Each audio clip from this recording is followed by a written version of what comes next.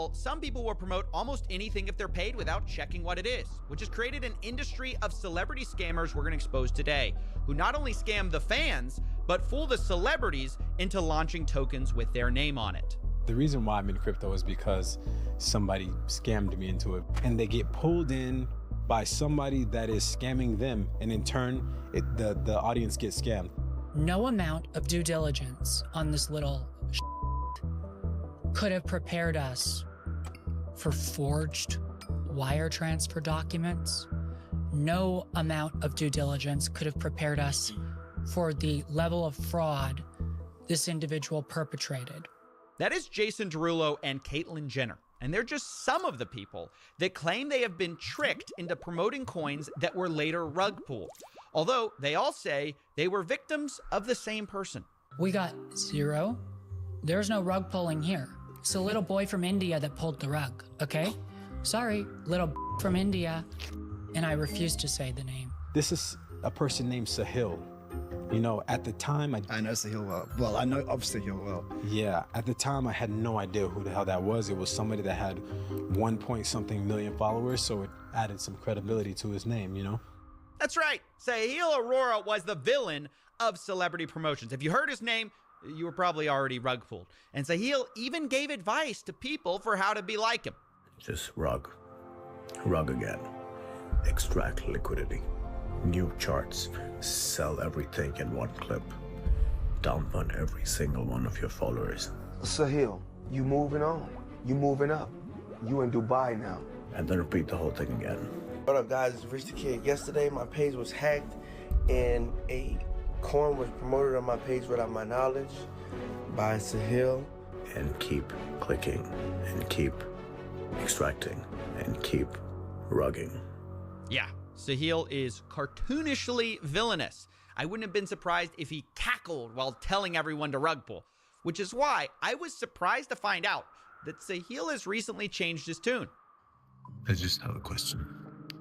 Is it too late now to say sorry? Can we try one more time? I've been trying to reach out to a few people directly and just apologize for things that I've done. Robbed the plays, the manipulations. I just want to say I'm not hacked. My Twitter is not hacked. It is me. It's hard, but please forgive me for being bad. I'll try to fix it. I'll try to fix issues with every single one of you that I have had. I'll try to fix everything that I've made you lose. And yeah, I'm here. Okay. Apology aside for a moment, do you know how bad your reputation has to be for your apology to be the thing people think you're hacked for? He literally had to show his face and say, guys, it's really me this time, while apologizing for fraud. And maybe that's why Sahil decided to hop on a call with me to prove that he really is sorry and to confess to what he did. Now, is he sincere? Is he looking for more fame? I'll let you decide. Either way, today we're going to expose a celebrity scam from a different angle. Normally, we uncover things by talking to victims. This time, we're talking to the villain. But first, I need to give a legal disclaimer. I'm about to talk to Sahil about crime, fraud, prison, and I want to make it clear that in light of recent events, it's now my new position that I believe crime is probably legal in America, or at least the kind we're talking about. I certainly don't want to defame any innocent criminals on this show, so I'm changing my legal disclaimer in light of recent events and also selling merch to get the word out. That's right, ladies and gentlemen. We've got two comfy designs here. One, which is like a celebration, like I can't believe I got away with it. And then our second shirt is, of course, based on my face every time I think about this. Crime is legal. It's also the reaction of, I imagine, a lot of people. So we'll be selling these for the next 30 days. You can get those. We sell merch once a year. As you know, it's a limited pre-order and then it's gone. All available at CoffeeZilla.shop, CoffeeZilla.shop. So with that out of the way, let's get started.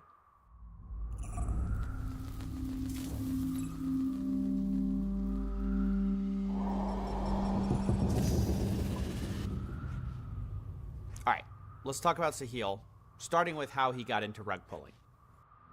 rugging just kind of became like a habit. When I started seeing the money, it just kind of came to me that, this is fast, this is quick. I mean, let me just extract as much as I can. I kept doing that. And I really didn't care. I didn't really look at the opportunities that were coming my way. Like I had all these big influential people, and then eventually I kept burning one after the other. I burned Caitlyn Jenner, I burned Iggy Azalea, Jason Derulo, the list goes on, it's endless. Can you explain sort of the MO of how this all worked? So let's say somebody like, I don't know, I guess Caitlyn Jenner was one of the famous ones. Let's say Caitlyn Jenner hops in your DMs. Give us the breakdown of how this stuff works. But yeah, so 3 years ago, I was working with Justin Sun directly. So I was kind of doing celebrity endorsements for Tron. And there was a huge spat between SEC and Justin Sun, which kind of happened because of the celebs. And I was the guy I think who was some people brokering all got those deals. people got in trouble for that, a lot of trouble. Yeah, so Lindsay Lohan, Soulja Boy, Lil Yachty, MKBHD, all these people. So I was the guy who kind of brokered all these deals for Tron. Quick pause.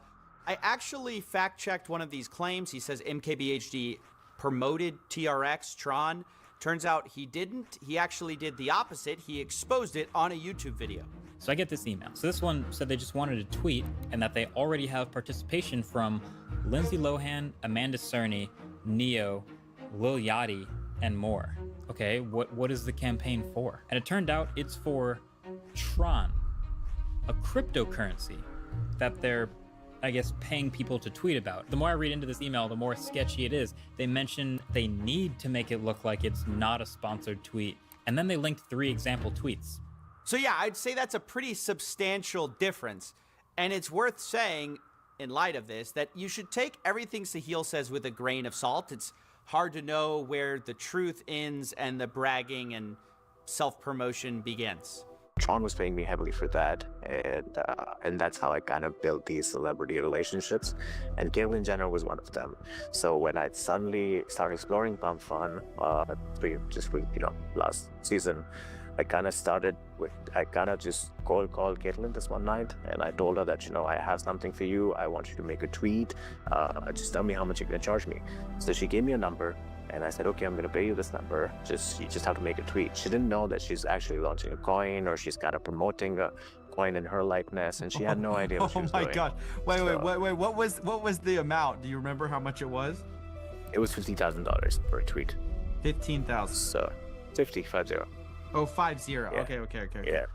Okay, but Caitlyn has no idea it's her likeness. She had no idea until it dropped. So it was $50,000 sum for just an endorsement tweet for nothing. I mean, she literally thought it's just a crypto project that's endorsing. So she dropped that with the whole Trump handshake image, and because elections were really booming, I thought that politics things would really bump. So that was the whole idea behind doing that. And then when the coin launched and people started flooding her DMs, it got really viral overnight. It was like the talk of everything overnight. It was like the biggest runner. And then eventually, Caitlyn's manager, Sophia, she started calling me up, and she's like, what did we just get into? And then I explained to her, I was like, listen, I was experimenting. I paid you that for the tweet. I didn't really expect this to go all the way to 50, 100 million market cap. But now that it's moving up so fast, I have supply. Do you guys want supply, or do you guys just want me to pay you the money that I extract from this and give you a cut and you just move aside with it? We were in the middle of this discussion, and it was like going on back and forth. We were negotiating on the numbers, and I was seeing the market cap go up. And while we were in the middle of these negotiations, I kind of just dumped. I kind of dumped my whole bag. And she thought that I'm holding tokens still, but I kind of exited from my positions at the same time. And then she started fighting with me. Do you remember how much it was for? A little over 200,000, yeah, because it was literally 6 or 7 hours from the launch. So Sahil basically tricked Caitlyn Jenner into promoting this thing without knowing really what it was. It's a similar story to what he says about Jason Derulo as well. Jason Derulo was like, talk to me, what is this? And I was like, I just want you to do a tweet. This is basically examples, references, Jenner, Iggy, Bobby Althoff story. I was like, yeah, are you game? And he's like, what is this? And he was probably the most, I mean, I didn't understand because he's really done things in crypto in the past, but he kind of really fell with the whole narrative I gave him. I was telling him that it's basically a casino and it's a referral code that goes on the casino. So it's like an online gaming platform, and CA is basically a referral code which kind of goes on the online gaming platform, and people use that as an affiliate. And he kind of fell for that. And he was like, all right, cool, how much you gonna offer me? I said 100,000. He's like, 350 or we don't work. And I was like, that's steep. And this was this was steep. And I was like, okay. And when I texted Jason, I was like, listen, I can do the wire. It's not gonna hit you today. It's gonna hit you on Monday max. But I need the tweet out today. He's like, you do the wire. I'm gonna make the tweet as soon as you do the wire and give me confirmation. I said, okay, cool, that works. Tell me you didn't cancel the wire. I'm getting there. So I gave him a confirmation of the wire. He made the tweet, and that's the reason he hates me the most in the world. Now, in case you're not following this, I'm pretty sure saying you're going to send a wire, sending confirmation, and then canceling it with the intention of scamming someone, I'm pretty sure that is a type of fraud. But we'll hear Jason's side of the story as well. He sends me a message. He's like, you know, it has to be this weekend. You know, I'll send you the receipt of the wire. So like, you no worries. So I send that to my business manager. I'm like, now you don't know this guy. You don't know Sahil from Adam. You've never read about him. You've never seen. You don't know the links to Iggy and zero. Send me 200 grand, supposedly. To promote a gambling app. To promote a gambling app. Okay. So anyway, so I decide, cool, like it's probably legit. But I asked my businessman, I was like, what do you think? And he was like, yeah, the receipt looks great. Like, yeah. When I get off the plane, I'm getting all these messages, you scammer. On Twitter. Yeah, like, what did you do? Da-da-da. And then my friend Ray calls, he's like, yo, what are you doing? You can't work with Sahil like you did. Like, what are you doing? Like, this is crazy. And I'm like, wait, like, what do I do? Like, how do I fix this? So what had Sahil done? I mean, he told you that it's a gambling app. What had he done? So there was an entire Jason coin created. So that link that he sent me said Jason whatever, pump.fun. Had no idea what pump.fun was. And that link was a link to an entire Jason coin. So you thought pump.fun was the gambling app? I didn't know what the hell pump.fun was. I just thought, I thought it could be the gambling app. I didn't even think that far. So what was the tweet? What did you actually tweet? It said, let me take you dancing. I asked him to send me like what he wanted me to say in the tweet. Now, let me say here, I find this part a bit tricky because on the one hand, yes, a heel should probably be in jail for doing some of this trickery and fraud, but this level of irresponsibility by Jason Derulo to have seemingly no idea what he's tweeting about for $200,000, and then his fans get scammed and he goes, oh, well, I guess I was wrong. It's just so stunningly dumb. But I'll let Jason and Sahil explain what happens next because at this point, Jason realizes what's going on and tries to turn the tables. He makes the tweet, and the minute the tweet happens, the token runs up to 10 million. I rug it in one clip. So at 10 million, I rugged it in one clip in like 15 minutes or so. This is terrible! It fell all the way down to like 800,000, 700,000 market cap. And then Jason texted me. He's like, yo, I just landed. My phone's blowing up. What the did you do? And I was like, I lost the coin and it went to 10 million. I rugged. And yeah, this is the CA. And he's like, how much do you still have? And I was like, I have a little bit, like I have like 5% or something left in my other wallets. He's like, give me all of it and I'll run it for you. Like you buy back again and I'm gonna push this with you. If you just told me at first that you're doing a coin in my name, I would have pushed it more and we could have worked bigger. Since he scammed me, I devised a plan to scam him to try to make sure that he was out of the coin. But to scam the scammer. 100%. So if I was gonna put more money in after that first little bit that I put in, I had to make sure that he was out. I hit him up and I was like, yo, like, okay, look, let's do this again, but this time let's do it the right way. And he was like, okay, yeah, you're right. Let's do it the right way. I was like, okay, yeah, I got this motherfucker. I'm like, how many coins do you still have? Just give me 75% of it. I'll tweet again and I'll start tweeting and like we'll make this thing like really go the right way this time. And then he's like, oh man, I gotta have some skin in the game, and that's too much, man. I think we ended up at like 50% of whatever tokens that he had, right? So my plan was to get as much as I could from him into the pot wallet, the wallet that I would never touch, obviously. And I would put that in there, and then I would make him sell the rest of his. And the way that I thought that he would sell the rest of his is if I just said, all right, f you, I ain't tweeting shit. So Which is what you did. Yes, which is what I did. Yeah. So that he would be like, oh yeah, he's not going to be a part of this project. I saw that message where you said, I ain't tweeting you, I ain't tweeting shit. Yeah. so that, you know, he would sell the rest because he didn't think that I was going to be a part of it anymore. So he can at least get his last hurrah. You know what I'm saying? And he's like, give me 1% more. And then I gave it 4%. And then he literally said, he's like, yo, I just scammed your ass because you thought you tried scamming me. So I kind of took the coins back from you. Now I have major supply. And then he's like, F it, I'm not doing your tweet. I'm going to dump this.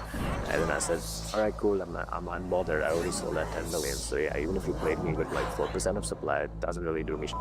And then I woke up like 6 hours later. Jason Derulo was rallying up to Jason Coyd on Twitter. Now I'm making it my life's goal to take this to the moon. So if you with me, let's go. He was literally super engaged into it. He was blowing the shit out of that coin. Last 24 hours was crazy. The next 24 will be crazy. Family's growing fast. It went to 30 million when I woke up. So I woke up 7 hours later, it's 30 million. One of my wallets had 10 sol purchase at 200,000 market cap. I woke up and that wallet was automatically at $300,000 value. I woke up, I sold immediately at 30 million market cap, and then I called up the guy and I said, did the wire go? And he's like, no, the wire didn't really go yet, like it's gonna hit on Monday. I was like, is there a way we can reverse it? And he's like, yeah, I can do a chargeback. I was like, let's do a chargeback. And then we did a chargeback on the 350 that we were initially giving him. That's bad. Just because. Yeah, but you made over 350. You made over 350 on that coin, right? I made over $1 million on it. So why are you refunding that wire? It was, yeah, I mean, yeah. The dude tried to finish me, and I was like, you don't really, I was arrogant. I was like, you don't finish the finisher, so I was like, let me finish you more. I will say, it is breathtaking just how many celebrity coins there were and how much backstabbing was involved. We'll go through a few of them, though, right here. Didn't you do Bobby Althoff at some point? I saw her. I did Bobby Althoff. I also did Aiden Ross indirectly. He found out, he blocked me. I'm still blocked. So yeah. Wait, how'd you do? How much did you pay? Because I think Bobby did like what an Instagram. That's the girl who did an interview with Drake or something. The Bobby Althoff, I spoke to her directly. I offered her $60,000 for a tweet, but she didn't have a Twitter, so we did a story with just a CA. That was my first time trying CA on Instagram, seeing if it works or not, and that did good too. But then I kind of didn't really pay her the whole thing. So I kind of paid her 50%, and I said I'll pay you the rest for your post. She posted. The coin started going good. It was like a 2 million market cap. I rubbed it, and then I didn't pay her. She blocked me after finding out that it's her coin. Now, I did try to fact check this with Bobby Althoff. She did not respond. Aiden Ross did respond. He was mentioned as well. He said, F that scammer. Hope you're good. Let's be friends, coffee. Now, good news, bad news here. Bad news, we're not gonna be friends. Good news, I am going to defend Aiden Ross here, which is a sentence I thought I would never say. Because Aiden Ross did not do a coin with Sahil. You said you did Aiden Ross? That seems... I don't remember that. I did Aiden Ross. Yeah, it was really silent. So I hit Aiden Ross up on Instagram. We had a whole chat. He asked for big money. And How much? I was like, I couldn't believe. How much? That was $1 million for a tweet. And I was like, okay, that's big for me because I'm just starting up. I mean, I'm just new money, so it's big for me.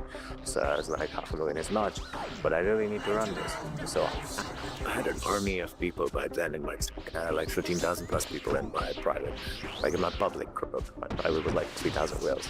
So I was like, okay, I can LARP it. So I kind of took screen records of that chat, posted up in my public, ran an Aiden Ross token, and I sent him like 1% supply, which he never really touched. And then when he realized that I literally launched a token while talking to him, he blocked me. Like, he didn't say anything, but he blocked me. I see. You were basically saying you launched it, but you didn't want to pay the $500,000. So you just said like, oh, Aiden Ross is Aiden Ross's coin. Get in.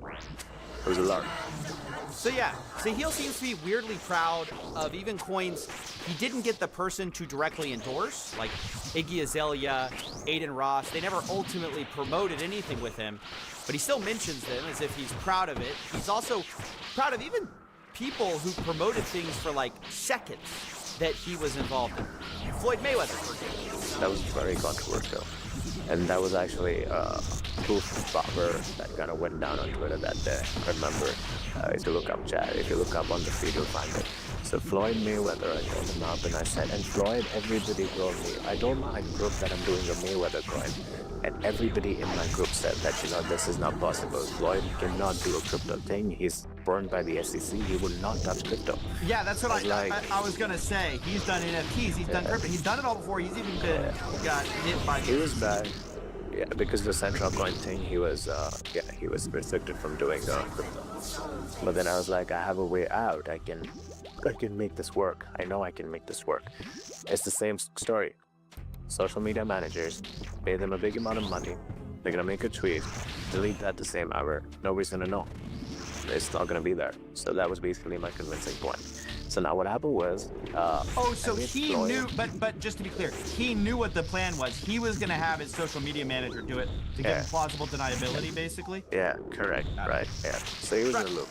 Now we were trying to be very low-key with it. We were trying to be very, very low-key with it. Now the thing is, just 4 days before the Floyd drop, I did a Rich the Kid drop, and I burned Rich the Kid entirely. I didn't give him a single dollar for the launch. And I made like 150,000, 140,000, something like that from that launch. And Rich the Kid hated on me. He literally tweeted my number on his Twitter, and he literally got his fans to spam my phone.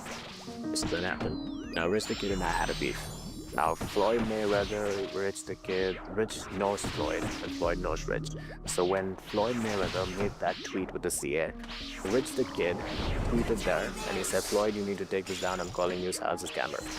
Now, on that tweet, Floyd deleted that tweet in like 5 minutes, okay? And then now Rich the Kid called up Floyd Mayweather and said that you should not do this. And then Floyd calls me back and he's like, Rich says that you scammed him, I can't do this, I can't take the tweet back up and blah, blah, blah. I was like, I'm gonna give you 100,000 again, just get the tweet back up. And he's like, are you sure? I was like, yeah, just delete it in like 45 minutes. Now the entire Twitter space was going crazy because they were like, Rich tells Floyd to delete the tweet. Floyd deletes the CA, the coin dumps to the max. And then I said, wait, I'm gonna get the tweet back up. Nobody believed me.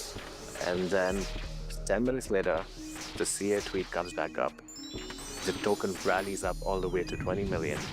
And then 40 minutes from then, the tweet gets deleted again. And that's when I tell people that, you can't really stop my run. I want to pause and ask, what do we make of all this, right? Sahil's obviously a villain.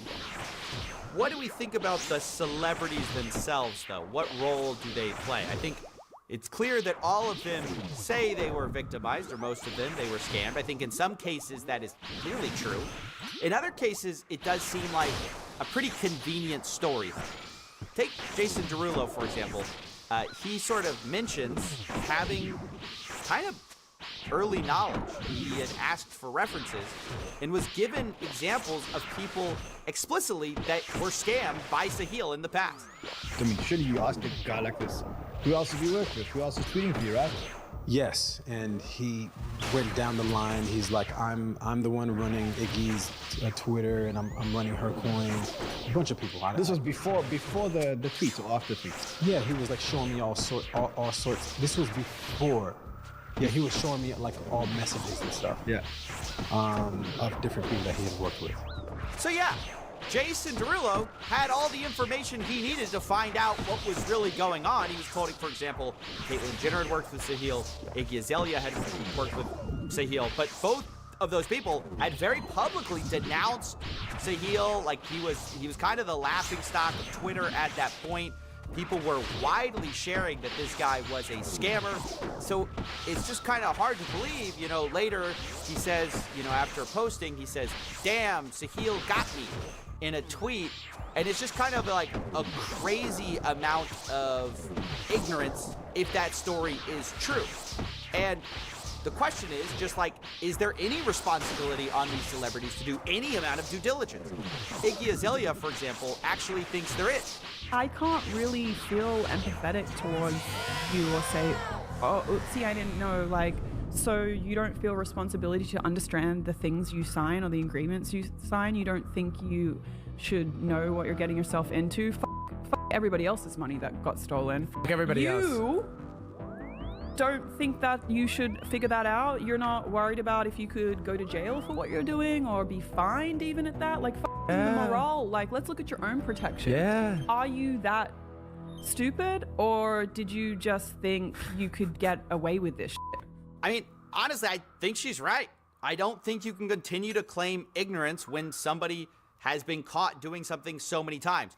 Or at least it just doesn't look good, right? I will say, I of course went to Jason Derulo directly for comment on the story. He maintained that, of course, he did not know. He believed it was a gambling app at the time. He says he, quote, benefited nothing, and he, quote, lost every penny trying to make most people whole from Sahil's rug.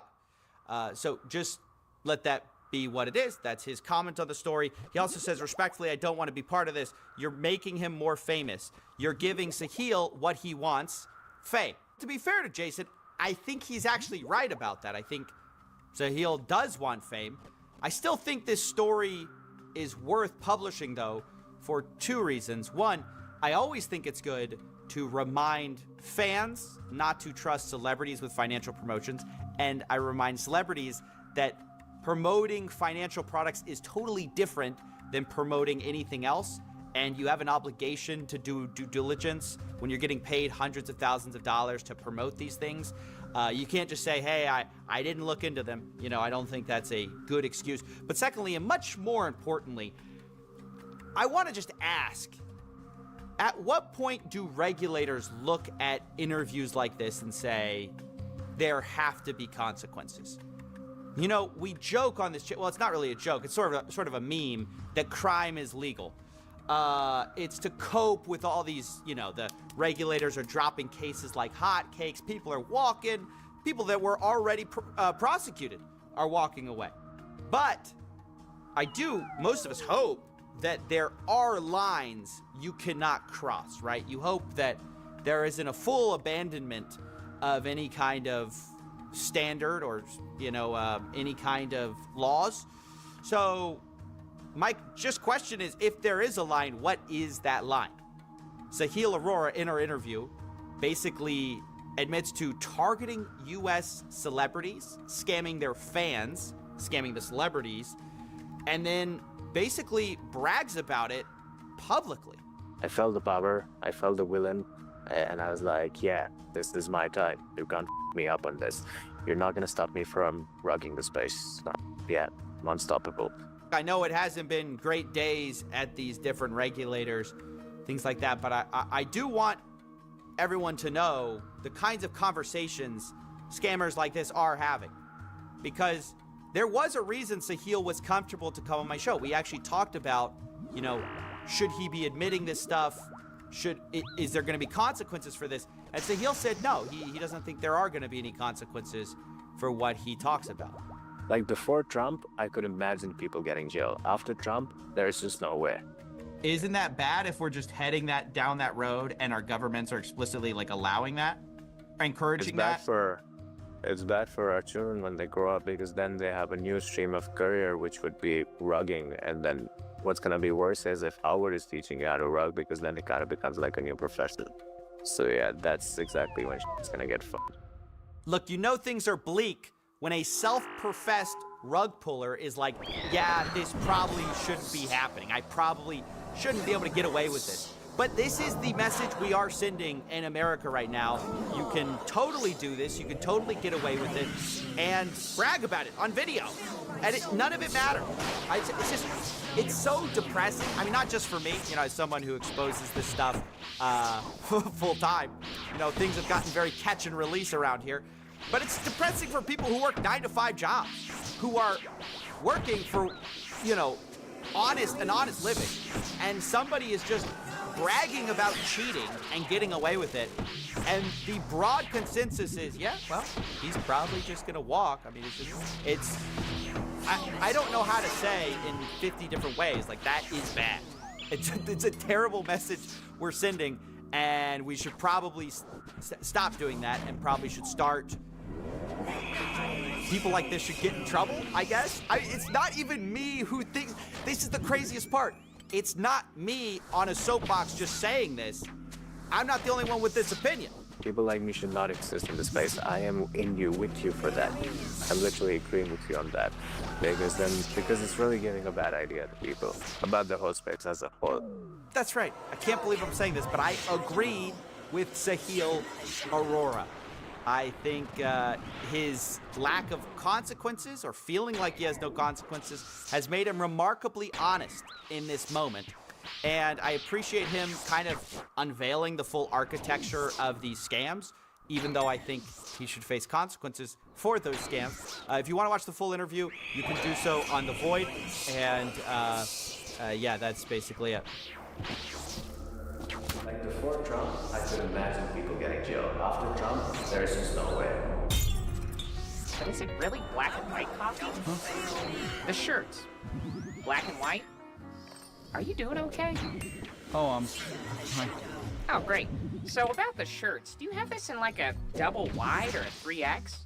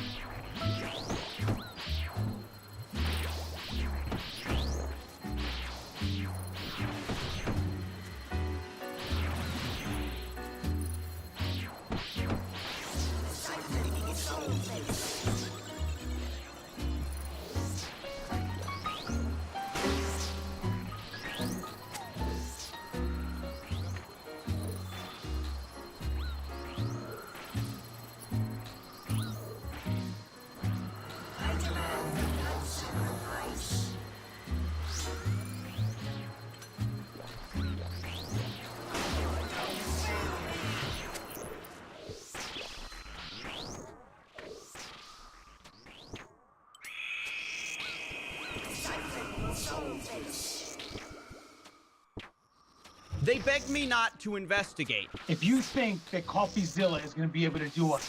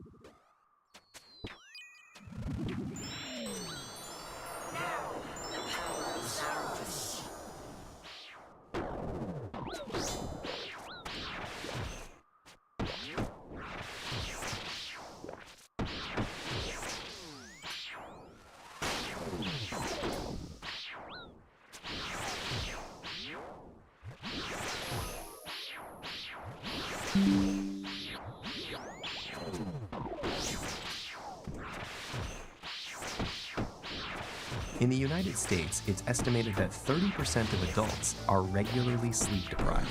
If you didn't know YouTube boxing, good for you. YouTube boxing is one of the biggest things to take over the internet, and I would say the last 2 to 3 years. Kind of starting with Jake Paul doing boxing. Now KSI, that funny British man, he's so funny. He's doing boxing now too. I don't know if he actually got the tattoo legacy on his back, but if he did, it makes me sick to my stomach a little bit, if I'm being completely honest. But today we're going to be talking about the ending of one of the biggest, cringiest, douchiest internet beefs and boxing promotions I've ever seen in one of my life. I've ever seen in my life. One of my lives. This is what my past self looked like. Which, of course, I'm talking about Logan Paul versus Dillon Danis. And if you don't know who those people are, you're probably like 40. Logan Paul, he's the guy who did this Forest thing. I think there's someone hanging right there. We all know that. He made Prime. They say it's an energy drink, but I don't think it really does anything. It's just low on sugar. Philion did a video talking about how it's a scam, and I trust Philion. But a little birdie told me that Logan Paul and KSI make new flavors whenever they're kissing in private, because they're little cuties. That's what a little birdie told me. Oh. Yeah, so I hear that Logan Paul and KSI, they make new flavors whenever they're bumping, sucking, and touching, and doing all kinds of stuff. So it's kind of freaky stuff. But yeah, they're definitely getting frisky. I'm out of here. And I believed every word. I mean, he's a talking bird. Hard not to believe a magical creature like that. Have you drinking Prime before? Does your 14-year-old son who wears long tube socks, Nike slide-ons, does he drink Prime? You drink Prime before? You go to Walmart, you drink Prime? Have you drinking Prime? You like Prime? You like Prime, Nick? Yeah, everybody likes Prime. Have you drank Prime before?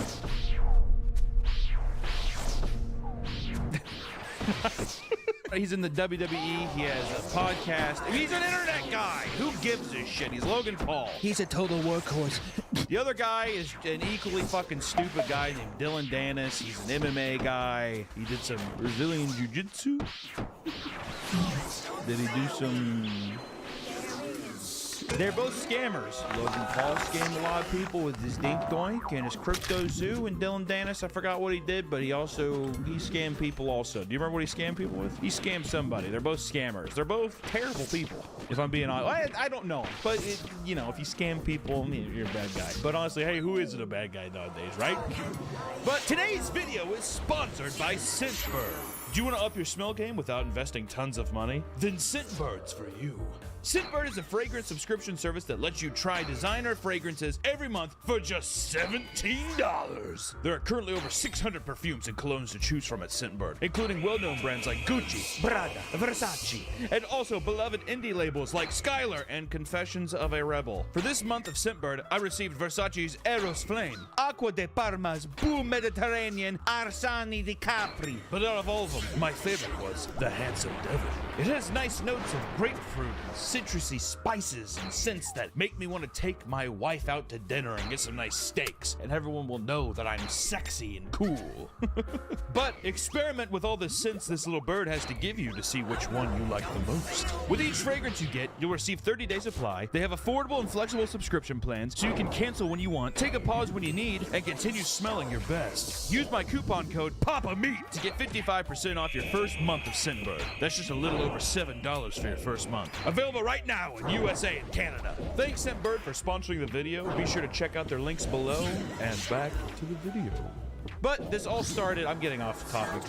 Maybe I should drink Prime. Maybe I should get that clear my head up, right? These guys were set to fight. These two have been publicly feuding for years, but the feud escalated when Dillon Danis posted explicit photos of Logan Paul's fiance Nina Agdal on social media.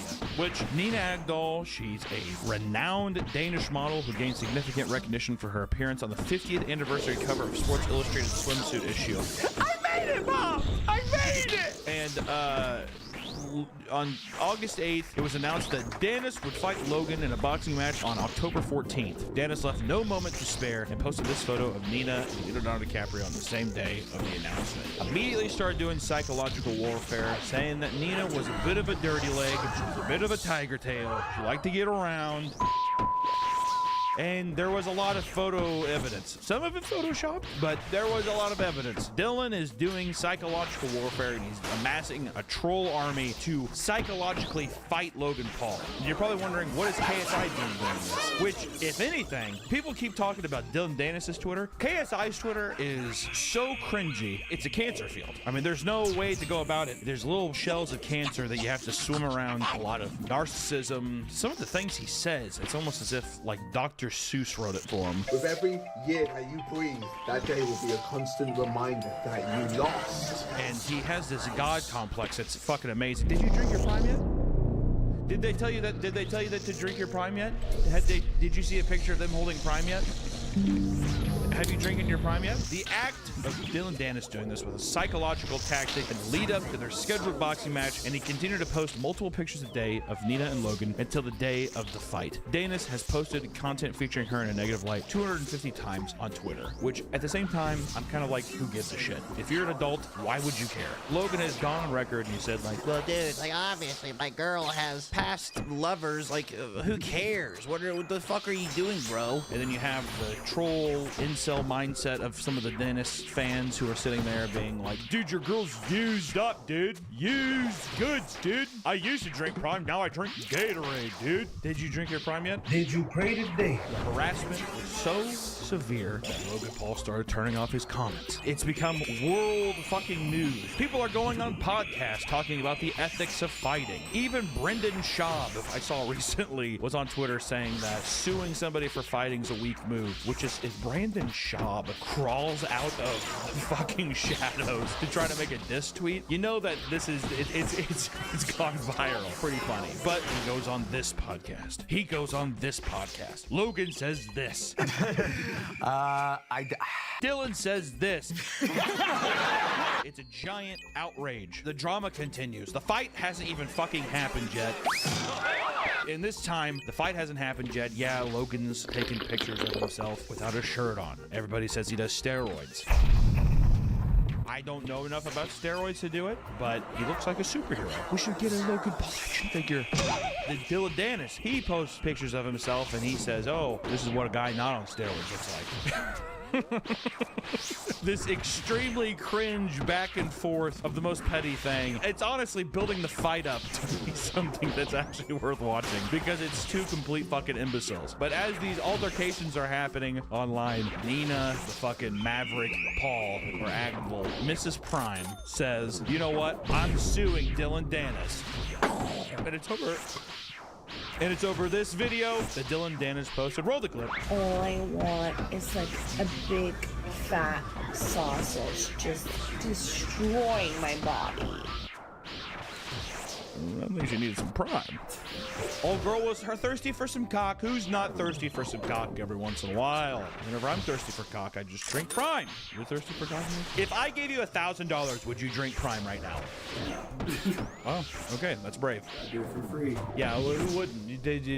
Has anyone drinking Prime today yet or not? Dylan also said that he claims to have nudes of Nina as well, that's where I was like, that's creepy. Why do you have that? If anything, all this stuff is very stalkerish, which people are probably also giving him photos like, oh, I found this one. But I also like to think that he's just sitting in a room by himself, just like scourging through the interwebs for photos of Logan's wife. Which also, dude, can I take a break for a second to talk about Prime? No, I'm kidding. Can I take a second to talk about Logan's wedding proposal video? Oh yeah, that was pretty cringe. Not only is it cringe, but it feels so fabricated. So unbelievably fabricated. What was there, like 6 fucking camera angles? And he gets on his knee and he reaches behind like a plant where I'm like, dude, you walk down there with her, you set the thing behind there, and he just like grabbed it. He's like, honestly, baby, I want to spend the rest of my life with you. And it feels like acting. It doesn't feel very genuine. But who am I to say?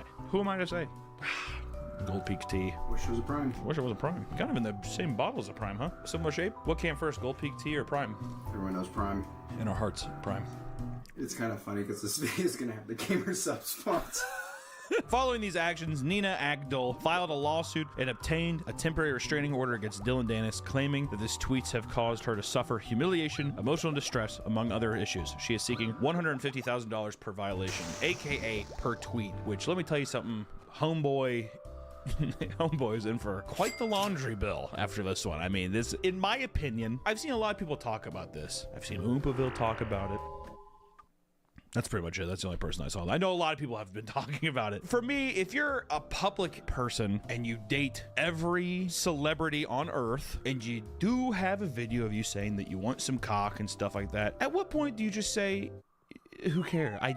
I did that. The reason this is such a problem is people say that it's bullying. Well, dude, tough shit. I mean, honestly, you're a public figure. You're married to Logan Paul, one of the most hated fucking people on the internet. I mean, am I wrong? What Dylan is doing is childish. I don't condone it. But at the same time, you're winning in every other aspect of your fucking life. I think that you can realize that some people aren't going to like you. Everybody needs to swallow that pill. I feel like her husband, Logan, I feel like he has been able to swallow that pill. And he's just kind of like, I don't give a fuck. Which also led me to believe, I was wondering if who put the idea of suing him in her ear? I don't know. Making a lot of speculations. Logan started doing meme warfare himself, and he was doing a lot of cute stuff as well, mocking him that he's gonna beat him in the fight and he's gonna go broke, or he could leave the fight and still go broke. It's a loss-loss situation for Mr. Prime himself. Logan Paul deepfaked an interview with Dylan. Logan, I apologize. Huh? I'm a bitch. I'm not a real fighter. Saying all sorts of things, so now the cringe warfare is becoming lethal. It's almost as if all world treaties are off, and the cringe is accumulating to more and more horrible, horrible things. In a recent interview with comedian Andrew Schultz on his podcast, Flagrant, which my friend Noah Miller was on. Black people. I didn't watch the full episode. I was kind of jealous. I was like, there's my friend. We're making him laugh, not me. Does that fucking you do the podcast with? It's really funny, like reading some of the comments, being like, "Is this dude even funny? Like, what does he do?"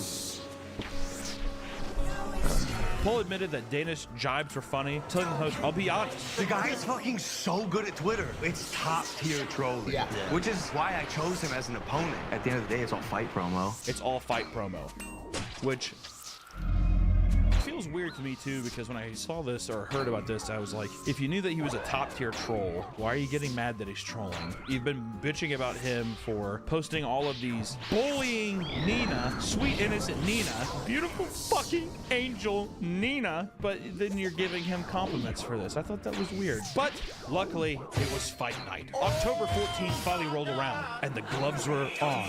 Almost said off, but it's a boxing match, so they're definitely on. You have Dylan Dennis in one corner, mixed martial arts champion Brazilian guy. I'm pretty sure he kicks people and he's good at strangling people. Joe Rogan had to say this about him. That kid has some fucking serious jiu-jitsu. And Joe Rogan, his nipples get really hard in ice baths, and he knows a lot about MMA, so that was a good vouch. Logan Paul looks like he's on 6 different types of bull testosterone. He was towering over Dennis, but who would win the fight? Look at this shit.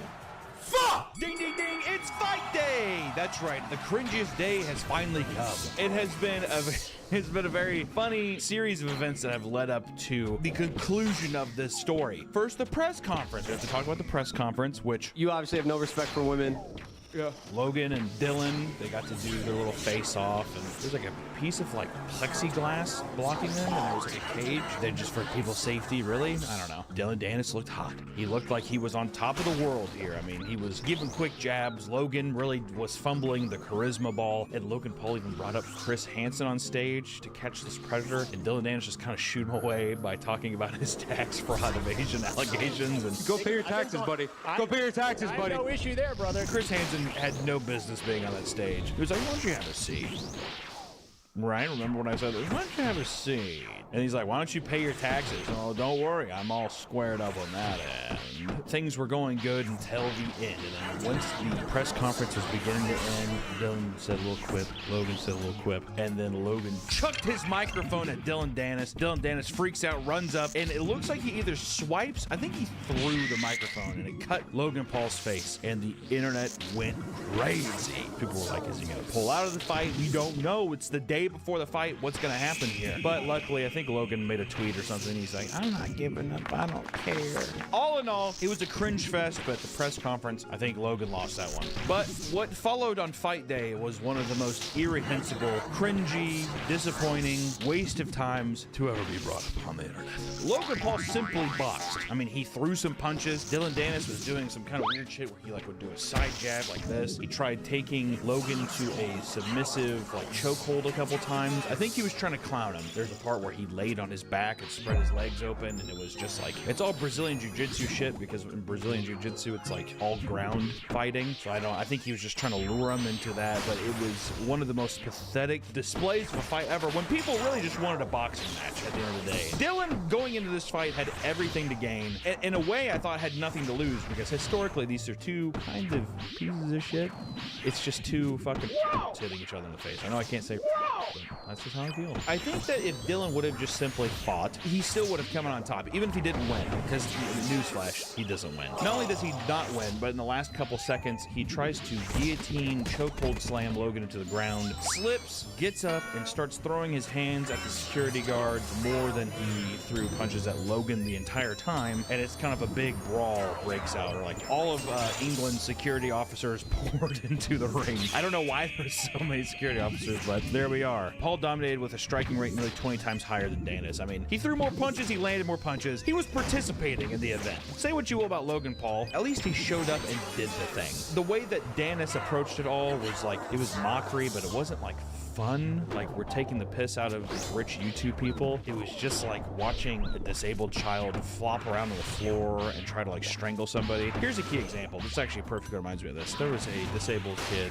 in, I don't know if we can use this, but I'm just gonna leave it in for you, Jono. There was a mentally challenged kid in my high school. The varsity football players would juice him up and like he would power lift with them. He was excessively strong, scary strong, and he would put people in chokeholds, and there's no way out of it. He strangled people to unconsciousness 4 or 5 times, and it's like, well, how do you really punish this person besides like putting him in a different room? But then that was kind of like, you know, tragic, right? That's kind of what it felt like with the Dylan Danis thing, except he was weaker and didn't successfully do it at all. It's just mostly the mentally challenged thing, I think, was the combining factor there. But needless to say, it was a giant upset. Dylan got absolutely fucking torched on Twitter, which is the place where he was making his comeback. There's no way he can hold his head up now. I mean, it's an embarrassment. I mean, I don't think it could have gone any worse. Maybe if he would have shit himself and pissed and he like cried, that might have gone worse, but it's pretty close. I mean, it's pretty rough. In the post-fight, Paul expressed his intentions to challenge Rey Mysterio in WWE. Who gives a fuck? Face Conor McGregor in a boxing match and is open to MMA bout against Danis, provided Danis forfeits his entire purse for the match, which purse is a boxing term for payment.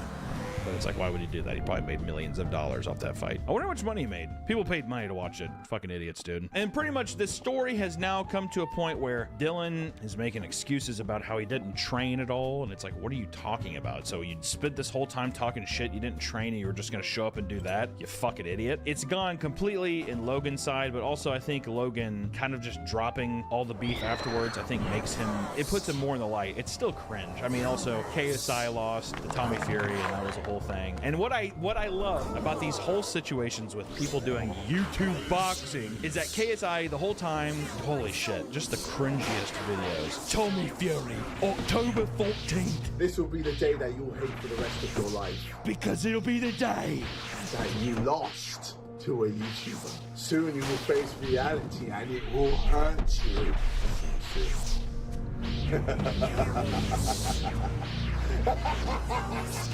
Tommy! And his chest says knowledge? The cringe. Oh, it's terrible. And then when he loses, he makes like a Facebook post being like, people always count me out because I'm the YouTuber with big dreams. I never said I was that good, and I gave it my all. It's really fucking convenient when the rest of the time it's like, I'm a boxer. I'm a legitimate boxer. I'm one of the best fighters in the world. And then whenever anything else happens, well, I'm just a YouTuber, dude. Like, get off of me, man. Like, I'm a fucking YouTuber, all right? God. I will say that this might go down as one of the most meteoric. Mediocre? No. Meteoric. This might go down as one of the biggest, most infamous cringe events in history. The build-up with assaulting a woman married to Logan Paul. Boom. Logan Paul trying to clap back by making very mediocre memes. Boom. Scammers, people that are just parasites on the internet that want nothing but your money and your attention to benefit themselves because they're pieces of shit. Boom. And then you just have KSI's Twitter, his tweets. Boom. Boom. And it all collides into the most lackluster boxing event on both sides. So boring, so uneventful. Boom. And also did the promo pictures for this stuff. Pictures of people like You know what I mean? For the boxing promo stuff, like KSI. I'm a freak! It's the most overhyped. God, it feels like a fucking Ponzi scheme, doesn't it? I mean, are they really doing benefits for the game? I mean, they're making people more interested in boxing, I guess. That's a good thing, but it's just so cringy. I don't fucking know, dude. I don't have any side. Fuck everybody. I don't give a shit. All I know is that Dylan Dennis, dude. Massive L. I think I saw a tweet, I think FaZe Banks said it, and he said, I literally just watched Dylan Dennis's 15 seconds of fame die right in front of me. That felt like the perfect tweet to encapsulate what just happened. So it was a roller coaster. I wonder how Nina's doing. I haven't heard anything from her. I was honestly expecting Nina to have like a video being like, ooh, Dylan, you lost. It'd be funny if she just uploaded another video of her in the exact same thing, being like, I need some hard cock. And she just like double down on it. That's how you really win. She's just like, I don't give a shit. I just want to get piped down. Logan's a speed bump, dude. I'm going to go after fucking Tommy Lee Jones next. Dude, imagine if she had sex with Tommy Lee Jones after this. That would be insane. 87-year-old Tommy Lee Jones. She's like, I loved you as Two-Face in those 90s Batman movies. Like, thank you very much, sweetheart. That's my Tommy Lee Jones. Did you like the movie Men in Black? She's like, ooh, that scared me. I don't like Men in Black. He's like, it's a scary movie about aliens and stuff like that. I'm Tommy Lee Jones. Actually, we're gonna end this. Play the monologue at the end of No Country for Old Men. Tommy Lee Jones monologue. All right then. Two of them both had my father in them. It's peculiar.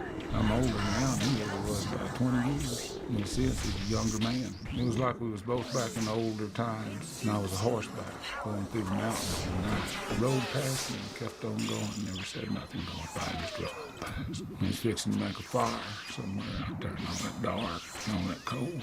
I knew that whenever I got there, he'd be there. Then I woke up. Don't forget to check out Scentbird. You want to smell good? Be good and smell good. Click the link in the description below. It helps out the channel. And you know, I bet you smell like a big piece of shit, so consider Scentbird. It's good. It's good stuff.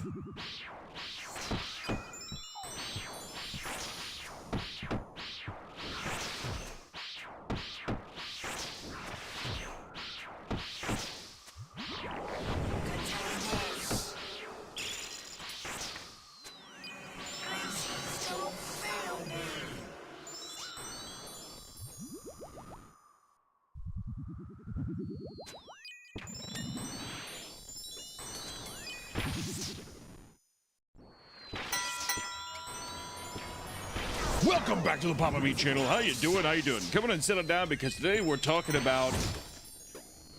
You guys see that Mike Tyson Jake Paul fight?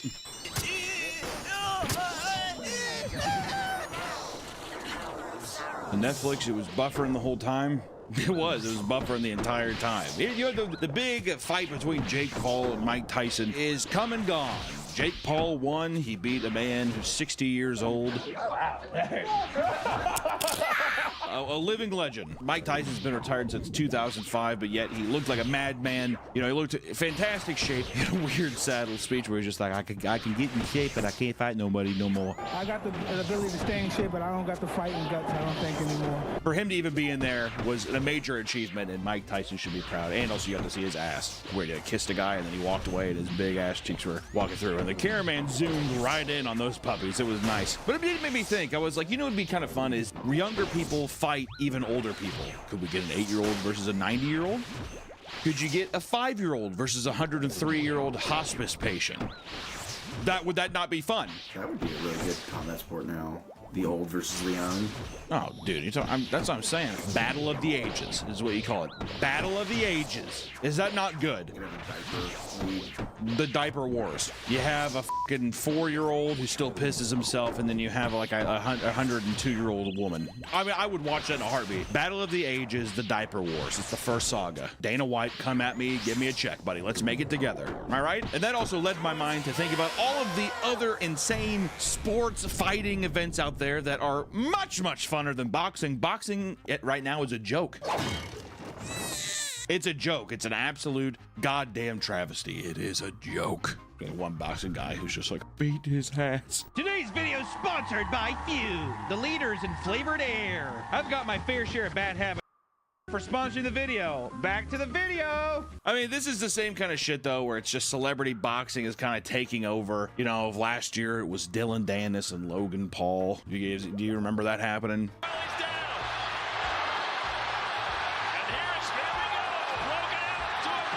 Does anyone even remember that, right? Who's KSI fighting next? Who cares, right? All I know is I want more extreme sports to be at the front and center. And that's why today I'm going to be an advocate for some of these wacky endeavors. So let's get into it. Medieval combat sports. Now, you would think that medieval combat sports we're talking about historically, they're still happening today, okay? Historical medieval battles, or medieval MMA, is essentially mixed martial arts, but with competitors fully dressed in knight's armor and equipped with medieval weapons. Swords, axes, maces, or they probably some fucking horses riding around. It's pretty sick. This became popular sports like Buhurt.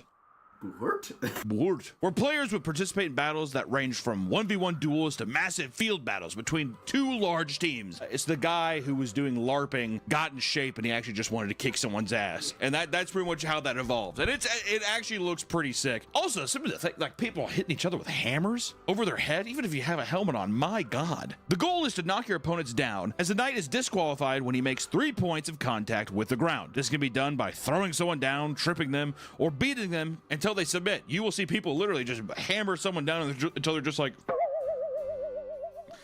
The night version of Tap Out is a much more grueling game, it seems. And according to Australian Medieval Combat Federation National Marshals, you're not supposed to hit anybody at the back of the knee, the back of the neck, or the feet, and the groin, obviously. So they're just like, no cheap shots, dude. If you're gonna fucking make this stupid dickhead in a knight outfit fall down, at least do it with grace and decorum. In Buhurt, people may use weapons ranging from hatchets to pole axes, which promote different strategies to overwhelm your opponent.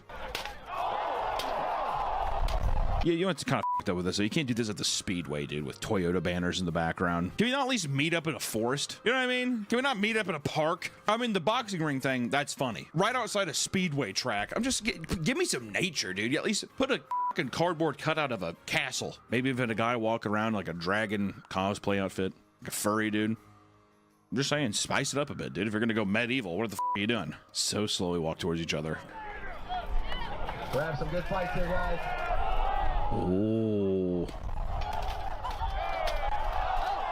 God, that's what I'm saying is that even though you're still wearing a helmet, you know how bad it would hurt to get fucking smashed in the head?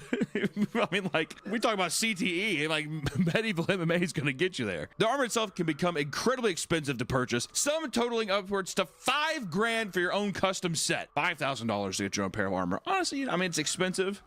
Worth.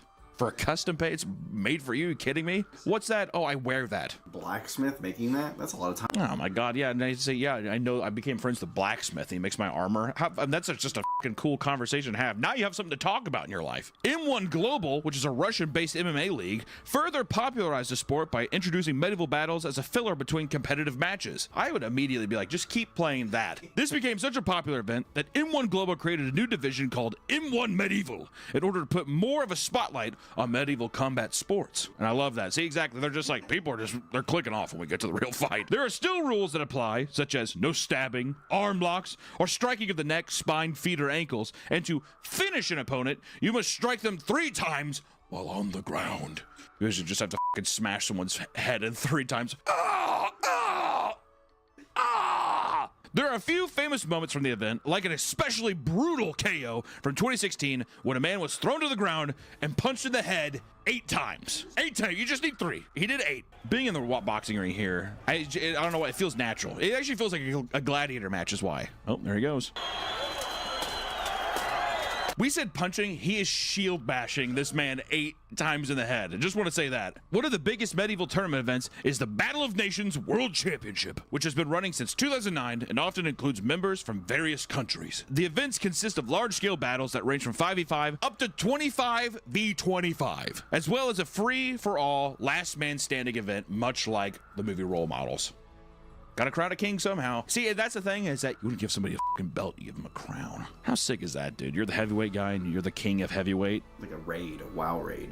It is like a wild ride, dude. I wanted the Illidan blades, and I want to fucking beat someone to death with them, and then be crowned the king of medieval MMA. Or we can move on to Karjutsu. Karjutsu is essentially Brazilian jiu-jitsu that takes place inside of a parked car.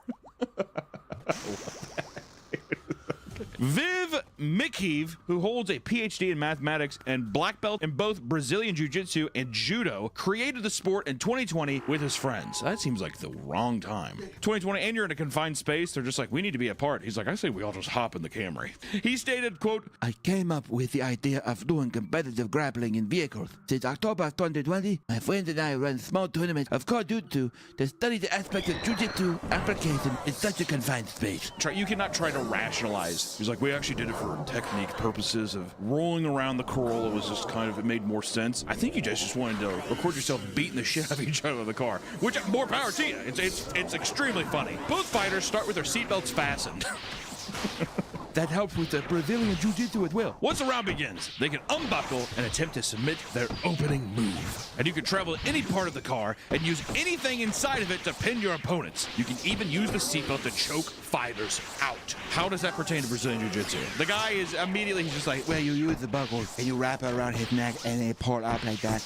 And he could tear his ACL. You tear his ACL while choking him? Yes, but for the Brazilian, the judo side of it. It's like that cannot be correct. And to win, you must beat your opponent in the best of 3. If the score is tied 1-1, there's a special final round that starts with both fighters in the back seat, lasting 4 minutes. This is quickly turning to gay sex.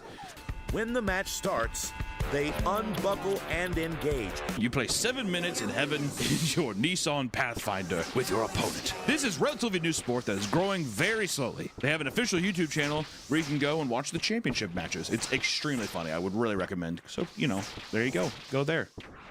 Pretty funny. I'm not sure what's happening. He's either dragging Faust deeper into the car or Faust is shrimping his way over to the other seat. Choke your mom with your seatbelt while she's driving. That's Karjutsu. Pretty fun. New Battle of the Ages. Battle of the Ages is going to be applicable to almost all of these. In this one, old person driving, can't drive, senile. Baby in the booster seat starts there. They both unbuckle while the car's moving, though. I like that. Or we can do the World Freak Fight League. This one seems a little more mean-spirited. The World Freak Fight League is MMA, but with fighters with large gaps in skill and weight class. It seems to be more for entertainment value, as the matchups can be quite ridiculous. We're not really going for skill here, all right? We're not taking it as serious as Karjutsu. We're just here to romp around and just see what we can do, get in a little trouble. And in one case, Eddie Hall, who won the World's Strongest Man competition in 2017, got in the ring to fight the Nafati brothers, 2 famous TikToker twins. If you saw the image of this was kind of circulating around. It's obnoxious. I think they're 4'8", and then Eddie Hall's like 6 foot, I don't know, 6 or something. He's huge. Who won?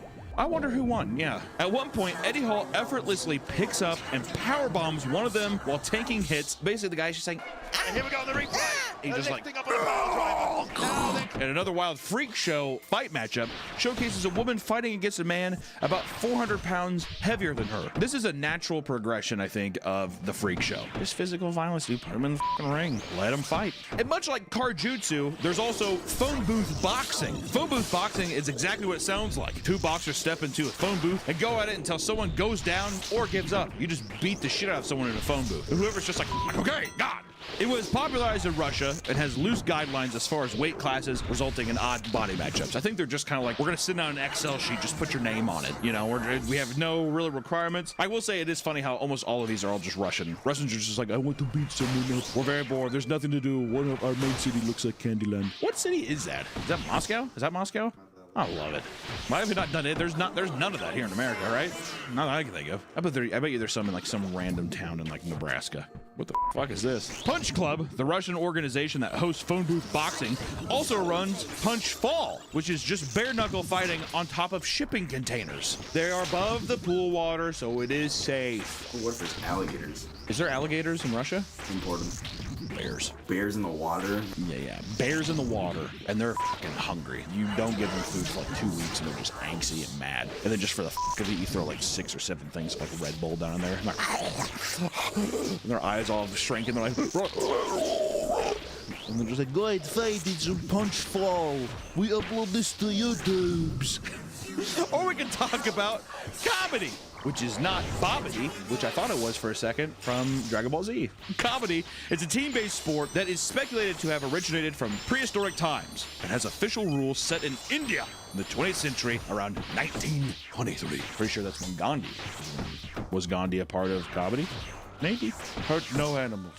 Every living person. But when it comes to comedy, I will break every man, woman, and child's hands with my sheer strength. No! Comedy is a fast-paced game between two teams of 7 people playing for the duration of 40 minutes. And comedy is a sport similar to tag, where one player on offense will run onto the opponent's side of the court and tag as many players as possible. It's like a version of tag rugby without the ball. Pure physical chaos. Slap comedy, however, is an alternative version of the game from Pakistan that simply consists of 2 players slapping each other on the chest. I know people have seen this. I remember because every time someone stumbles upon it, this is their first reaction. They're like looking at it, they're like, because it is funny, they just do. They do a Hulk smash jump on him, you know what I mean? They do, it looks like Captain America in Avengers Endgame. When he has a shield. Did you go to the movie theater and everyone applauded and they cried? Me too, man. Oh, if I could go back and watch Endgame in theaters again for the first time, right, Nick? Can you imagine that was 5 years ago? Can I imagine it? Well, I'm in hell every day because it's getting farther and farther away. Dude, how about that sick moment where all the boss bitches are just like, I don't give a f***, I'm gonna take down these aliens. And they hop in the trench and then there's 12-foot tall aliens, but yet they punch them in the face and it does anything? That a human woman would be able to do that? There's still the Black Widow. Oh wait, she died. No, Scarlet Widow. She died. She jumped off. Whatever. Both players are unable to run or dodge. When the time is up, the victor of the round goes to the person that got the most slaps in, or if an opponent forfeits, which let me tell you, they never do. I don't even know how they keep track. Who has a clicker? Is there a guy who's just like, you know, like you see people entering in like an auditorium and the guy's like, 1, 2, 3, 4. I like to imagine they have 2 of those and they're just like.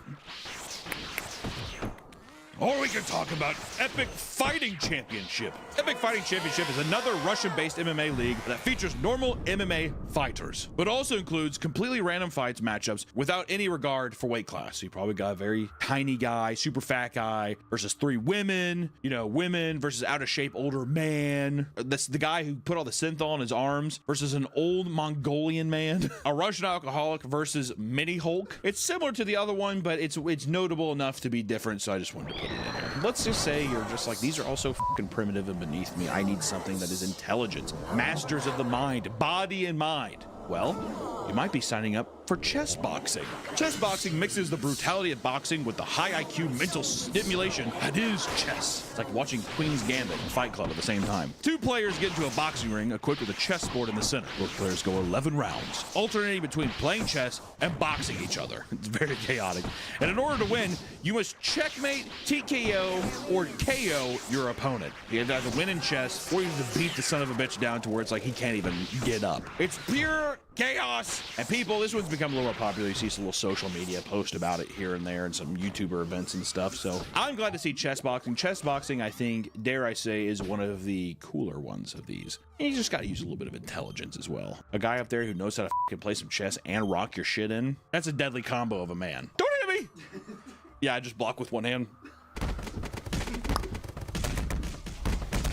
Or we could do Hip Show. Hip Show is American Gladiators mixed with MMA. It's a sport where 2 teams of 2 fight in a complex arena primed for parkouring and unique confrontations. I guess American Gladiators had obstacles as well, but it looks more akin to American Ninja, I think. The arenas contain high platforms, ramps, ropes, and more. Woo! Just gets punched right in the grundle. Oh! Points are accrued throughout the match by throwing opponents, striking, ground and pounding, or taking control of specific obstacles for 10 seconds. And submission and knockdowns are awarded 3 points, while eliminating an opponent is 5 points. They really make it seem like someone died. Submissions or knockdowns are 3 points, and then by eliminating, if you fucking kill someone, they'll give you 2 more points. And it is common for matches to turn into a 2v1 situation, which can be especially brutal. With the rise of popularity of MMA, a new league of MMA fighting was formed, dubbed Trash MMA. This includes a wide array of MMA fighting with a little twist, such as lingerie MMA. midget MMA. Can we even say that? 2-on-2 MMA. And the list goes on and on. I feel like I can't say anymore because with lingerie, we went immediately into midget. I don't think you can say midget anymore. I mean, I'm sure that's what it's called. I'm just saying do I have to bleep? Do I have to bleep what I just said? Maybe. But one of the more interesting forms of trash MMA is called shock MMA, which is MMA fighting with tasers. It's like 14 years old.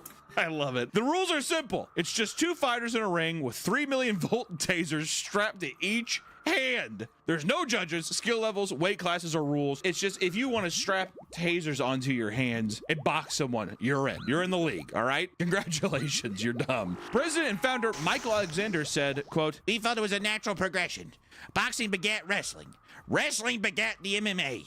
And the next step to extreme fighting would be put true warriors in the ring against each other with 3 million volts of electricity charging out. Winner takes all." I like how he's also assuming he's like, those are not warriors. The guys who have their hands taped with tasers, those are the warriors. Those are the real gladiators. I mean, you can see the actual volts of lightning. What I don't understand about the shock fights, though, is, okay, first off, he's throwing kicks now. Yeah, so this really is no rules. It seems like they're just punching as hard as they can because they know, like, oh, if this piece of plastic gets drived into someone's face, they're gonna go down. The shock has nothing to do with it. Because when you look at them shocking, they're just doing like trying to tap him with it, and then they're throwing full punches, just trying to get this piece of plastic lodged with little bits of metal lodged in someone's skull. I think almost all of these sports so far, I don't know if we can confirm this or not, but with shock MMA, it makes me think there has to be like death waivers signed, right? On all of these, easily, like just being like, if I die, my family can't sue, blah blah blah. Isn't that with any combat sport? It's like, I guess that's true. Well, I guess the thing is that with boxing and stuff, it seems a bit more realistic. Like this is a combat sport, but for like shock MMA. You know, I mean, that's just like murder up there. I mean, that video does not look like a sanction. No, shock MMA does not look like it's regulated very properly. Unlike our next one, slap fighting.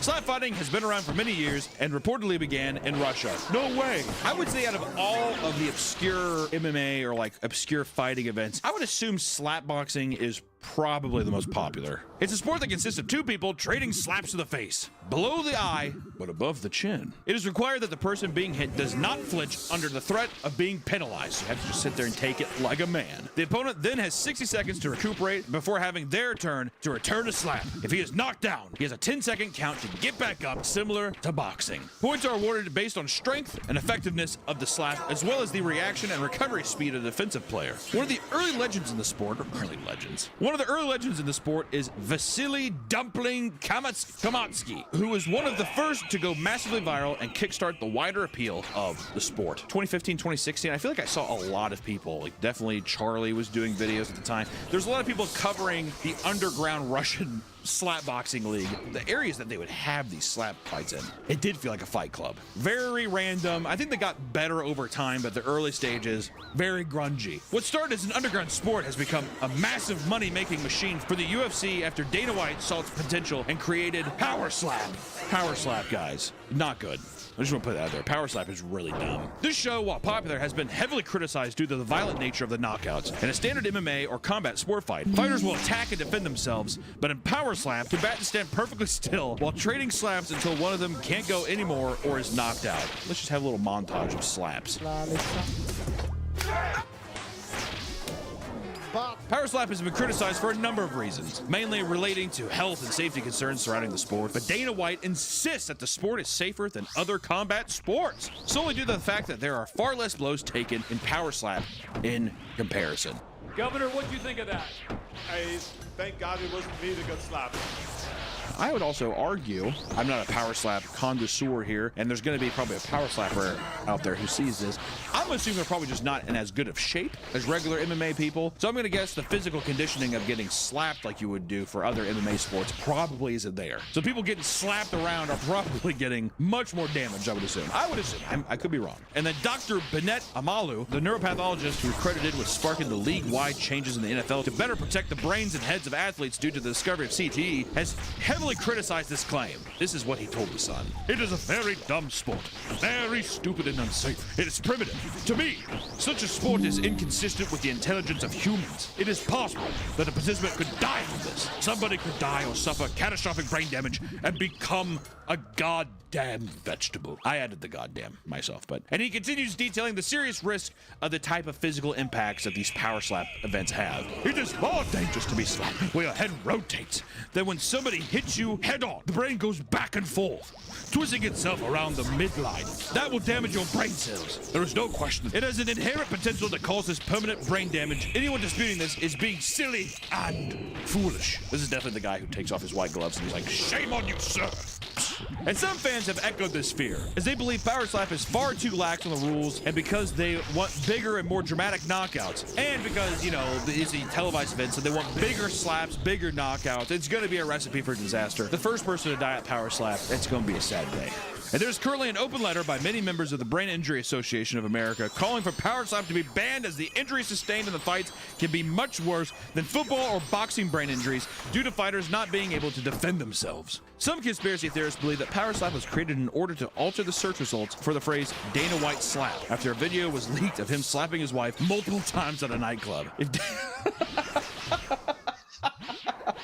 If Dana White created Power Slap to hide the Google and Bing and Ask Jeeves search results for him slapping the shit out of his wife at a nightclub, how could I not be impressed? How could I not be impressed, Nick? Unbelievable. There's an entire world of crazy shit going on behind the scenes. Simple Google or YouTube results will have you finding a lot of crazy stuff out there. So maybe we don't need to watch these obnoxious Netflix events that cost us a shit ton of money and do nothing but put $60 million into Jake Paul's pocket and $20 million into Mike Tyson's pocket. Why don't we try supporting the little guys who wear the night outfits, who get smashed for nothing, only pride, who strangled each other in the back of Honda Civics, their buddies, strangle each other with seat belts, and Russian people just find ways to beat each other up and kill each other. These, my friends, are the true heroes that we need to be searching out and reaching towards. So next time someone says, oh, you're gonna watch the celebrity YouTuber boxing event, say no! Let's dig deep down to like E-Bomb's World or something and go watch some Russian MMA. And with that, my friends, I wish you all a fantastic rest of your day. Thank you for watching. We'll see you in the next one. Bye-bye. It means absolutely nothing to me. I'm just passing through. I'm going to die, and it's going to be over. Who cares about legacy after that? With a big ego, so I'm going to die. I want people to think that I'm this, I'm great. No, we're nothing. We're just dead. We're dust. We're absolutely nothing. Our legacy is nothing.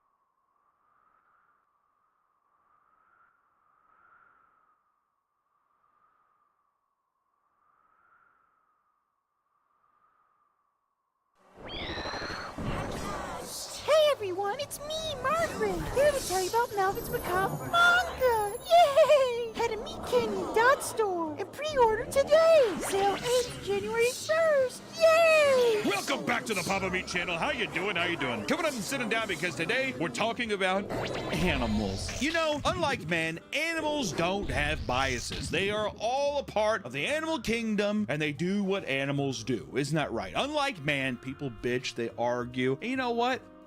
They start wars. The wars aren't cool, okay? They're kind of lame. But sometimes, man stretches its little disgusting paw out and it infiltrates the animal kingdom to help himself in war. We're talking about animals in warfare today is pretty much what the video is. How humans have used animals to conquer wars, finish battles, anything that pertains to man trying to overcome its enemies using puppers and cute animals. We boop their snoots, fur babies, like chimpanzees. I ain't cute about any of those motherfuckers. Rip your off and break your legs like it's nothing. Rip your off too. Oh, absolutely. Rip your off. Which we wanted to start off with something that you may have heard before. War pigs. You know, back in the day, war elephants played a huge part in ancient warfare, almost serving as a tank to intimidate armies and break through enemy fortresses. You ever see the movie Alexander? They said Alexander was gay. I don't know if that's true. Is that true? That's what they say. Right, Colin Farrell sucked that guy's... He's like...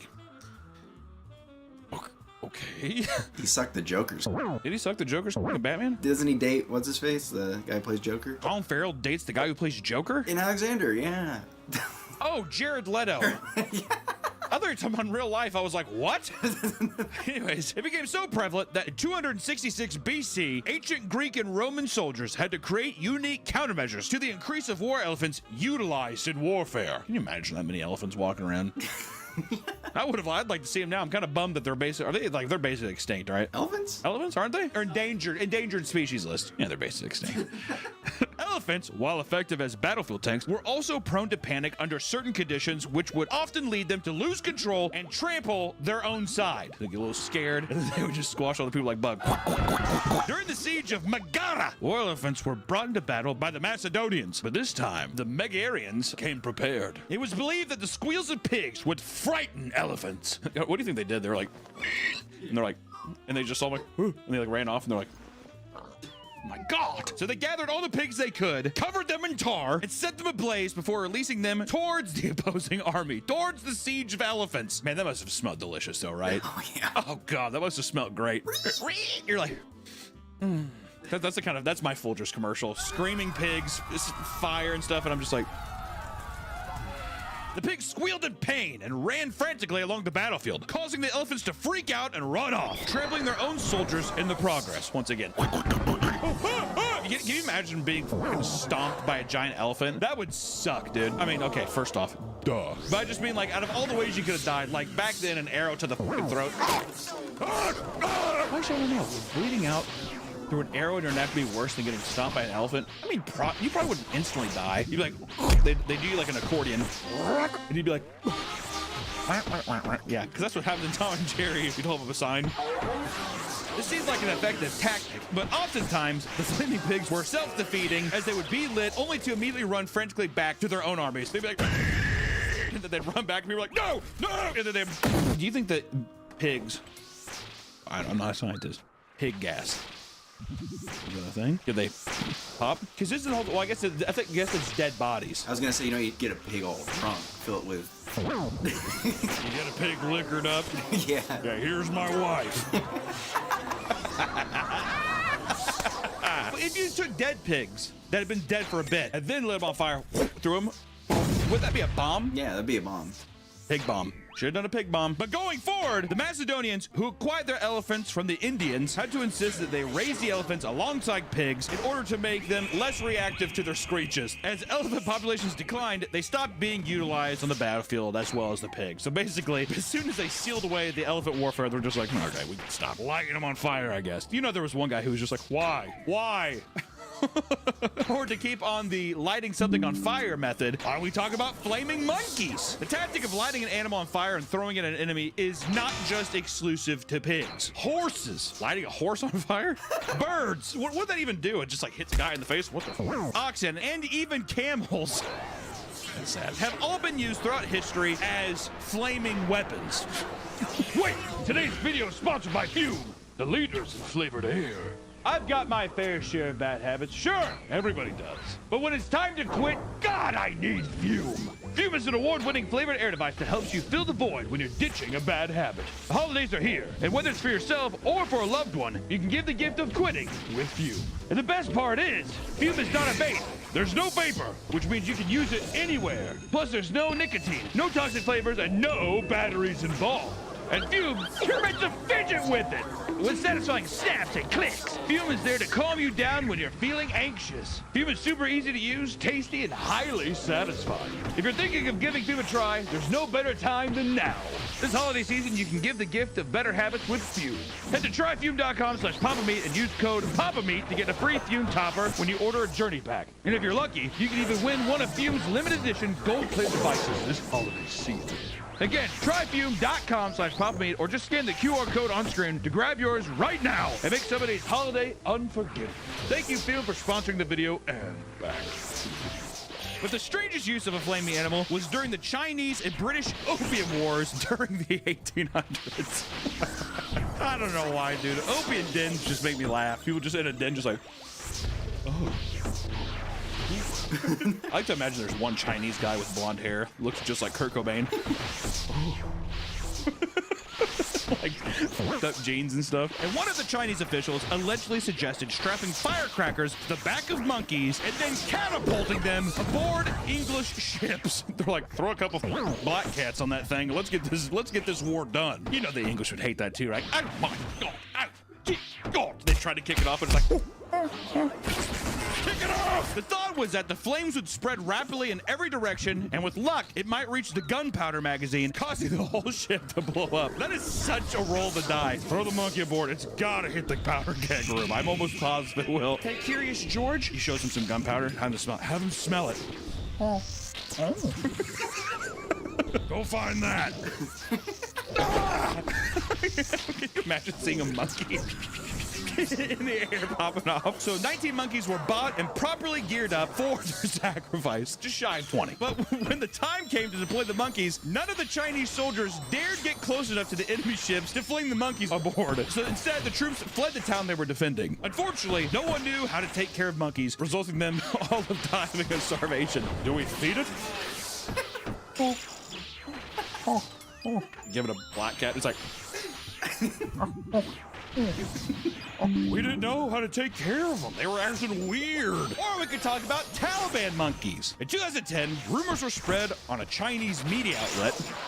I just where do you get your news from? Oh, just a Chinese media outlet. And it was alluding to the Afghan Taliban training monkeys to fight the U.S. military. It claimed that they would be armed with AK-47s and trench mortars, and some would even learn to operate snipers. What is this? Did you make this up? Can you imagine a monkey with like a 50 caliber sniper rifle that has like a cap on? It's like,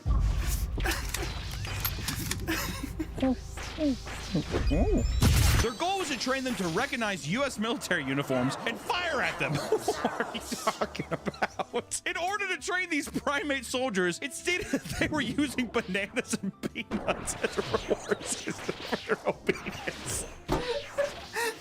Hey, Chim Chim, here's the thing. You hit that soda can a mile out, you get a little bit of this. Many scoffed at this rumor, as monkeys simply didn't possess the cognitive ability to be of any use in war, and a NATO spokesperson claimed it was no basis in reality. Yeah! What's funny is that they did like a 3D render showing the Taliban training them.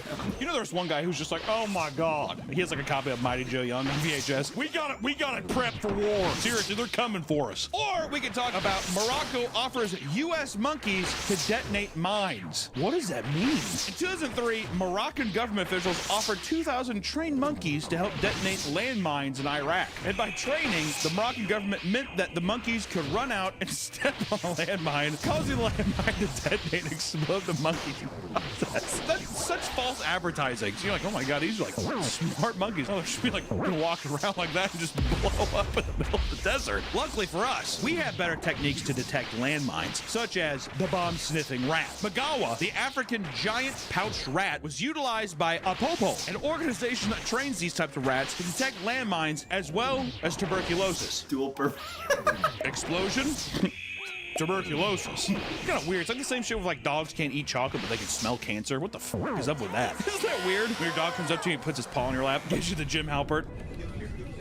You're like, oh, fuck, I think I got cancer. Airbud stops dribbling.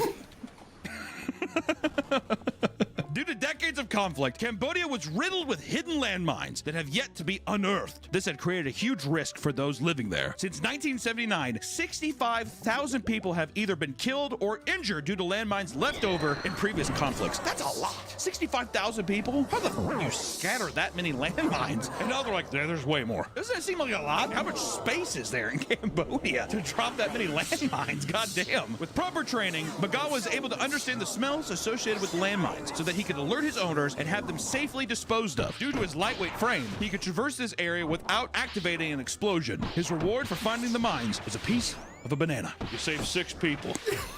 Yeah, just one piece. You'll get the whole thing after the day. And during his career, Magawa helped clear over 56 acres of land, roughly 42 football fields of landmines. That's awesome. From 2016 to 2021, he successfully identified 71 landmines and 38 instances of other unexploded ordnance. And in 2020, he was the first rat to receive the PDSA gold medal from Britain, being honored during a virtual ceremony.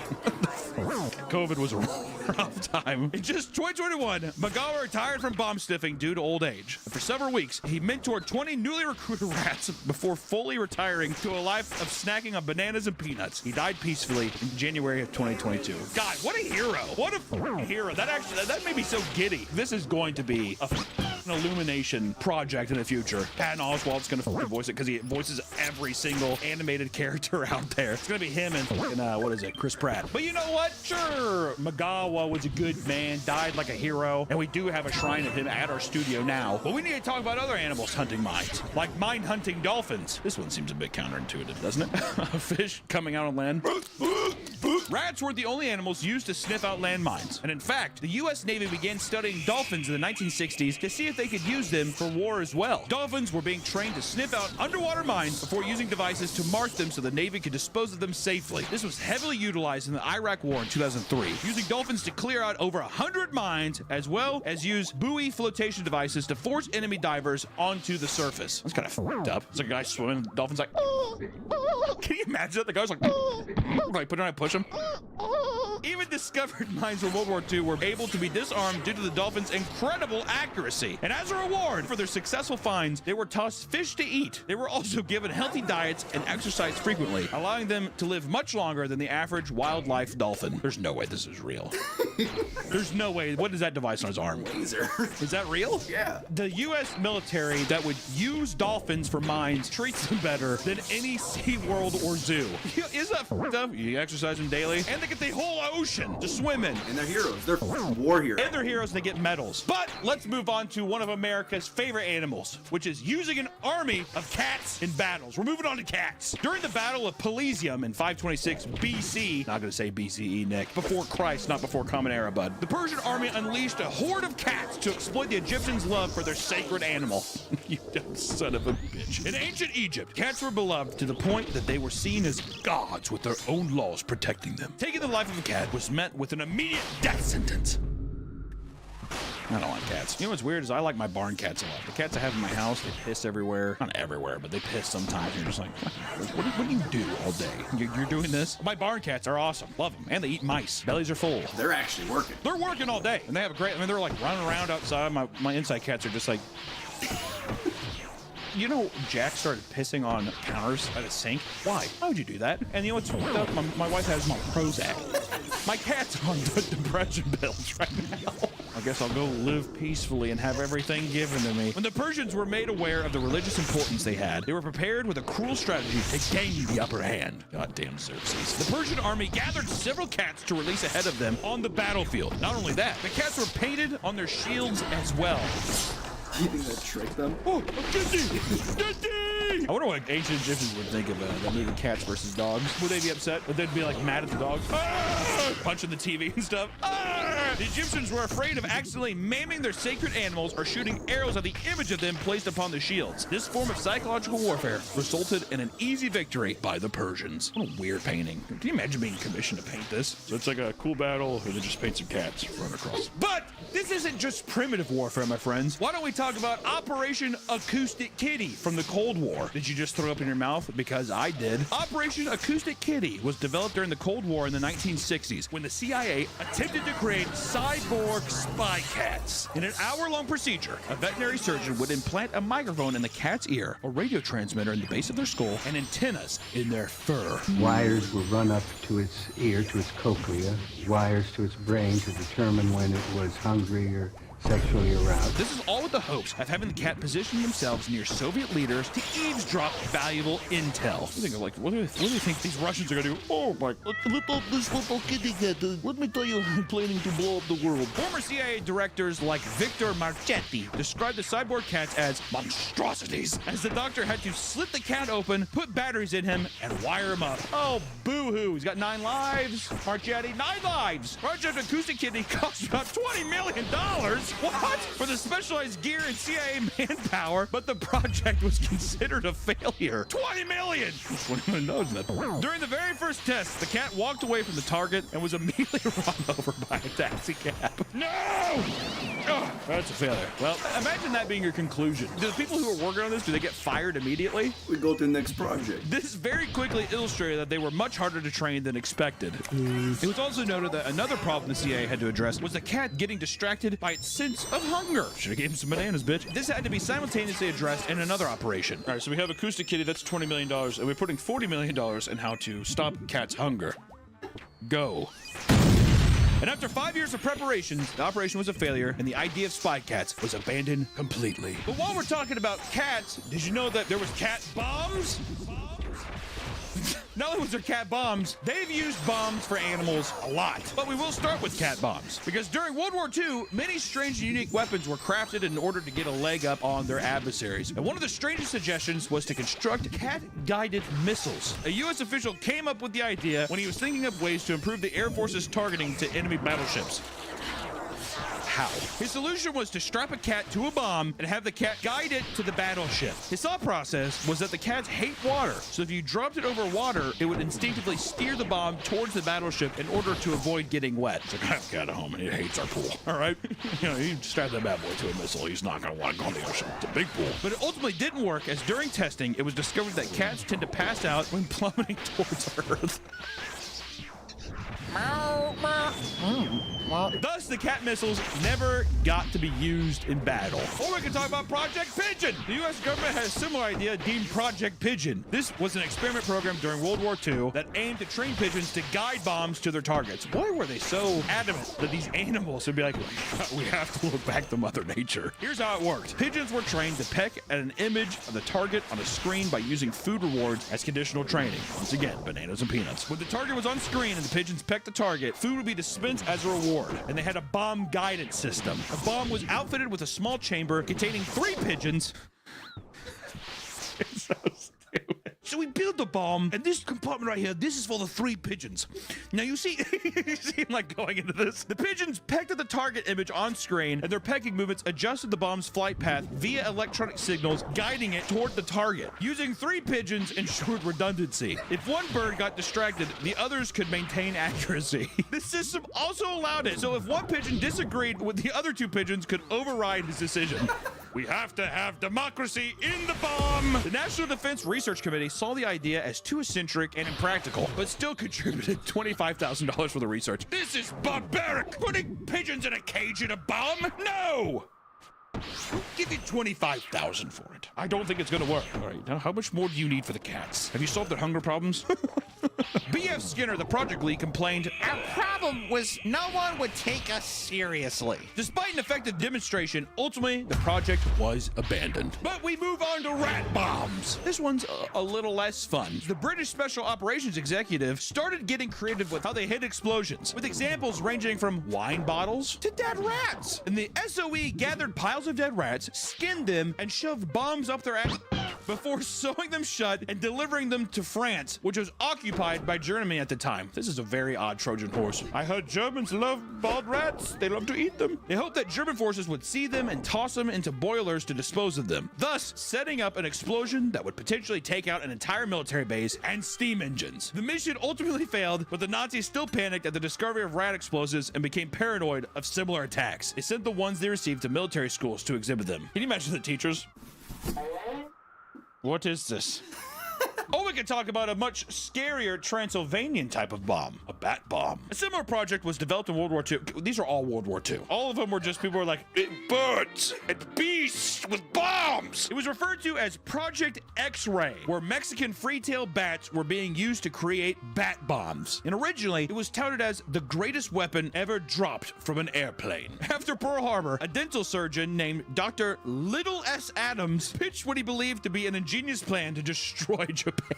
This plan consisted of attaching incendiary explosives to bats, which would be dropped out of an aircraft to roam the streets and set fires to buildings. As their buildings were mostly made of wood, they thought this would do immense damage to Japanese structures. They worked within the caves of New Caverns, Texas, which was home to over 20 million bats. They clipped bombs set with timers to their chest with a string that they hoped the bats would bite off and leave behind to cause damage. Problems started to arise, leading to a very unimpressive showcase. Bats were not descending properly and would just splat onto the floor, and in one case led to a hangar being set on fire, destroying the car of a general in the audience. Not only that, but inducing hibernation in bats for these experiments were not easy for the time, resulting in many of them simply not waking up. They just died. Due to the disappointing results of the test, Project X-Ray was canceled. Even so, some bats with bombs attached to them had escaped and ended up doing damage to Carlsbad military base as well as Dr. Adams' personal property.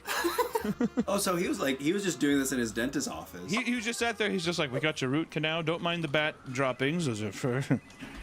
I'm working with the government on something big. Has he never seen a bat fly? What is he expecting? Like, birds are graceful, right? Bats are like...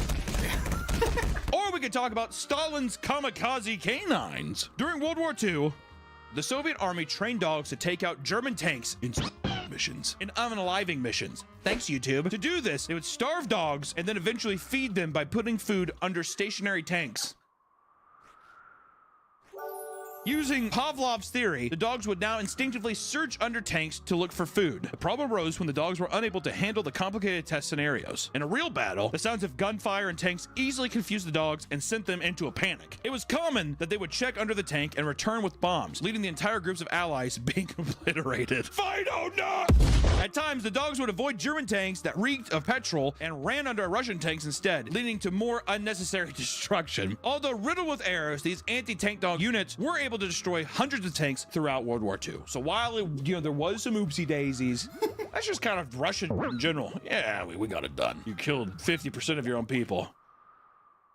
We got it done. All right. These were not the oldest accounts of animals being used as explosives. In 184 BC, snake bombs were utilized during the battle between the kingdoms of Bithynia and Pergamon. During intense naval combat, Hannibal Barca was aware that the Pergamonian forces were far too overwhelming. Because of this, he devised a plan to create a unique type of explosive. He told his fleet to begin filling thousands of clay pots with venomous snakes before launching them at enemy captain's ship, where King Eumenes II was contained. The venomous snakes crashed into the ship and, already provoked, began attacking the terrified soldiers. The entire enemy fleet began to panic, shocked at such an unconventional battle tactic. Among the chaos, Hannibal charged towards the weakened enemy ships and emerged victorious. This one actually seems like it would be a good idea. Sort of hot.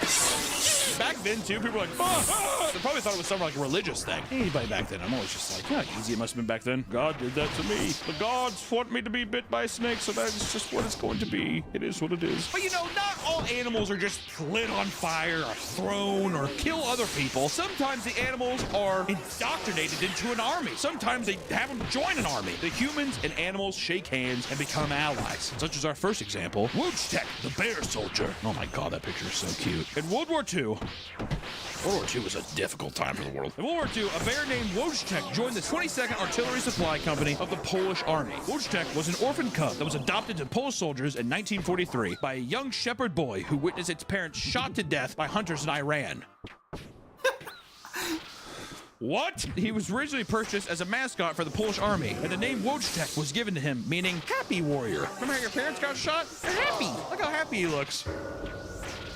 Over time, he slowly mimicked the human actions of those around him. He learned how to salute and march alongside the soldiers. He was known to ingest cigarettes and drink coffee and beer. pass out. Dmitry Swaluvgo, a veteran of the 2nd Corps, recalls, quote, I soon became familiar with Wojtek as we spent much time together. We all loved him, and everyone enjoyed his company. He loved to drink from beer bottle, and when it was empty, he would look through the opening to see where the rest of the beer was. Like, the Polish army made the decision to enlist Wojtek as a soldier so that he could join them on the battlefield, and this meant giving him a badge, a paybook, and a serial number and ranking. I just want to say this right now. That picture is adorable. Wojtek is adorable. He was able to help during battles by carrying supplies, and apparently during the Battle of Monte Cassino, he single-handedly stacked 100-pound crates of artillery in the middle of a heavy gunfire. In the middle of heavy gunfire, he was a working man. Apparently, he would actually stack it himself, because it says, like, during training, when he saw people start stacking stuff, he'd go, like... Weird bear sounds. You know, orca whale.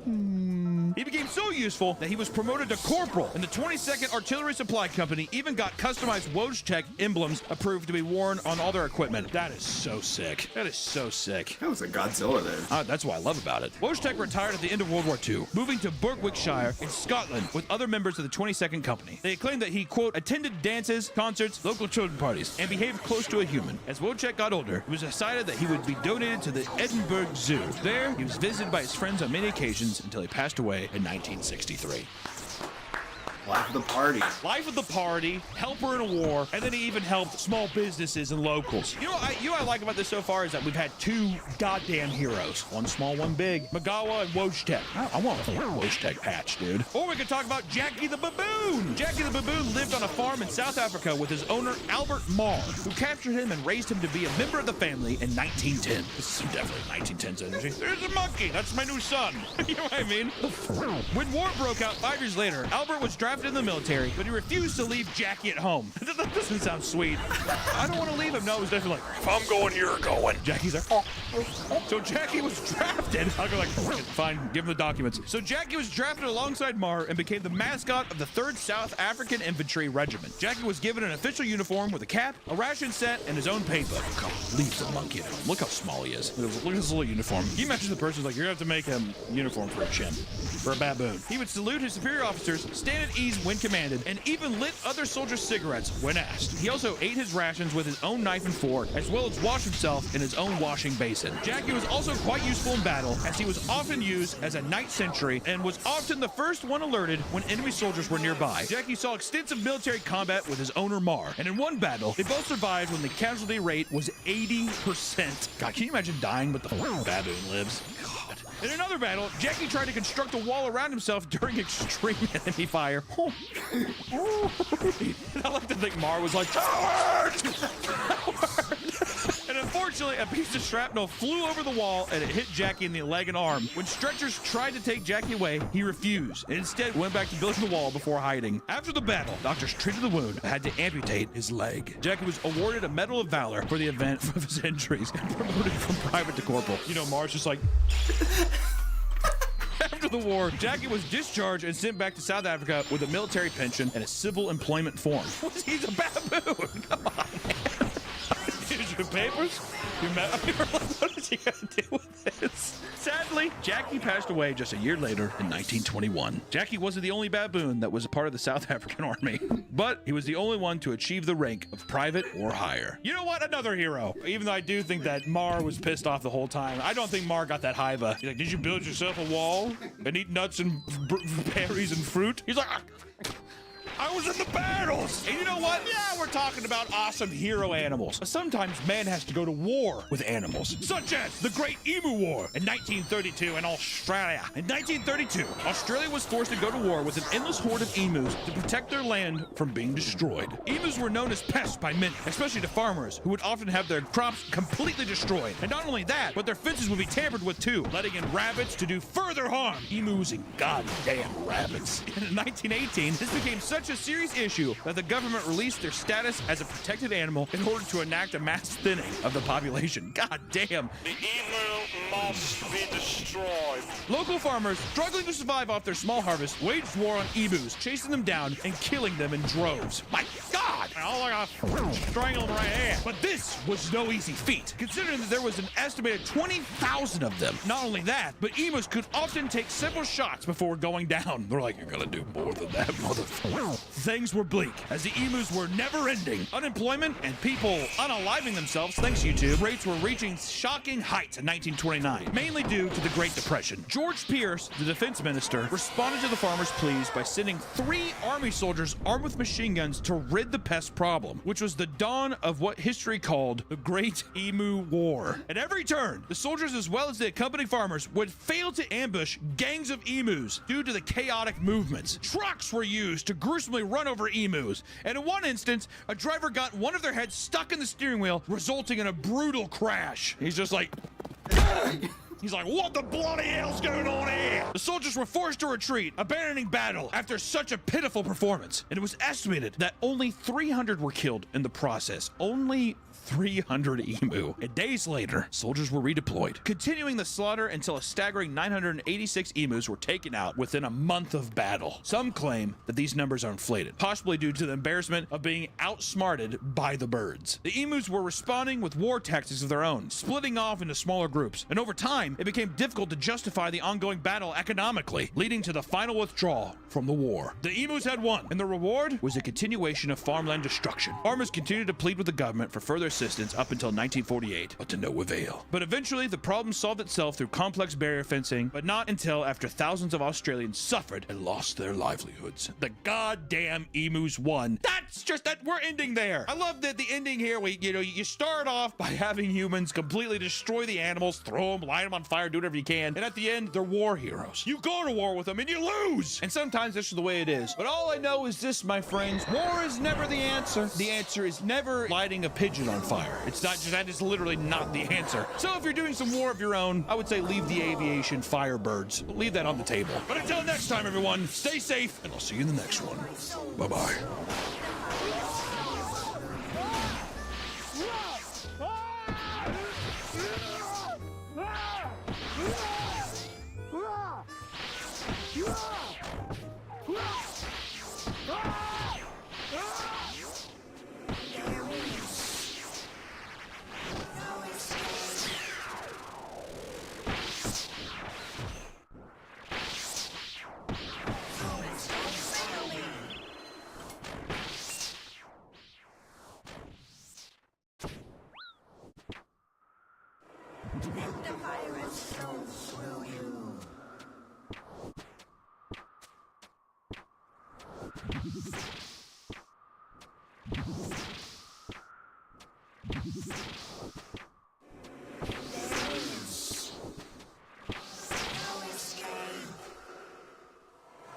Long before becoming the manager for World of T-Shirts, Oh, no!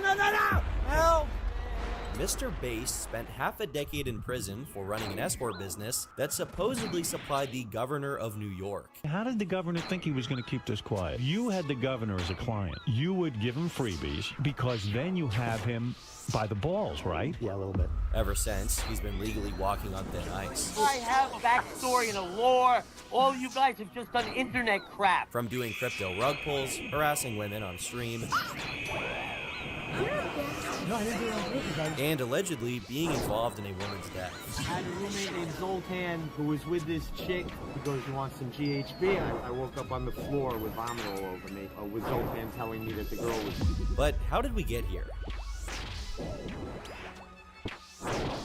Jason Lubell Itzler was born on February 23, 1967, to a Jewish family in New Jersey. His mom, Ronnie Lubell, was a fashion designer, and his birth father, Leonard Silk, was a businessman. But after she had Jason, Ronnie divorced him and remarried a man named Ron, a big shot attorney, who eventually gave Jason his last name. Very little is known about Jason's early life, besides the fact that he had an obsession with sex, sending letters to Mad Magazine asking them to publish recordings of teenage girls climaxing, which they obviously didn't do. Jason claimed that this obsession of his started because his mom was, and I quote, the hottest woman in the world, which motivated him to be surrounded by beautiful women. Obviously, there that's a weird comment to make about your mom, but regardless, this obsession eventually turned into ambition, working in the sex industry. Partially, this ambition was influenced by his maternal grandfather, Nathan Lubell, a bookmaker with ties to organized crime, who owned a chain of amusement parks and cat stores. Seeing how entrenched his grandpa was in what he called the action really motivated Jason to become an entrepreneur himself, and soon enough, he found himself working as a cabana boy at the Concord Hotel, where he befriended Jason Bin, a man who published magazines like The Hamptons and Los Angeles Confidential. Being acquainted with so many millionaires and even billionaires, Jason was enamored with their lifestyle, and while he floated between a couple of different law schools, he decided to start his first ever business, a phone sex company. His business model was quite simple.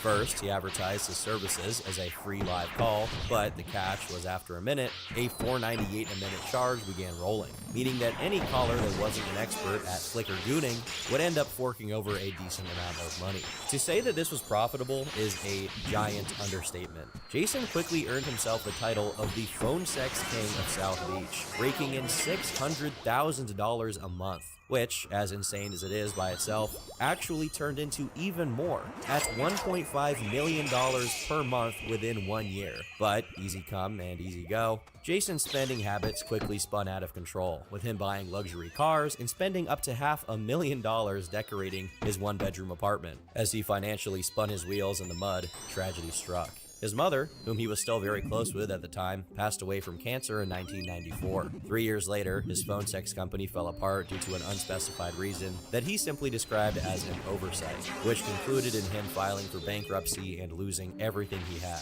including perhaps the greatest tragedy of all, losing ownership of the domain pussy.com. Because of the complete failure of his company, he ended up owing $4.5 million at 36% interest to lenders. As a consequence of the debt and the loss of his mother, Jason unfortunately tried to take his own life twice. Once with a steak knife, and the other time by taking 150 sleeping pills at once and chasing it down with some scotch. Without his money, things were looking pretty dire. Jason's mother was gone, and he faced a mountain of debt that seemed extremely impossible to climb out of. But in the year 2000, he decided to make his comeback to the sex industry via a camgirl company. And once again, his eyes were bigger than his stomach, as he proceeded to rent out an 8,000 square foot corner building in New York.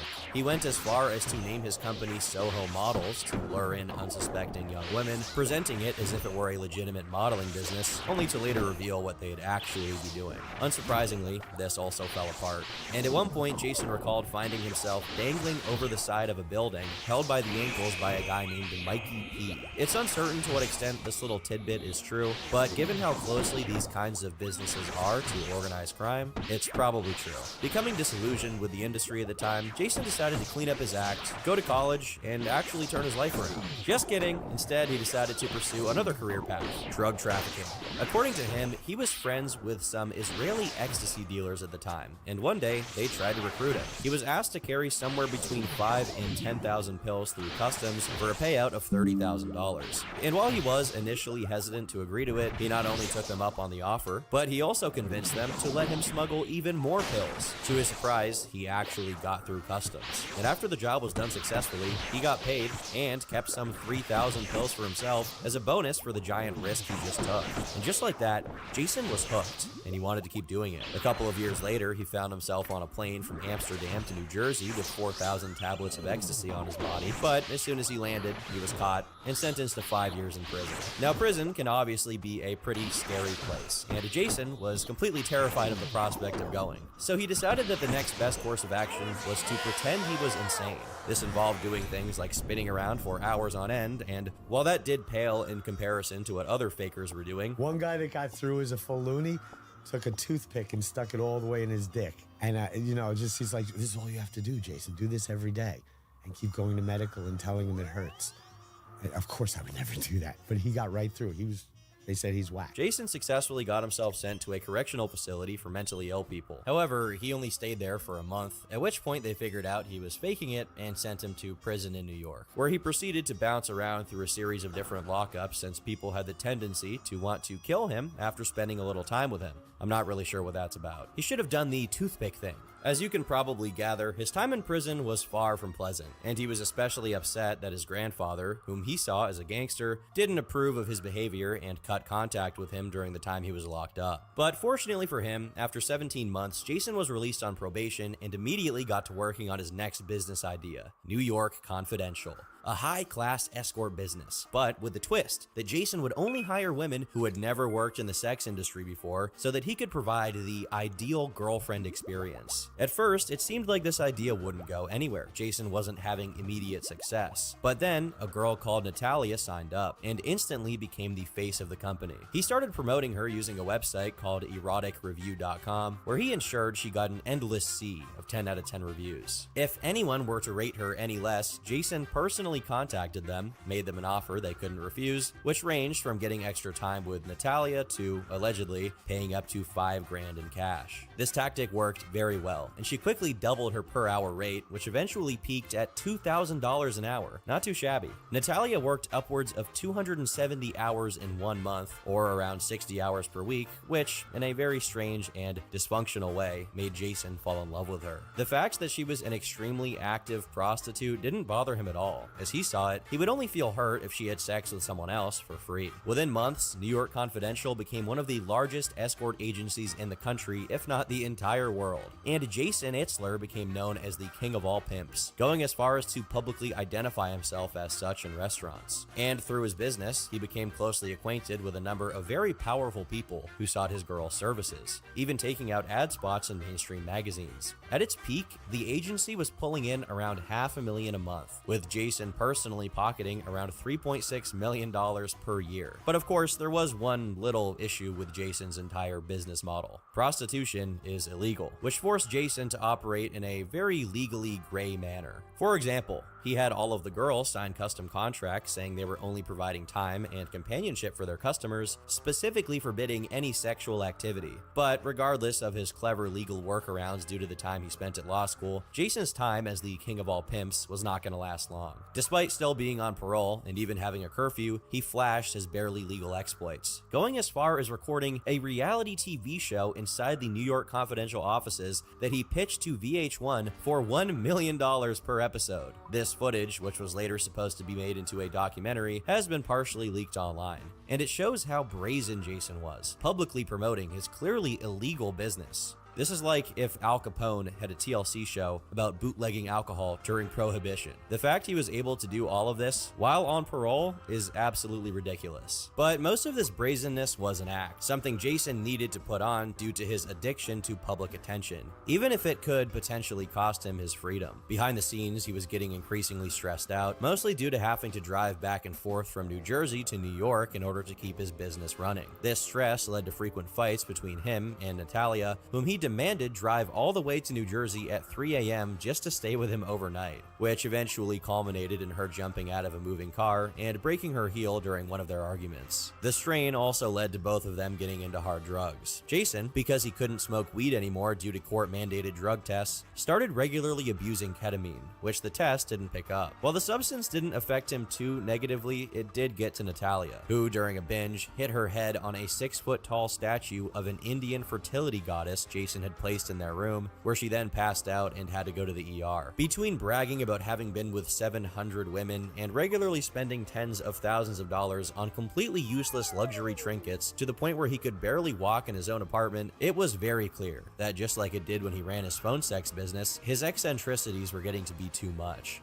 At this point in time, Natalia was also being pushed out of the business by another girl named Mona, who just a few months prior put Jason in house arrest by accusing him of being a domestic abuser. It's unknown to what extent these accusations are true, but it is worth noting that there's not one, but 2 records of Jason being arrested for beating up his girlfriends around this time. In any case, the betrayal was too much for her to bear, and she left, as Jason became increasingly deranged, saying things like, "I'm bulletproof, rich people don't go to jail." But Jason's time in the sun was quickly coming to an abrupt end. In late 2004, an altercation broke out between one of Jason's girls and one of his bodyguards, which ended in the man being pepper sprayed and writhing on the floor while she locked herself in one of the rooms and called the cops. While the initial police visit went without any issue, cops began showing up to Jason's property almost every day after that, looking for something they could get him on. It went on for about 2 months, until, in January 2005, his property was raided by the police and he was wheeled off to prison. Apparently, the justification for the raid presented itself a few days prior, when 7 of his girls were picked up by the police during another raid, and I'm assuming that during interrogation, the girls tipped the cops off about Jason's shady dealings. He was then formally charged with drug possession, promoting prostitution, money laundering, falsifying business records, stalking, and breaking parole. He was then sent back to prison in New Jersey while awaiting trial. His bail was set at $250,000, with the express condition that the money could not have come from his escort business, meaning Jason really had no chance of getting out. Now, at first, Jason was confident he would actually beat the charges without issue, since he was being defended by a star-studded defense attorney, Paul Berggren. The only problem was, Paul Berggren was himself under federal investigation for allegedly taking part in the murder of an undercover FBI agent. After a few months in jail, it began setting in that he wasn't going to walk as easily as he initially thought. With his wealth confiscated, he didn't have a penny to his name and couldn't even afford lawyer fees, at which point he asked the judge to represent himself, which the judge denied. But he clearly hadn't lost all hope, as in late May of 2006, he called into the Opie and Anthony radio show from inside, where he claimed he would be released in 4 months and then go right back to what he was doing. Where I'm going to have girls 10 times prettier than I had before, and I had Ford models working for me before, and I'm going to have gentlemen much richer, classier, and more famous than I ever had before, and I had many billionaires before. How do you not? He also advertised his personal website, where he told them they could find his documentary, but since then the website has stopped existing, and archives of it don't go back far enough to see what he was actually talking about. Nowadays, the domain is actually used by Jason's detractors to warn people about him. In the end, after spending a year and a half in custody, he pled guilty to money laundering, attempting to promote prostitution, and admitted that he ran an escort service worth millions. He also forfeited ownership of everything he had purchased with his ill-gotten gains. In the end, he served 30 months in jail since the moment he'd been arrested in January 2005 and was sent to Rikers Island. Now, despite his reputation as one of the most violent prisons in America, Jason challenges this notion, saying that jail was a lot worse, adding that he became something of a minor celebrity among the inmates due to his status as the world's most famous pimp. During his time away, Jason's lawyer, Paul, took over the business, getting as much as $5,000 a week from the escorts, only to also get arrested on the same exact charges as Jason in 2007. Ironically, right as he was released, the then governor of the state of New York, who had been largely responsible for putting Jason behind bars in the first place, was himself caught using an escort service to send him a prostitute. Seeing this scandal as an opportunity, Jason butted into the public discourse, claiming that he had personally trained one of the girls the governor had solicited. This sparked a frenzy of attention, as Jason quickly earned himself a spot on the then extremely popular Howard Stern show. There, Jason presented himself as an expert on the escort business. He commented on the governor's affair. Isn't it weird to you that our governor would go after a prostitution ring when he himself is into prostitution? This guy, it was such a ridiculously overzealous prosecutor, and basically, if you watch interviews of him over the years and his wife, he's basically talking about, I live up to a higher standard, so should you. So, I mean, he's a hypocrite. And spoke about his time in prison. Did you spend time in a county jail or did you go to a prison? You were in Rikers, right? Yeah, Rikers, which is really bad and disgusting. I don't know if you guys know or not, but jail is so much worse than prison. Prison is much nicer. And so that's the upgrade, going to prison. And no one beat you up the whole time there? They loved the reason I was in there, thank God. They used to grab me all the time and be like, you know what we'd do to you if you weren't the king of all pimps? You know how we'd take your stuff and beat you up? Oh, really? And while he did it, he quite convincingly painted himself as a kind of charismatic, entrepreneurial-minded businessman instead of the exploitative, slightly insane pimp that he truly was. In August, he was invited to The View, where his reception wasn't quite as welcoming as Howard Stern's, with the 4 hosts repeatedly berating him for the derisive comments he made toward the women he worked with. But despite the bad press, Jason was free and he was on kind of a victory lap, while his lawyer, Paul, had just pled guilty to conspiracy to promote prostitution and was sentenced to 3 years probation and a $50,000 fine. A while later, Natalia, now going by Natalie, got time served, meaning the months that she spent in jail were considered sufficient punishment for her work, allowing her to move back to Montreal, where she eventually published a relatively successful book about her time as New York's #1 escort. All in all, things were looking up, and Jason slowly but surely got back on the horse as an escort mogul, although he quickly hit another obstacle in late 2011 when he got caught providing a prostitute to a customer for 3 days at the Trump International Hotel, along with just short of $5,000 worth of cocaine in on the side. While the recipient of these services was never specified, Jason claimed that it was extremely famous country musician Billy Ray Cyrus, adding that the girl he had provided was not an escort, but instead a babysitter. According to Jason's side of the story, he saved Billy Ray Cyrus's life by calling the authorities when Billy was suffering from an overdose. Despite how little proof there was about this story, the inflammatory and dubious nature of it was very much intentional. It was in Jason's best interest to make it as big of an event as possible to distract the public from another controversy that was rearing its head at the time. You see, whenever Jason wasn't pushing drugs or pimping girls, he was partying. In one of these instances, he went to Florida, where he met a girl named Julia Sumnicht, a friend of an associate of his named Zoltan.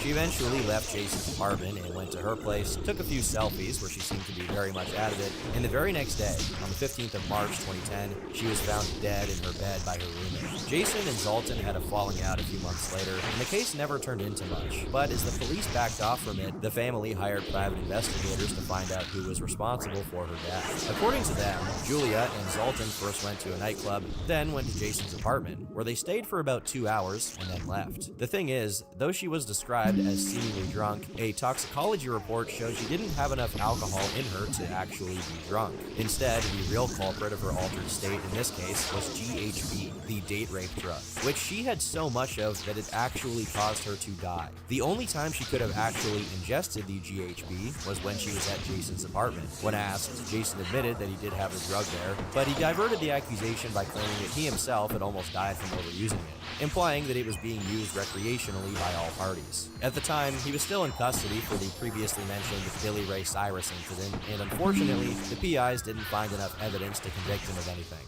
While Jason was still on trial, he continued to be as intentionally disruptive to the proceedings as he possibly could, as he believed that it would make his story all the more interesting if someone were to make a biopic of him. To put it generously, his trial was a chaotic circus. He fired his state-appointed lawyer and instead hired Mr. Heller, a big-shot defense lawyer, and he then rejected a very generous plea deal because, in his words, the king of all pimps shouldn't settle for a 5 to 10 year timeout in jail. In the opinion of the district attorney, Jason was just doing this to stay in the spotlight longer. And indeed, he did manage to secure the attention of a studio called Polsky Films that offered him a big deal, but nothing ever came of it. As time went on, despite how much he dragged his feet during court proceedings, the time came to actually finalize them, at which point he was sentenced to 4 years in prison. His 4 years on the inside were pretty uneventful, and the 4 years that came after his release in 2016 followed suit, with Jason mostly maintaining a low profile. However, it seems that all of his pretending to be insane from years prior was finally catching up to him, as he had become a lot stranger. For a time after his release, he took up sun gazing, which is literally staring at the sun for hours on end, supposedly to show everyone how the sun isn't actually harmful, although Jason himself eventually acknowledged that this wasn't super successful of an endeavor. During one of these sun gazing sessions, he was approached by the crew of 1 Minute Talk Show, where, after promoting the benefits of staring at the sun, and like everyone thinks that it makes you blind.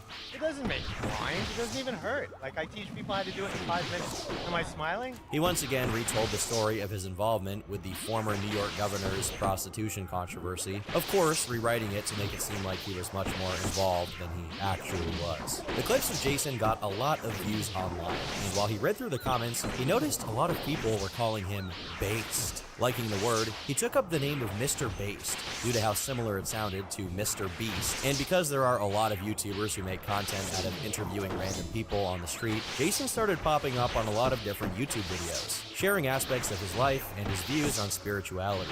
And after that, I had like 250 out-of-body experiences in 1 year in college. And I became so spiritual. While most of the people who came up to him had fairly small audiences, all of them collectively helped to get his name out there and build up curiosity online for who Jason was. Meanwhile, he was also trying to set the world record for the most time spent staring at the sun. What an ambitious, entrepreneurial mindset to have. And in 2023, Jason was randomly approached by an IRL streamer called OneSonic, who did a short interview with him. And it's at this point that Jason noticed something new. Unlike in the 2000s, when he had to beg for the attention of TV producers and radio hosts, the people interviewing him now were kids with smartphones and computers, broadcasting their content by themselves online. Suddenly, it came to him that instead of having to constantly put on an act so that other people came over and put cameras on him, he could just do it himself. All he had to do was learn how to. And after a few weeks of bothering one Sonic to essentially show him the ropes, the two reconnected and streamed together, although it didn't go so well. So you got the most fucking people watching you I've ever seen. You got the second most donations I've ever got, and you're crying like a that I'm hurting you. Turn this off. Turn this off. You're in my house. I don't want you to tell me. Turn this off. Right now. Turn it off. Turn it off right now. Off. During these crash outs, Jason would occasionally stop to tell Sonic that he was just kidding, but eventually, this became a very uncomfortable circumstance for Sonic. Thus began Jason's career as an IRL streamer.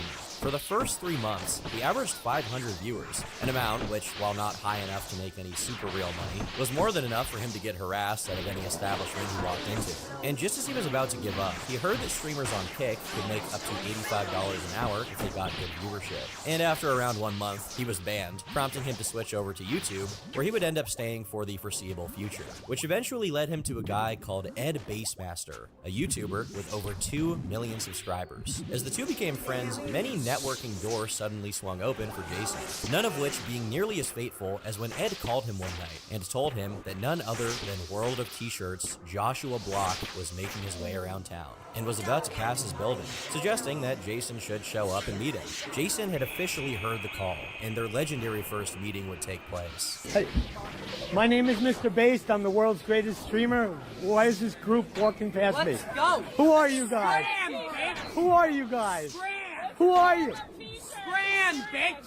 Who are you? I'll sue your ass. No. Who are you? Who are you? I just want to know who you guys are. Although the meeting went pretty poorly, there was no denying the entertainment value. And when Michael Quinn, Josh's then manager, saw the interaction, he decided to play peacemaker in much the same way he previously had when he had manufactured the beef between Josh and Daniel Larson. The two of them would eventually become best buddies, but for now, he was still doing his own thing. And just a few days after meeting Josh, he met up with a new character called Carl, also known as Carldo or Carl 3. They went to a bar together, where they were promptly kicked out due to trolls calling the place up. When they went to a pizza place, the same thing happened, and so out of frustration, they eventually just went back to Jason's apartment, where Carl conducted a short interview. During the interview, Jason admits to personally meeting Jeffrey Epstein, implying that he had a weirdly high opinion of him, describing him as tall, handsome, and swaggy. Epstein apparently spent $30,000 to $40,000 a night on girls from New York Confidential, during which he didn't even ask them for sex. All he wanted was for them to party and do blow with him. I don't know anything about like people being recorded, like celebrities, this and that. The girls always told me everything. I never heard any big names. Maybe they told him he was extra money. Right. Who knows?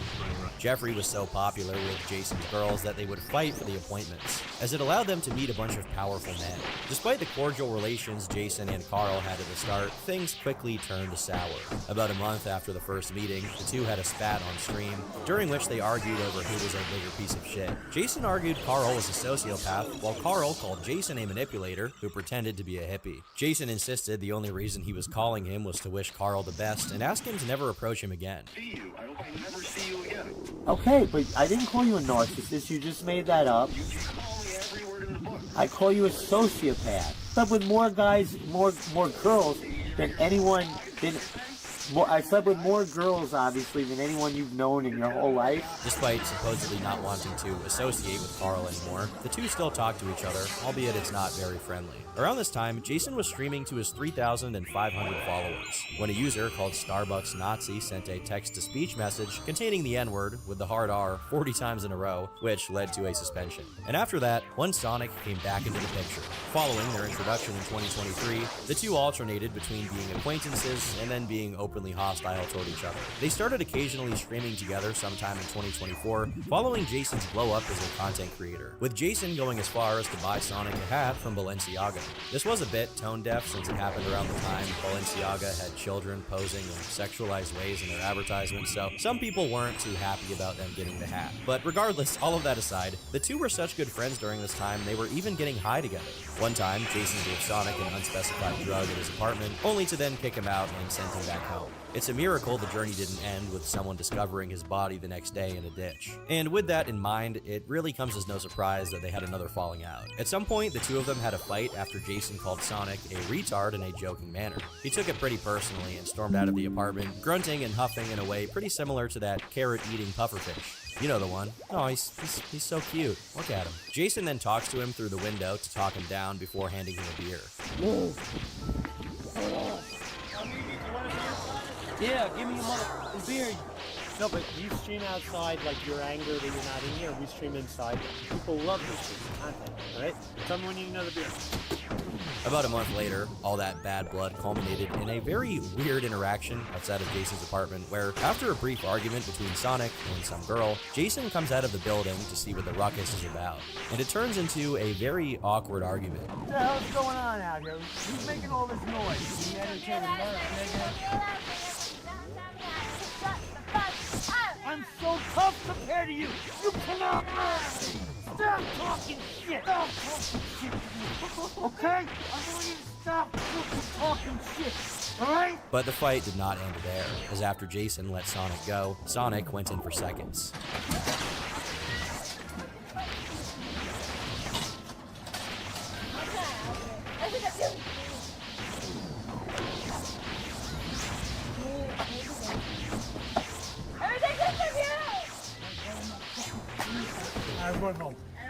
I just crossed the line. Obviously, this incident severely damaged the relationship between the two, as they pretty much stopped streaming together for the next half a year, during which Jason was openly hostile towards Sonic, leading to this little gem.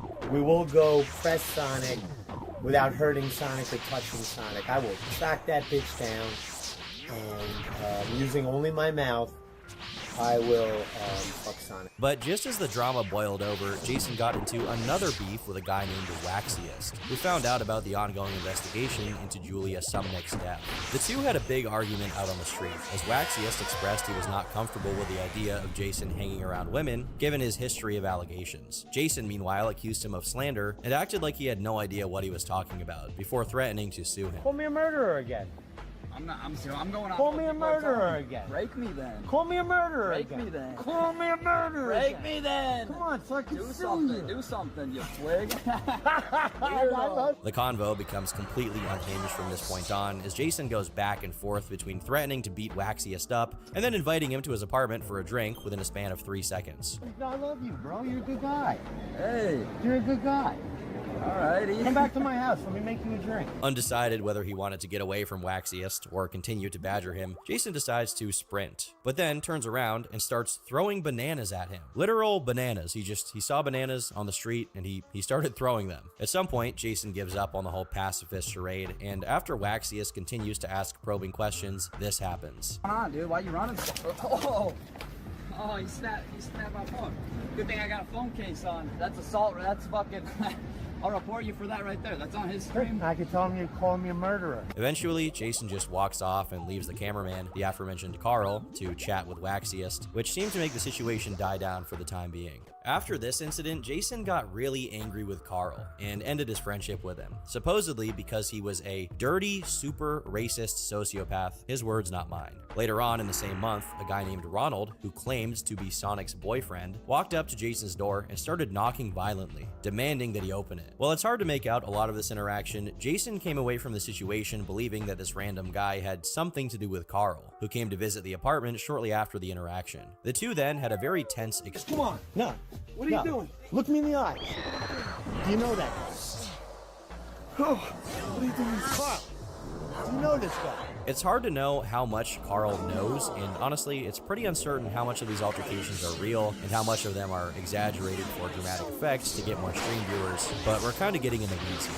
So far, we've already established that Jason is willing to do a lot of pretty nasty things for the sake of attention or money. And, if true, he definitely wouldn't be the only content creator who fakes drama and goes out of his way to look for conflict, knowing that it's going to boost his viewership and get people engaged. Although his strategy did prove successful in getting new viewers, is it really worth it if it means finding yourself awake in the middle of the night, throwing bananas at people you barely know in the hopes it gets you like 50 extra people to watch your stream? By the looks of it, Mr. Bass was well on his way to being yet another struggling IRL streamer, making a fool out of himself online for scraps of engagement. But things would soon change, although I wouldn't say that change was for the better.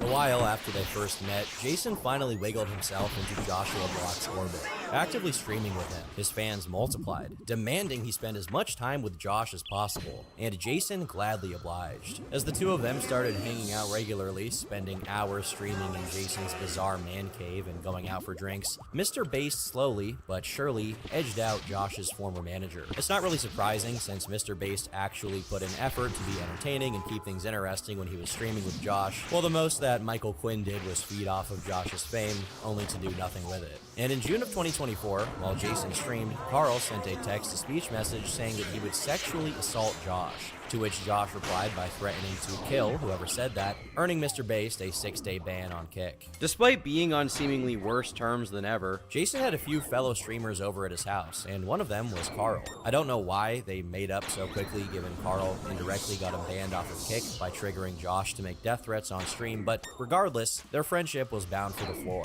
as Carl made the mistake of bringing his girlfriend with him, and Jason simply couldn't stop himself from sexually harassing her whenever they got close. And stick it so deep in her mouth that like she nearly comes.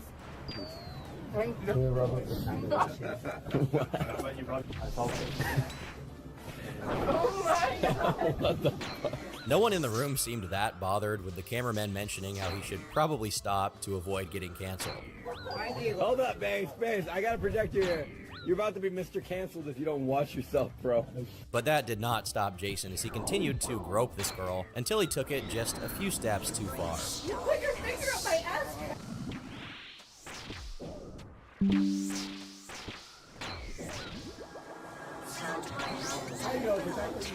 I guess it kind of shows the kind of people he likes to hang out with that no one seems that concerned, as even Carl remains in pretty good humor about the whole thing and just tells Jason to stop, which has little to no effect at all. Eventually, Carl goes to leave Jason's apartment, and when Kimberly tries to follow him out, she gets grabbed and pulled back in by Jason. Even stranger is the fact that it turned out Jason's objective was to convince Kimberly to have sex with another guy at the party, not him. Let this motherfucker get laid, like, correctly? Yeah, come with me, Carl. Come. Let me lend you to my bedroom quickly. Let this motherfucker get laid, like, correctly, because you know how to fuck. Let this motherfucker get laid correctly.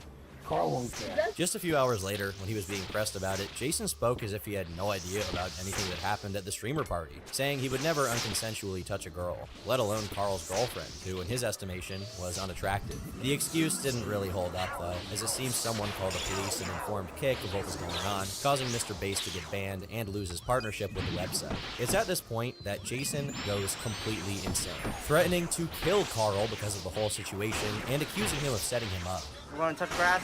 Let's find Carl and I'm gonna kill him. Literally, You ain't killing shit. no, not literally, but like in that game. They did meet up again, and Jason jumps on Carl and throws down with him. After that's over, he has a meltdown at Kimberly, demanding that she write Kick an email claiming she was personally responsible for him being kicked out of their partnership program, despite her insistence that she hadn't said anything to anyone. I didn't do anything to you. I did. Everyone said you kicked my KCIP. I didn't do Humpty King, tell anything. them. I didn't do anything. Tell them right now. I didn't do anything. Did I do anything to you? No, you didn't. I said it multiple times. That you We didn't both do lost our KCIP because of you. I didn't do anything though. Tell them. Whatever clout Jason had managed to build up for himself via his streams with Josh Block was now pretty useless, since without the ability to stream on Kick, and having lost his partnership, he would now have to start over from scratch on another platform. Realizing what he'd just done, Jason went into full damage control mode. His justification for harassing Kimberly was that he was trying to get her to reveal herself as a cheater so that Carl left her. And then when I tickled her on her ribs, he goes, "Oh, you put your thumb in my ass." Like, what a selfish guy. Additionally, he claimed that he never touched her ass and instead was just tickling her ribs, which would still be kind of weird even if it were true. But almost immediately after, his tone changed, and he began calling Carl a cuck, a sicko, and a sociopath for letting him disrespect Kimberly, although he never admits that this was in the form of touching her ass. he's a gifted performer. I'd even watch him after all this. I just don't want him around. I could get $500,000 in subs to do something with Carl, and Carl make it not worth it. Trust me. I'm also getting to the point of being afraid of being physical with Carl. You know? I'm trying to cuck Carl. Cuck! I'm cucking Carl. Not flirting like I like her. So he'll leave my home.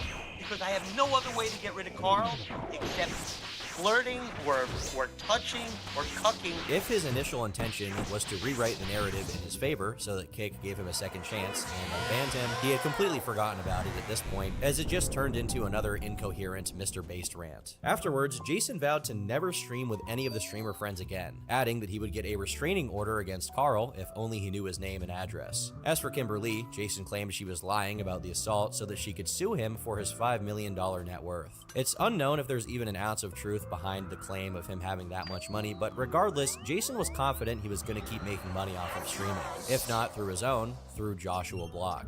It's interesting how his career path went from pimping and exploiting young women to pimping and exploiting a mentally challenged person. It's almost like you can make out a pattern here. After 6 days, his Kick ban was over, and he immediately fired up another stream, during which he approached this random woman at a food stall. At first, their interaction was pretty normal, and then this happened. Can I get a kiss for that? You're bad. No, I didn't do it on purpose. I was just, I thought you said that. You went, You guys. His whole normal dude persona quickly fell apart after that. When feigning ignorance didn't work, he tried to explain that he did it to get 10 subs. He then insisted on trying to get her to go to a bar with him, which she was understandably kind of upset about. You can't do that to women. Do you want me to buy you drinks or not? No, that was weird. You just force kissed me. Oh, Jesus, I'm the wrong guy to say that to. No, they you're not. They accused me of it the other day. Yes! They accused me of putting my thumb up someone's ass. I don't know what possessed him to admit he was accused of even more, but it's not the worst thing he does here. He eventually turns the camera away as the two have a full-on argument. Dude, what the f? He just kissed me on my mouth without my permission. You told me to kiss you on the cheek and I turned around. And you turned and you kissed me on my lips on purpose. You kissed me and I went You like asked if that. I could have it. Yo, it's weird and you're smiling about it like you're a creepy person. You turn the camera away because you know it's weird. Have a good night. You want to trade Instagram? No, I'll punch you in your face and talk to you. After asking for her Instagram one more time, he finally turns around to leave, until she makes the mistake of calling him a pervert. And just as he tries to leave again, he throws one last jab. You're a fucking pervert. You're like a fucking weird redhead. Chill out. I thought you were joking. He doesn't change his tune after leaving either, pondering about what could be wrong with that girl for rejecting him so strongly. And with every word, he just dug a deeper hole. She's like, just get away from me.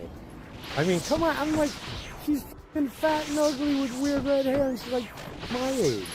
Like, I wouldn't enter. I was doing it for chat. To no one's surprise, he got suspended from Kick the same day. What does come as a bit of a surprise is that, once again, a few days later, his account was unbanned, and he continued to milk his connection with Josh Block, which is really all he could do at this point since everyone else had the wits about them to cut off contact and not associate. In early July, Josh was on a stream getting flooded with text-to-speech messages, leading to a much-expected breakdown.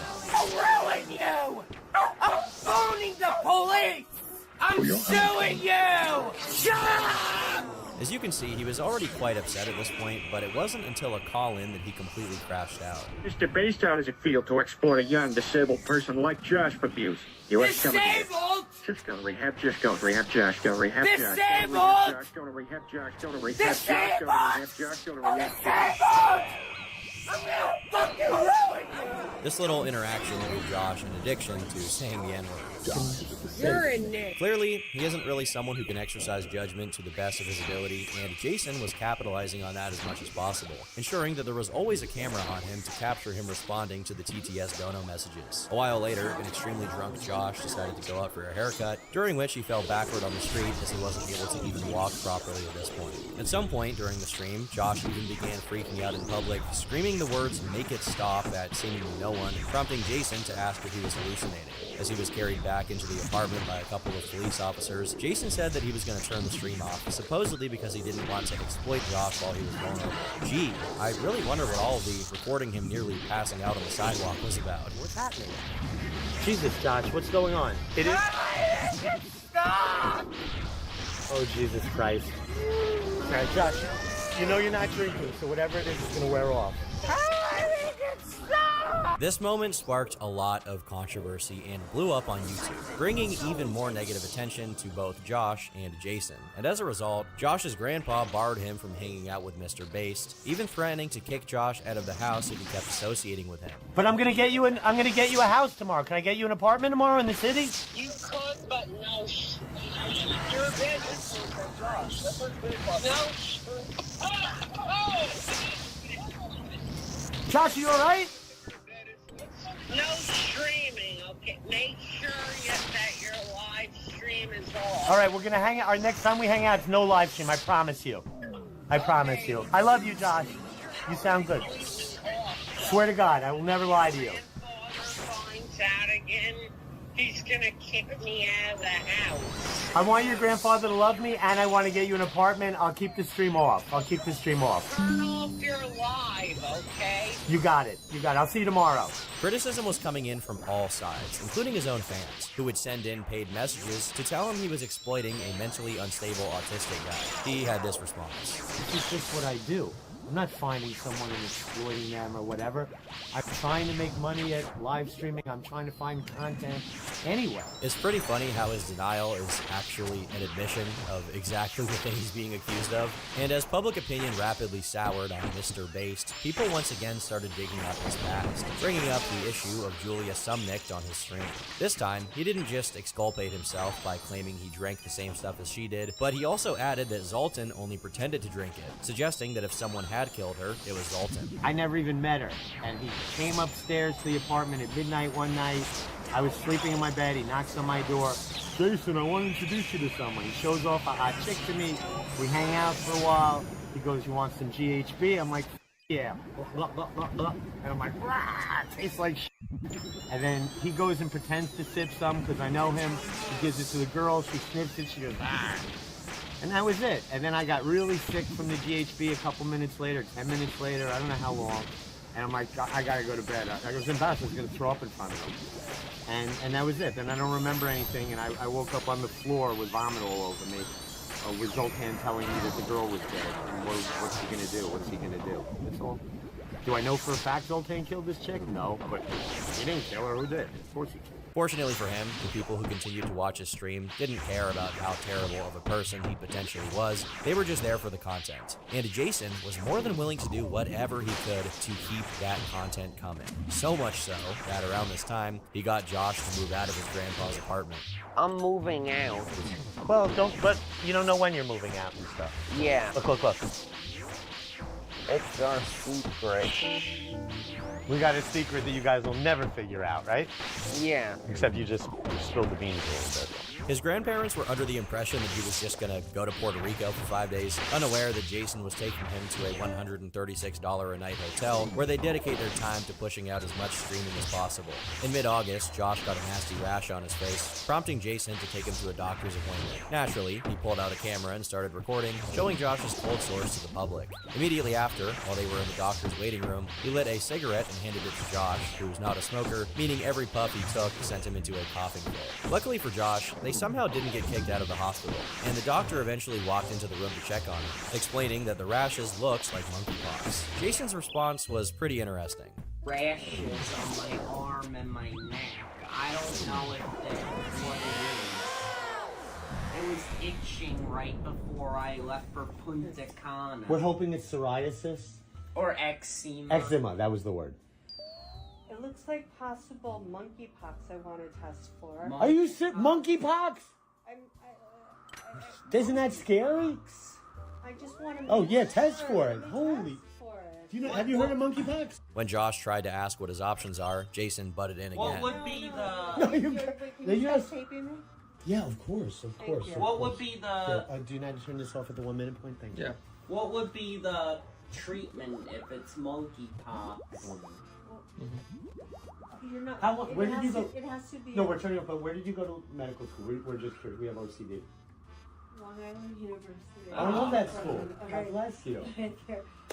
I'm 57. I graduated in 85. The whole thing was almost surreal in how comically evil Jason came across, and some people thought it had to be staged, although there's no proof that that's the case. Luckily, the monkeypox test came back negative, and like the content goblin he is, Jason made sure to record that as well. And then when we told her that you went on vacation and what happened to your psoriasis and everything, right? Yeah. Then what'd she say? Thank God you told me? Yeah. Because she thought you had the most contagious disease in the world? Yeah.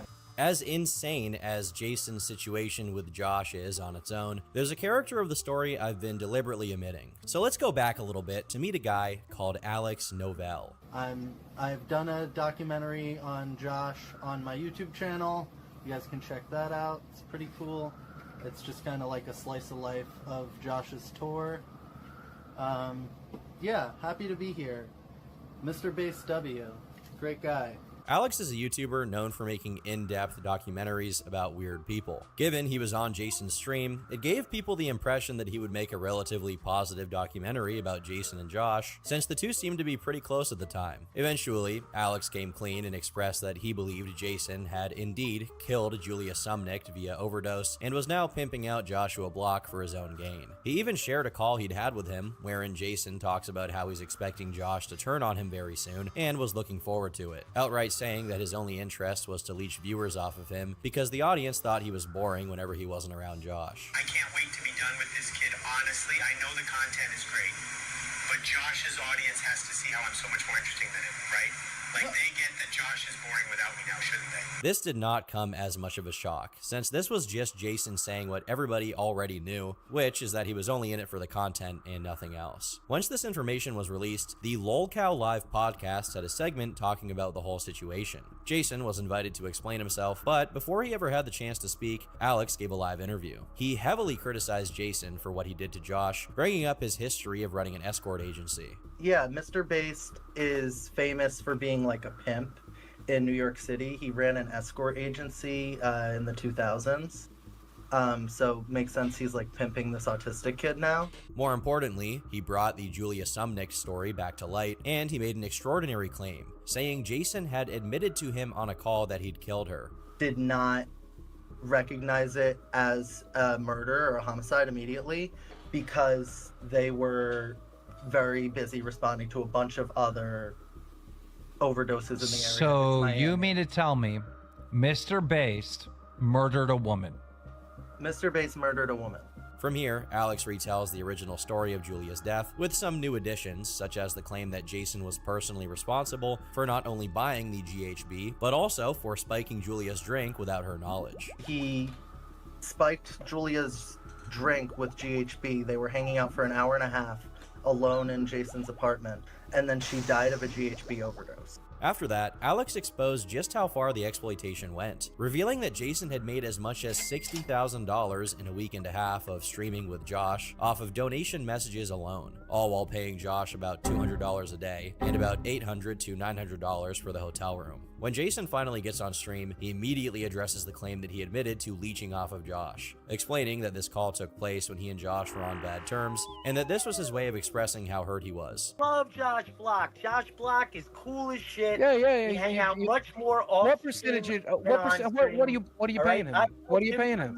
What are you paying? He also claimed that 50% of all the TTS earnings went directly to Josh, and added that he was a very good influence and supposedly helped him drink less. Perhaps seeing that Jason wasn't addressing a lot of the claims made, or pretending that he'd forgotten that, Keemstar decided to bring Alex back on stream, at which point Jason ran away.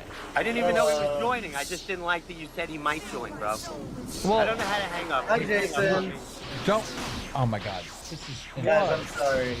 Once again, Keemstar truly does his best work whenever he's talking to a guy named Alex. As Alex joined back in, it was pointed out that Jason had thrown his dog while talking to the LOLcow Live crew, and I have no idea why this even happened. You can clearly see him flinging his dog off screen for no apparent reason. But after that was out of the way, Alex denied that Jason gave Josh 50% of the donation money, and eventually, Kimberly and Carl got brought on the stream to go over their incident. So then we went back, and then he just started like grabbing on me and stuff, and like I don't know, I was just sort of laughing it off as like just sort of like trying not to make a big deal out of it, and you know, but then it got more and more aggressive, and so he did put his finger in my ass. With Carl claiming that during their fight, Jason tried to cut him with a key. Correct, and I didn't go to file a police report because all my information will be public and he knows people. He threatened me before to hire people to hurt me, and he's just he's a very dangerous person in my opinion. Despite how much negative attention had accumulated around Jason at this point, it wasn't enough to stop him from continuing to exploit Josh. Around 2 days after the LOLcow livestream, Jason was approached by Alex Novell, who was live, recording him and asking him to admit the truth about Julia, at which point this happened. Get away from me. Call the cops. Get off. Call the cops. Call the cops. He's attacking me. Call the cops. Oh, he's attacking me. Somebody help. Somebody help. This guy just attacked me. Attack me. Somebody help me. Somebody help me. News of the incident blew up across social media, with accounts like Drama Alert quickly jumping on the story. It soon made its way to traditional media as well, with articles from Sportskeeda and the Express Tribune. In the moments after, Jason went completely quiet on social media for several days. Meanwhile, Keemstar went as far as to send people to interview anyone living close by in search of him, sending 5 undercover people to sweep the streets, who apparently located him on the same day. This didn't really pan out though, as he was still at large after the tweet. As for Alex, he was invited back on Lolcow Live, where he showed the aftermath of the attack. Similar to Carl, his face had been cut, requiring several stitches. He also explained why he had been screaming so loud, saying he wanted to get everyone's attention. At the time of the recording, he had already filed a police report, and he alleged that while he was doing it, one of Jason's bodyguards called him on the phone and threatened him not to go to the police with it, which every cop in the room apparently heard. All right. The cops are looking for him right now. They're trying to find him. If anyone, like if he goes live and anyone knows his location, call the police and tell them his location, they'll go pick him up. More importantly, he dug up even more info concerning the Julia Sumnick case, finding the original police report from 2019, which contained testimony from Zoltan. According to him, Jason had oral intercourse with Julia after she took the drug, supposedly because she was on her period, which meant he didn't want to have regular intercourse with her. Again, I have no idea what to make of this, besides that this is absolutely insane and horrific if true. Later on, 2 of Keemstar's contacts were invited onto the show, where they revealed Jason wasn't at his home, despite having all of the lights on. Keemstar reveals that there were 4 different teams looking for Jason at the same time, all of whom were unsuccessful. Jason, meanwhile, was still avoiding capture, messaging Josh on August 20th that he would jump off the Brooklyn Bridge because Keemstar had made his life unlivable. And probably the funniest part about this entire thing is that Josh just responds saying, "I'm sorry to hear that, maybe we can see each other in another life. Let me know if there's anything I can do." Josh later shared messages that implied Jason had thrown his phone away and someone else had found it. The day after, Keemstar claimed that Jason was planning to leave the country and had even tried to convince Josh to follow after him. But in the end, all of these plans didn't come to fruition, as Jason finally returned to social media and revealed that he had apparently been with Josh the entire time, meaning the DMs were manufactured to get these narratives going online. I went through a lot the past couple of days. I had Keemstar's lynch mobs coming after me, banging on my windows for like 5, 6, 7 hours a night.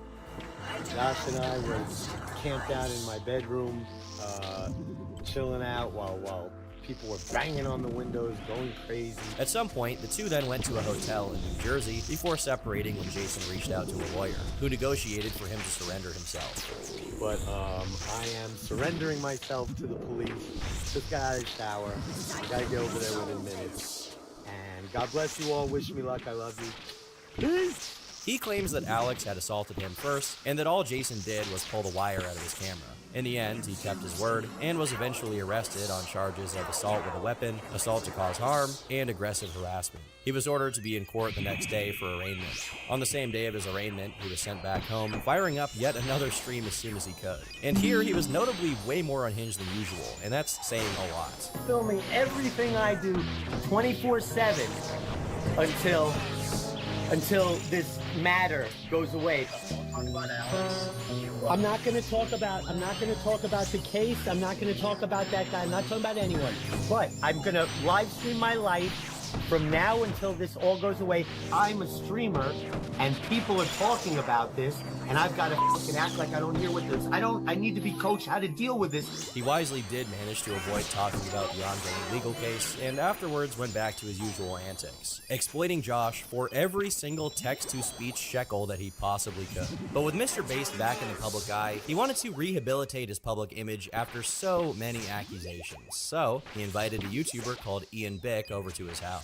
While there is a little bit of interesting information in the interview, it was ultimately perceived pretty poorly by Ian's fan base, who took major issue with the fact that the Julia story was never even brought up, probably because Jason wouldn't have agreed to doing the interview if he had to talk about it. And just like every other attempt at rehabilitating his image, the interview did nothing to make people see him as any less of a scumbag. So, he just carried on streaming, being that scumbag. During a later stream, Josh was sent into another frenzy by some trolls who were telling him to put the fries in the bag. He immediately flew into a rage upon hearing it, running out on the street, kicking 2 random bystanders, followed by more disoriented screaming, and eventually climbing up on someone's car and stomping on it. He and Jason later went back to the apartment, where Josh's meltdown continued, only being put to a stop when he started hitting Jason's camera. There was really no end in sight when it came to milking him for content. The owner of the car Josh stomped on later came to Reddit to vent about the situation, providing proof of the damage to his car. He also mentioned he had called the police, although the post was later deleted. Unfortunately, this incident was yet another low for World of T-Shirts, where even the old Mayor Flanagan,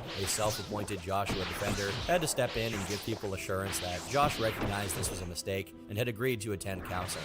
But unsurprisingly, nothing really changed, and within a few days, Josh was back to his regularly scheduled freakouts. But between all of these embarrassing, insane, and random antics, internet sleuths were trying to dig into what was really going on. Kiwi Farms managed to leak Jason's case summary, revealing he was to appear in court on the 7th. About 3 days later, his YouTube channel was banned for violating terms of service after hackers uploaded a short video referencing P. Diddy, along with a nude picture of Josh. Despite repeatedly begging YouTube to reinstate him, they didn't, so Jason had to make a brand new channel called Mr. Based Live. Despite how many people realized associating with Mr. Based was basically willingly walking into a living nightmare, some people still didn't know.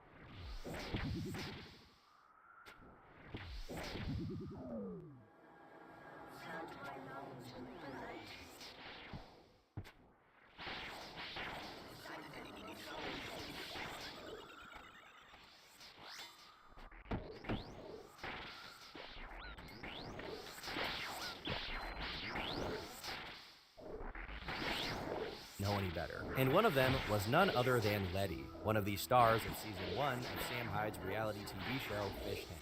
In the middle of the stream, Jason suddenly turned aggressive, hurling insults at her and accusing her of being sent on the show for no other reason than to take away from her entertainment value.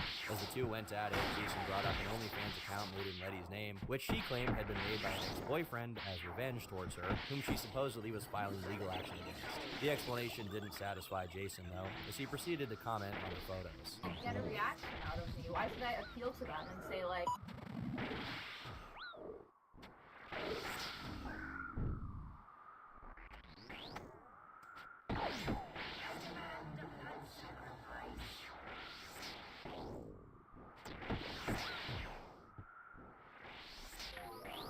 Just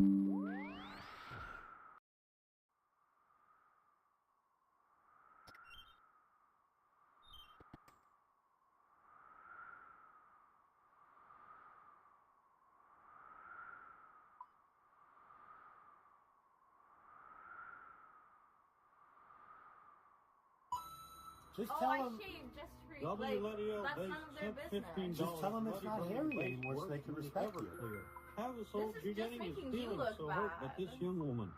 Just tell them that you shaved it and it's clean now. No. It's still hairy and disgusting? Anonymous sent $15, it's letting very you just in hairy go and bed or disgusting. Google born tell this fence to see our holes. Josh. If she's gonna date you, tell her she gotta shave her ass. Someone called the cops now sent $15. This was such a blunder that Jason's own fans were siding with Letty and letting Jason know that he was being intensely creepy. Eventually, a viewer donated some money asking for Jason to kick her out of the apartment, prompting her to leave of her own will and start her own stream, where she claimed she was purposely trying to get under his skin since earlier that day, and before they began their stream, he had already brought up her revenge pictures and went on to ask if they were hot or not. This incident with Letty coincided with Mr. Bass fans going on a dono strike, which really stressed him out, as he was making significantly less money than usual already. Meanwhile, on the 1st of November, Alex's documentary on Mr. Bass went up, containing interviews with some of the people he had streamed with. But easily the most important part of the video is the coverage of the Julia case. The grieving family of a Wisconsin college student who died on spring break last year are working hard on two fronts this morning. Yeah, Julia Sumnick's family has hired a private investigator to try to find out who was responsible, and the family is also bringing awareness to the dangers of the drug that killed her. Alex managed to obtain phone calls Jason made to his lawyer from prison, where the two explicitly discussed how they would distract the public away from the case by publicizing the Billy Ray Cyrus story. You made the post again this morning. Oh, really? What does it say? For the girl who they said that you killed. Oh, shit. Does it make me look bad? None of the press made it seem like it was you. The family in Wisconsin hired some investigator to look into this, where the investigator from Wisconsin said they believe they have enough to get you on this. To get me and Zoltan or just me? I think the focus was on you. I don't remember if it was both of you or not. Oh my God, that makes me a little scared. What seemed to get more attention, the Jason, the Billy Ray Cyrus story, or the me and the Zoltan and the girl story? In New York, the Zoltan story got nothing. Oh, got no attention? Yeah. No, I mean, Gawker didn't pick it up. No one else picked it up. Gotcha. And did my other story, the Billy Ray Cyrus, get a lot of attention? Yeah. To deflect the attention from that, am I a great guy?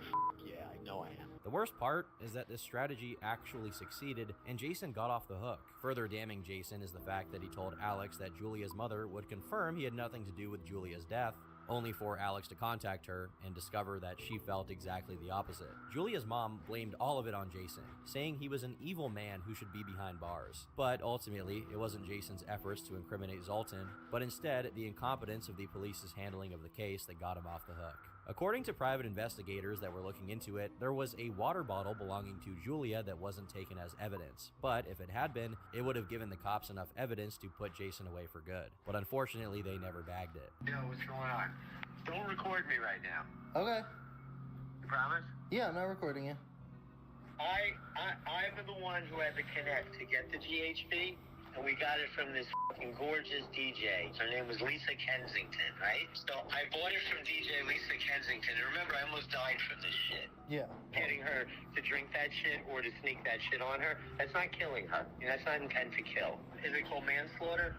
The one thing I never revealed that I just told you is that I had to connect to get it. Alex also shows the FOIA of the court proceedings containing Zoltan's full testimony, where he claimed that by the time Zoltan and Julia got to Jason's apartment, he was already taking GHB, got them to do it, and then while Zoltan was passed out, Jason had oral intercourse with Julia, as had been previously stated. With this much new evidence being put on display, the documentary received plenty of acclaim.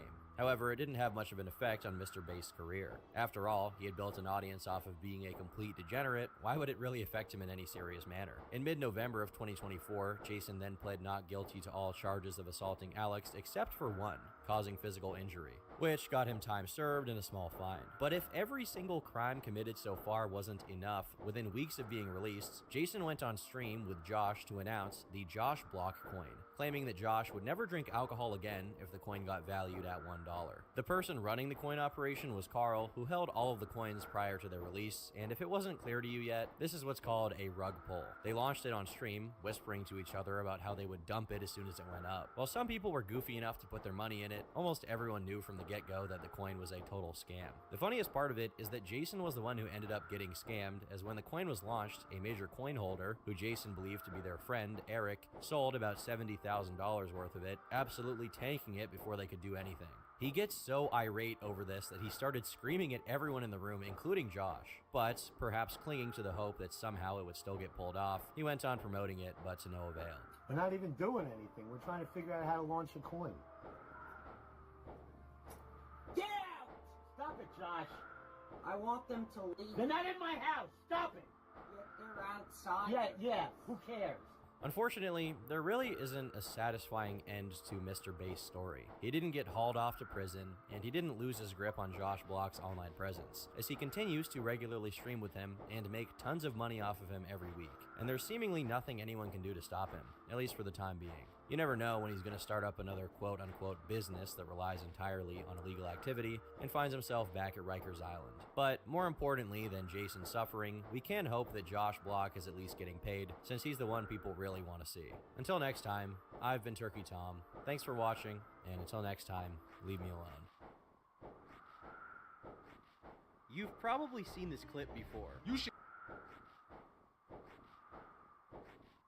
From being exposed for lying about roids, I never expected this kind of exposure in the public eye, to exposing himself for lying about his entire life. I also made drugs because I knew how to. All the way to making an attempt on the life of none other than Joe Rogan. Joe Rogan, we don't have to make videos to pretend anymore. Joe Cohen! The Liver King's online career plummeted almost as fast as it rose, and his sanity went along with it. But who is the man behind the liver? Most online personalities prefer to drip feed their following with information about themselves, but Brian has his website front-loaded with an autobiography, going as far as including his height and weight at specific ages. Here, we learn that his father was an airman stationed at a base in San Antonio, Texas, although he passed away when Brian was just 2 years old. Besides inner ear malformations that required surgery and being late to walk and talk, Brian had a pretty normal childhood, being raised by his single mother alongside his older brother. Despite being unable to speak properly in his early childhood, Brian engaged in a variety of activities: baseball, skateboarding, BMX, Boy Scouts, you name it, and he did it. However, his speech impediment required him to regularly attend speech therapy lessons, and it also attracted bullying from other kids. The worst incident of it being when a boy started choking him out in the 4th grade. Right around the same time this incident took place, and possibly influenced by it, Brian's stepfather at the time had a bench press, which allowed Brian to start working out at the young age of 8 years old. However, this wasn't enough to solve Brian's bullying problem, as he continued to be smaller than other kids, and consequently, he was picked on. He claims he had no friends at all and was regularly physically beaten, which I'd advise taking with a grain of salt due to his tendency to exaggerate facts about himself. Whatever the case, in the 6th grade, he claims to have stopped going to the bathroom. Well, I mean, he still had to piss max now and then, but he stopped going to the bathroom at school. And the next year, he also stopped going to the cafeteria, with both of these actions being attempts at exposing himself less to harassment from other students. When that didn't work, he began planning to kill the people who picked on him. This isn't even a joke. He straight up has it on his website that he intended to kill his fellow classmates. Whether he made this up or not, this is a pretty wild thing to admit to, and it's very telling, since later on, he will again try to resort to violence to solve his issues with other people. Fortunately, he never went through with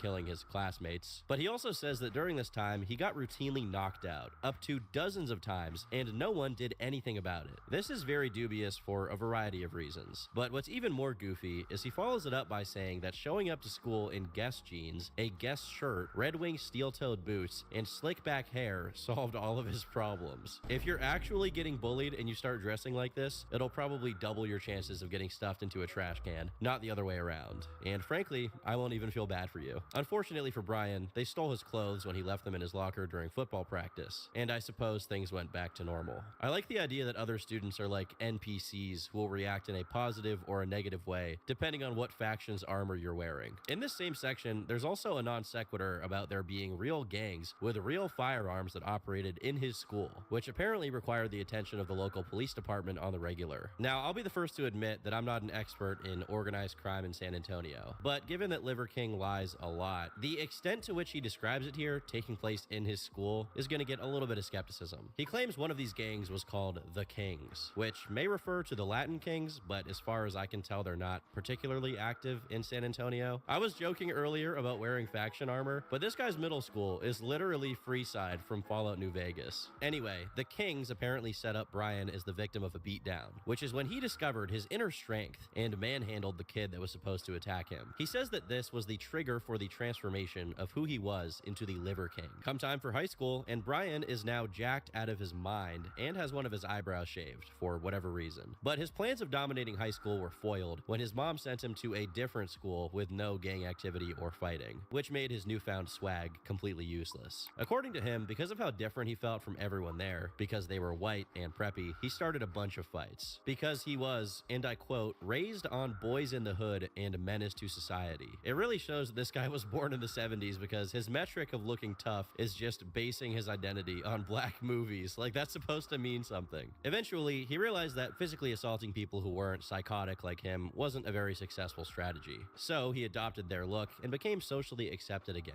On one hand, it's funny how much emphasis he puts on just looking like other people as the simple solution to social problems. But at the same time, it's kind of depressing to think that a middle-aged guy is still bragging about picking up chicks in high school because he had a tan. As a matter of fact, a good chunk of this biography consists exclusively of just that. Brian proudly talking about picking up women before, during, and after he graduated from community college. All of it being coded in scammy entrepreneurial language, as if they were great achievements. When he gets around to talking about how he got a job as a pharmaceutical rep, he apparently bragged that he had a six-pack to someone who already had the job as a way to impress them into telling him their trade secrets. I'm under the impression that this isn't meant to be taken literally, but even if it is to be taken figuratively, I'm not sure what the takeaway is from this. It's also noticeable that this entire autobiography is riddled with repeated typos and bizarre syntax, like him supposedly starting a conversation with, "I ask if everything is okay." This makes me think he either wrote it himself or paid some Indian guy on Fiverr to do it, because there's no way a professional copywriter or even AI would produce something like this. Regardless, he got a job as a pharmaceutical rep and started making $100,000 a year. And of course, he was still picking up chicks all the time. That is, until he met the Liver Queen, Barbara, whom he married 7 months after meeting. They had 2 boys, bought a dental practice, which Barbara worked at for many years, and when she retired, they started a supplement business together, taking the first steps toward the business model that Brian would later become famous for promoting online. It was during this time, which can roughly be placed in the 2000s, when Brian was in his late 20s, the time period when his Liver King identity began to take form. According to him, his kids had severe allergy issues that caused them to go into anaphylactic shock quite frequently, and because the doctors were seemingly incapable of helping it, it inspired Brian to pursue alternative paths to treat their ailments. While he was already physically fit and ate relatively healthy, it's at this point that he began experimenting with eating specifically organic, pasture-raised, and wild animals, nose to tail. By this, he means he, and consequently his family, were eating unusual parts of the animal, not just liver, but also their brains, eyes, their balls, and anything that was physically edible. You can actually see it in pictures as his beard grows larger and larger. Whoever Brian used to be was consumed, nose to tail you might say, by the entity known as Liver King. Like Gollum with the ring or the Ice King with the crown, he suffered a grim transformation. You could also say it's like Joker with the jokes. Why so serious? It took over a decade to complete, but in August 2019, you could see it approaching its final form. In this obscure video from an old alternate account of his, he's doing almost 100 sit-ups in 2 minutes. And although he's already close to the final Liver King look, you can see that he's still somewhat normal. They say it can't be done, but even the word impossible has the words impossible. The signature redness in his face and gruff voice is not quite there yet, and there's still a glimmer of humanity in his eyes. The same cannot be said for the person he'd become just 2 years later, when he began going viral on multiple social media platforms, but with a particular emphasis on Facebook. In a promotional video by Sport Bible, which now sits at over 7 million views, he's referred to as a barbarian lad, as clips of his supposedly ancestral lifestyle play, most of which consist of him carrying kettlebells in the wilderness and looking absolutely sauced out of his mind. It's important to establish early that Brian is widely suspected of having paid for his placement post and potentially even paid for a good chunk of its views, which explains why it went viral before he even had a significant online presence of his own, as he only made his YouTube account a month later. There were already some negative reactions from people over on Facebook who pointed out that there was nothing ancestral about a clearly steroid-addled behemoth of a man carrying kettlebells while being filmed by a digital camera. However, Facebook is also full of unquestioning boomers, so Liver King's fame remained mostly safely tucked away from widespread scrutiny. That is, until Derek from More Plates, More Dates made his first video on him. Here, we can see that at this point, Brian only had 60,000 followers and 46 posts, but it was clear from the start that the whole point of his online presence was to promote supplements. There were already a few people on Reddit who were familiar with Brian's eccentric lifestyle and how he promoted his business, with a combination of the shock factor of him eating raw animal organs and, of course, lying about how he got his physique. Derek goes over one particular exchange where someone sent a DM to the Liver King Instagram account. Hey man, you're full of just tell fans you're on gear or TRT. And his response, instead of just saying if he is or isn't natty, I've never cheated, nor taken a shortcut in any capacity of life. You earn the life and wife that you behold. Most people think it's impossible because they look like To summarize this copy-pasted advertisement answer, Brian claims he's optimized all of his muscle-building biological markers by following his ancestral tenets, which is guaranteed to be a lie, and a pretty fraudulent one at that, since he's actively using this claim to sell supplements. Given that this was taking place right around the pandemic, and the Liver King's website also has plenty of mentions of joining the Barbarian Legion, it definitely looks like another Hustlers University situation in the making. Breathe air! You don't need a vape! Fortunately, people were onto him from the first moment he showed up on their algorithms. Shortly after Derek's video, Brian debuted on YouTube with basically a rehash of his video that went viral on Facebook, but it had added narration where he speaks a little bit about how he's bringing back the things that the modern world left out. The thing is, like pretty much every single guy who nourishes this idealized version of humanity's distant past, he exclusively speaks in abstractions. When you realize that people are suffering and struggling and that there's a simple, elegant solution, a return to ancestral living, that's really what my purpose is now. There's this really simple way of living. It's ancestral living. It's the way that we've lived for millions of years. It's accessible. It's something you can literally do right now, today. And you can have an impact and change your life tomorrow. I guess that's because if he doesn't, then he has to sell his stuff by giving out the specifics of his lifestyle, like not ever brushing his teeth or not wiping after he shits. And I don't think that would get very far. How does Liver King clean his beard and his mustache? I don't. I also don't use deodorant. I don't brush my teeth. And I don't wash my hair. If he were to give any specific time frame for what he means with ancestral, you can easily find out why humanity evolved past that lifestyle. It's extremely inconvenient. As it turns out, being a hunter-gatherer isn't a paradise where you do kettlebell farmers walks through your 500-acre property all day, regardless of what supplement merchants will tell you. It probably is actually a bit of a nightmare, where your next meal isn't even a guarantee, but that's not very appetizing for a potential customer. Soon after, Brian posted a few terribly filmed and hard to follow attempts at workout videos, but these didn't really go anywhere, as actual content that requires any amount of forethought, cohesive structure, and editing aren't really his strong suit. Soon enough, he went back to doing what he does best, gimmicky challenges, like eating 50 raw eggs in under 3 minutes. This was also reacted to by Derek, and during this period, Derek's videos about Brian got a lot more views than Liver King's own content. However, on Instagram, he had grown by hundreds of thousands of followers, which added to people's general dissatisfaction with the Liver King phenomenon, as it begged the question of just how many people were genuinely falling for his act and buying his supplements, thinking they'd look more like Brian. Due to how big his stuff was getting, and how absurd it looked at first glance, it was only a matter of time before other fitness influencers got on his case. And Derek was soon joined by Greg Doucette, who also commented that the chances that Brian was natural were extremely low, meaning he was most likely lying and scamming his audience. Then, Garage Strength joined in, and as far far as I know, he was the first guy to actually go through each and every one of Brian's 9 ancestral tenets. While some of the tenets were fine in and of themselves, he comments on the impression he got. I think we have to be weary when it comes down to like join my tribe and shield, but it just reminds me of like this weird feeling of like follow me, which maybe that's part of it, right? Is trying to get people that really just want to dive deep into his teaching. Dude, what's your vision? I think that's a better way. What is your vision? Do you want to be really good at something? If you want to be really good, you have to know what that vision is. You have to have a clear mindset, and you have to steamroll everything. I don't need to join a tribe to do that, but maybe some people do because they're weak-minded followers that can't actually push themselves, and they'd rather just join a weird group of people that follow ancestral tenets. Setting aside the likelihood that Brian was on gear, it was very clear from his self-published diet rundowns that Brian consumed a good amount of things that were technically processed, like whey protein. Not that there's anything bad with whey protein, but the majority of people who use that kind of product do it for one reason only. They want to put on muscle. The thing is, lifting weights and dieting for the sake of bodybuilding has only been a thing for a little over a century at most. The further you go back in time, the clearer it is that nobody, and I mean nobody, was spending significant portions of their day just focusing on putting on as much lean mass as possible. That's not to say that people haven't appreciated good physiques. They've always been appreciated since the dawn of time. But the look was always less valued than actual physical prowess, which is why things like wrestling, boxing, and pretty much any other Olympic sport precede bodybuilding by millennia. It turns out that being a gigantically jacked person doesn't make you that physically able. In fact, in pretty much every sport, extra weight is considered a disadvantage as it makes you slower and exhausts you faster. And we're just talking about straight up having muscle mass, because if we get to the topic of definition, which includes lack of fat tissue and dehydration, then it's even more of a disadvantage to the average person.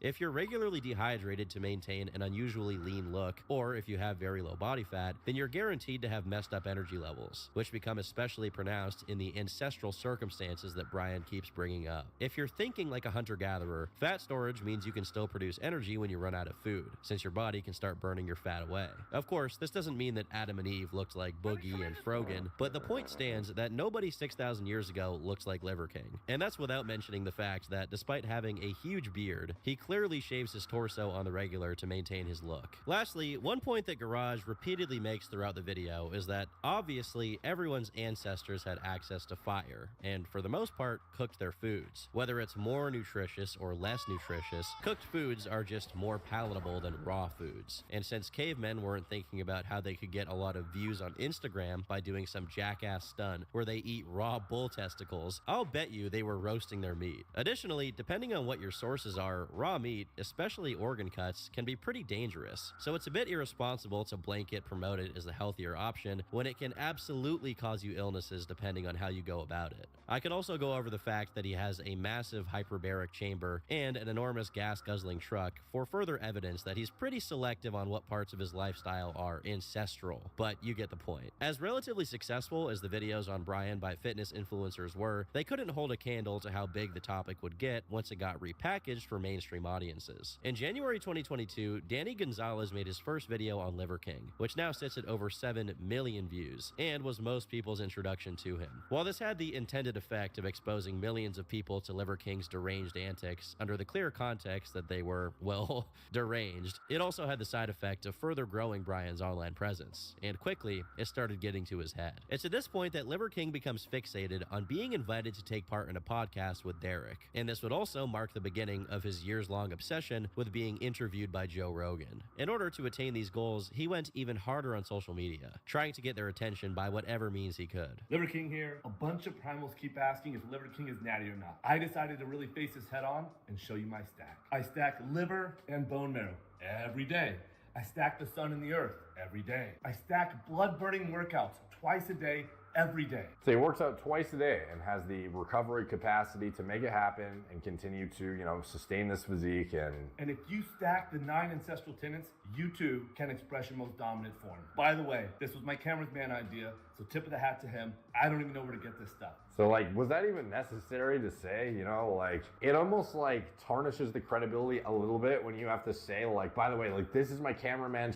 He knows where to get needles. I don't even know, what is this? Is this a needle? Is that the thing that steroid users put in their ass? Is this the injectable part right here? Or do you stick this plastic part up your butthole and then push it up? Or how's it work? Like he's just acting so ignorant to the whole thing to a point that's almost like over the top. Guys who've used Tren know like it has a bit of a unique look when it's prepared. And to me, this doesn't look like maple syrup at all, bro. Like to me, this looks like actual gear. Later on, it would turn out that Derek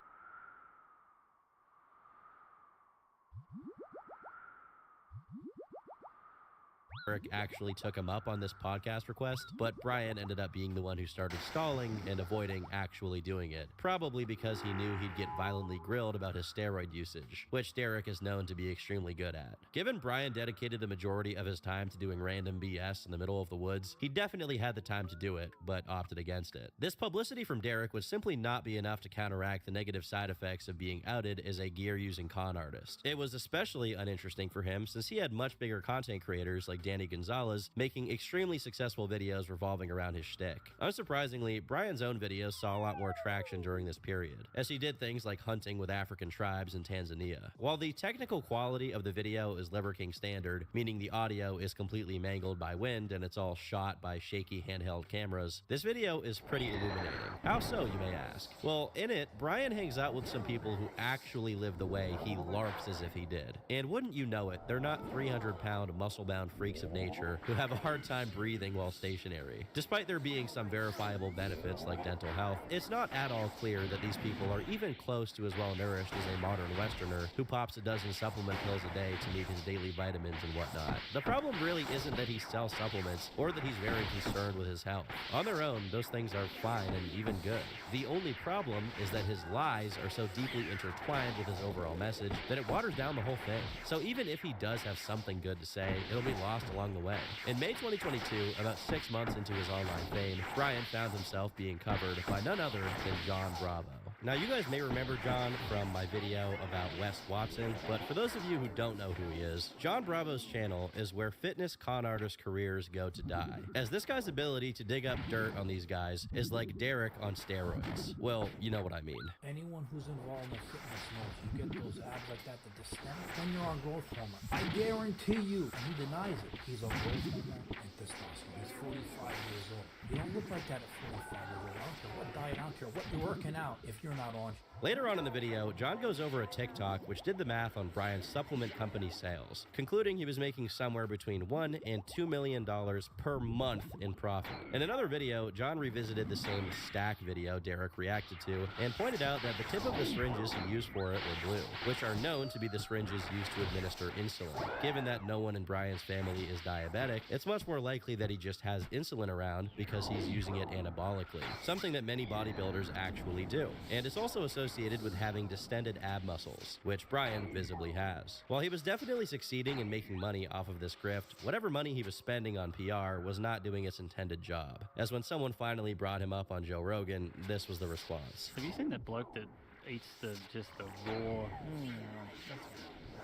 It just looks ridiculous. He's got a plate of hearts and it just looks weird. He's got an filled with steroids is what he's got. Yeah, he could have a big plate of steroids next to it. That is not a natural body. This stung pretty bad for Brian, who went on to tell GQ magazine that he's never touched the stuff, a claim that went completely unquestioned by whoever was conducting the interview. This article, by all means, is a puff piece, and consists mostly of a retelling of the information that's already available on his personal website. I don't really blame the writer, mostly because it's seemingly impossible to speak to Brian without him giving you the same copy-pasted answers he gives to everyone else. It's like every interaction of his was scripted, and he can only speak about a very limited amount of topics. Proof of this is that a few days later, he was featured on Logan Paul's podcast, Impulsive, and there, he reiterated everything he's been saying up until this point. When the topic of steroids came up, this is how he reacted. There's a lot of sub-primals that are convinced that Liver King is taking steroids, right? And this is one of my asking. We're gonna have to ask. I had somebody come up to me in the elevator. I think it might have been the guy that yelled at you. This is one of my favorite fucking topics. Is Liver King natty? That's what he said. I think he was like TikTok age. They say natty. Yeah, well, first thing I'm now you're giving me a sidetrack, but I'll say this. Do you think if I was on steroids, I would have these appendages down here, these legs? Have legs? Do you see how little my legs are? This is a classic go-to excuse from steroid users. This is almost word for word the same excuse given by John Jones, someone who has been proven beyond the shadow of a doubt to be a PED user. They point to some genetic weak point on their musculature as if it were proof that they didn't do steroids. Obviously, this is no proof at all. But alas, the concern for maintaining the bit was at an all-time low for Liver King.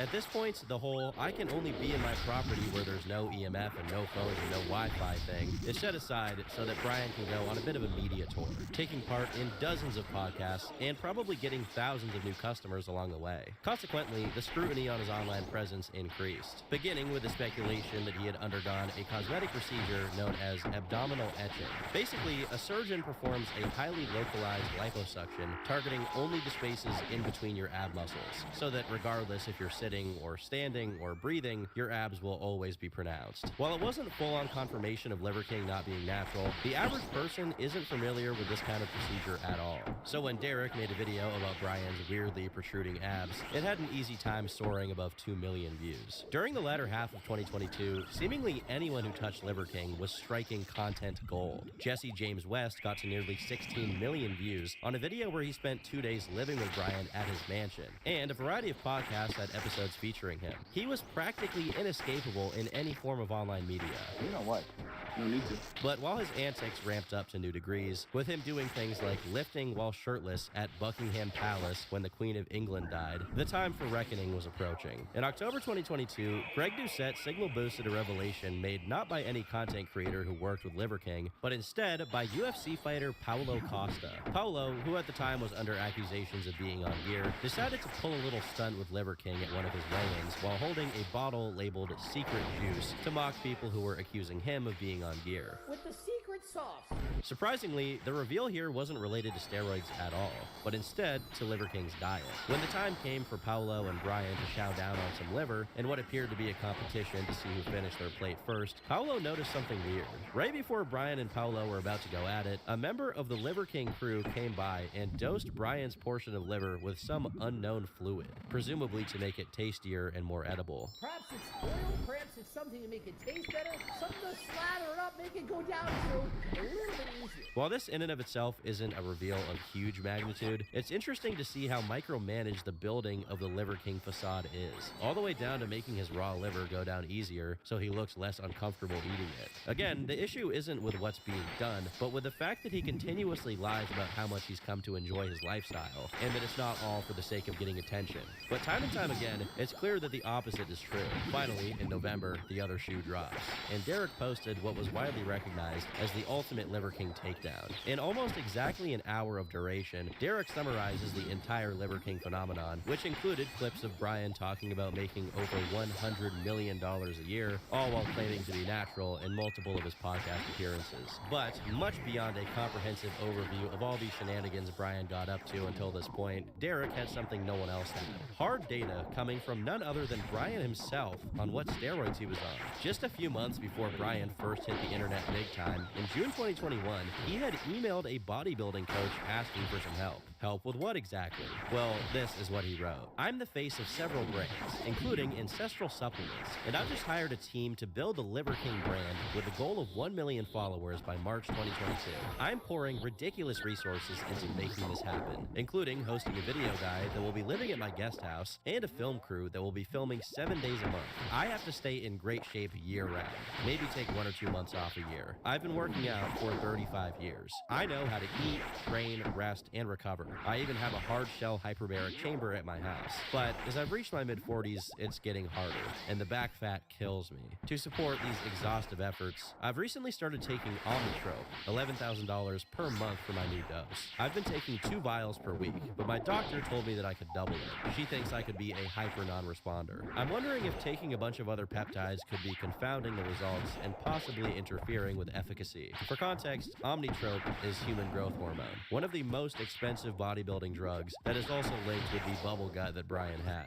While I'm no specialist on the subject, Derek actually is, and according to him, Brian was on a really high dosage of the stuff, to the point where there were some professional bodybuilders who were on smaller doses. After that paragraph, Brian goes into everything he was on, and his stack was as tall as they come. I won't read it out one by one, but to make a long story short, this guy wasn't running an entry-level program. He was a walking farm pharmacy. Later on in the email, he also does something he never does in his regular content. He admits that he has some health issues. None of this is crazy concerning for a guy his age, especially considering the man's hormonal profile is an experiment, the likes of which the Geneva Convention would probably consider unethical. But it's just interesting to see that, indeed, behind the facade, there is a real guy who can be honest when he wants to. This brings me back to the pre-2020 Brian, which makes me consider that he really could have been just another successful fitness influencer if he tried to do it the hard way, learning how to make engaging content himself without splurging hundreds of thousands on gear and a media team to create his success out of thin air. It's ironic considering how much he talks about doing things the hard way, because he completely paid his way into the attention he was craving. According to this same email, he'd only gotten on all of these compounds over the course of the previous year, which means that the phenomenon of Liver King was all just Brian Johnson's midlife crisis. In his mid-40s, he decided to become an influencer, and he didn't care how much it would cost him, as long as it happened right then and there. In another email that Derek goes over, Brian lays out his daily schedule, and while he definitely did live quite the unusually natural lifestyle, it's clear here that he exaggerates it a lot for the sake of publicity. For example, although he eats healthy, it's not the extreme and ancestral diet he proposes. There are multiple mentions of dextrose here, which is a processed sweetener. Additionally, he does eat some raw meat, but it's only a couple of ounces of liver and 30 grams of marrow, and the rest of his daily food intake consists of regular food. Things like cooked red meat, sweet potatoes, Greek yogurt, maple syrup, eggs. He even has a daily allotment of time to spend watching superhero movies and playing video games with his sons. It would be pleasantly surprising to know that Liver King can be a normal guy, were it not for the fact that this comes packaged with the stark realization that he has been compulsively lying and pretending otherwise for years at this point. After describing his daily schedule, he adds that he has poor quality sleep and has to stay in bed up to 10 hours a night in order to get 8 hours of actual sleep, as he wakes up a lot throughout the night. And on top of that, he still occasionally takes a nap around noon. This is another thing that he consistently neglects to mention in his actual content, where he acts like sleeping on a couple of covers on top of a wooden slab is awesome and comfortable and gives him great sleep. And that's if we only take his wooden slab bed into account, as the other potential culprit for his poor sleep may be how much muscle he's packed onto his body. I mentioned earlier in the video that having a lot of lean mass can lead to being fatigued easier, but another related side effect is that it's closely tied to conditions like sleep apnea. Makes me look like a sick man. You're not sick, but testing shows REM-wise you have 40 arousals per hour. More since I met you. Basically, having dozens of pounds of muscle more than what you naturally should have can make you sleep poorly, no matter how many hours you spend sun gazing and walking around barefoot. With a body fat of 10%, at a height of 5'7", and a total weight of 200 pounds, you can imagine how much all of that muscle is weighing down on him physiologically, especially since he's 45 years old. After he gets done reading the email sent to his coach, Derek reveals that Brian had also emailed him directly in May 2021. This means that all of this time, Brian was publicly pretending to be Natty and actively trying to lure in Derek's attention, despite the fact that he had previously sent Derek an email where he admitted to being on gear. It shows how careless this kind of person really is. Interestingly enough, in his email to Derek, Brian says he's played around with peptides and is interested in exploring growth hormone, when at this point he'd already been on growth hormone and other steroids that were much more than peptides for almost a year at this point. 1 month later, someone who worked for Brian also emailed Derek, trying to set up a conversation between them about growth hormone dosages, but this email also went unseen and unreplied to. In summary, from 2020 to 2021, Brian made the conscious decision to get on as many steroids as he possibly could, and dedicated tens of thousands of dollars to inorganically turn himself into a web celebrity in order to promote his business and get a lot of attention while he did it. After a year or so of people expressing skepticism toward him, Derek's video put the nail in the coffin, doing irreparable damage to his reputation. But it wasn't over yet. While the audience was the jury and Derek was the judge, Moist Critical, Charlie, or Penguin Zero, was the executioner. 2 days after Derek's video, Charlie covered and summarized the situation to his much more mainstream audience, amplifying the reveal to people who otherwise don't keep up with the ongoings of the online fitness community. In Charlie's video, there's the inclusion of the first quote-unquote response Brian had to the email leaks, which went, "In a weird way, I'm grateful for the recent events that have shed light on this complicated topic. The man double speaks like he's the second coming of Tony Soprano. Mind you, this little blurb is followed by Brian once again asking to be featured on podcasts to discuss the topic, and once again bringing up the 9 ancestral tenets. I think that for a brief moment after the leaks, he really thought he could still BS his way out of this, and people would just look the other way. Ultimately, this is just how a compulsive liar acts. They may have specific ulterior motivations. In the case of Brian, selling supplements. But then again, you can still be a successful supplement salesman while admitting to be on gear. They're not mutually exclusive. He lied about being natural because he liked to do it. He actively wanted people to be fooled. He got off on the spectacle aspect of it, no matter what the cost was. But no online personality's implosion is complete without an awful apology. And Brian delivered in amazing fashion. Before I play you a clip of it, I'll note that the original has all the audio panned to the left for whatever reason, but I'll fix it here for your guys' enjoyment. Primals, I'm making this video to apologize because I f***ed up, because I'm embarrassed and ashamed. I've stated that this is a complicated as topic, at least to me it is, because before social media, I was rich and anonymous, and after social media, I'm still rich, but no longer anonymous, and I never expected this kind of exposure in the public eye. I don't know if he's just yapping with no forethought here, or if he's knowingly gambling on people just not having paid enough attention to Derek's video, but he's lying once again here. He has no business lamenting his current lack of anonymity since, as the leaked emails show, he was dropping violent amounts of money and had an entire strategy specifically devised to turn him into a web celebrity. It's not complicated at all. I'm not sure what he's even referring to when he says that it's complicated.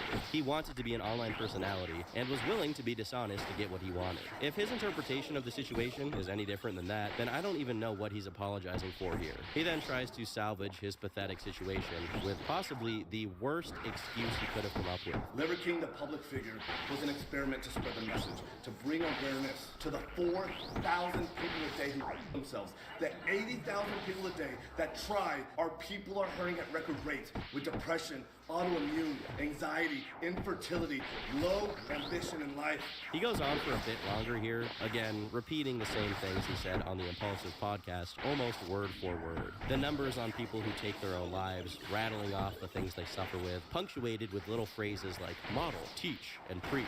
You couldn't get more deceptive if you tried to. Even the way he points his finger at the ceiling. He must do it a few dozen times in this video alone. It's like a salesman's tick he's physically unable to stop himself from doing. Given how old this guy is, it's really fitting that he comes off as an old school, door-to-door salesman style con artist. The way he manages to go on the same exact tangents, nearly verbatim, is probably due to him writing these things down and memorizing them in the mirror. Literally nothing about it is organic. Everything is designed to persuade you. He is the Wolf of Wall Street of steroids. He's trying to act like he lied about steroids and took a shortcut to online fame because it would make people take their own lives less. Our young men are hurting the most, feeling lost, weak, and submissive. Young men are feeling submissive? You know, given everything he says is pre-written to some degree, I'd really just use some other word to get that point across. Unless he literally means he's acutely aware of how young men are submissive, in which case this apology video was going in a really unexpected direction. After prefacing his confession in a few dozen excuses about how the roids had nothing to do with the ancestral tenets, and how he thought it was just some fitness channels making it about something unproductive, he finally gets into discussing what he was taking.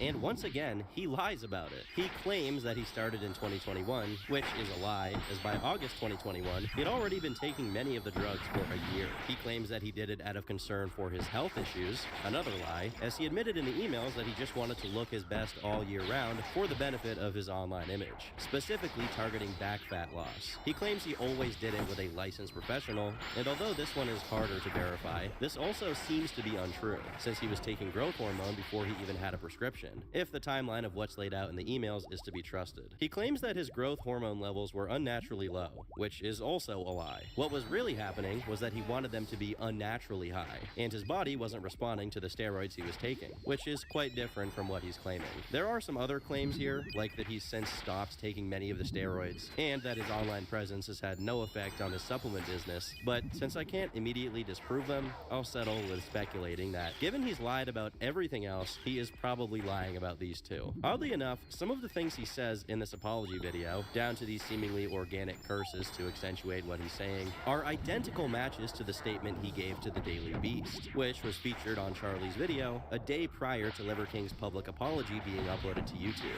While this half apology was bad enough on its own to spell the downfall of Liver King, with everyone and their mother commenting on his situation, it was actually just the beginning. Hey Derek, you know how I got so jacked? I followed the 9 ancestral tenets. I heard that works really well. It's the best way. One of them came up to me in Vegas. Oh, really? Yeah, one of my security guards stopped him. He was like, I'm a producer for the Liver King. Like, how many UFC events did this guy cozy up? He was front row at one of my shows in Vegas. Oh, yeah. At the MGM. Yeah, and then I saw him again at the Canelo fight. He was trying really hard to get on the podcast. And he's been trying really hard to get on now. He contacted a few friends of mine. And some of them that are like Bert Kreischer that had him on the show. Yeah, he told me he's trying to get on. Yeah, for what? What? Say that more? Like, come on, this is dumb, man. You ran a con game and you got busted. Just a few days after the apology video went up, John Bravo reported on Paul Saladino, or Carnivore MD, who was Liver King's business partner, claiming to have fallen for Brian's lies for 5 years and being hurt by the fallout. The thing about this is, prior to 2020, Brian was visibly a lot smaller and far from the man mammoth he later became. So the chances of Paul not noticing that his business partner suddenly put on 20 pounds of muscle in his mid-40s with the specific intent of using his physique and appearance to promote his business, well, the chances are pretty much non-existent. If you go back and look at their public interactions, it's very clear that Paul is as in on the lie for the money as Brian is. See someone with your physique, they look at it and they think there's something going on here. There's gear, there's steroids, there's performance-enhancing drugs. When I see people ask this question, I think, if you could do, 1/10, or if you worked out 1/10 as hard as Liver King, then you could ask him this question. I've lived with you, I've spent time with you,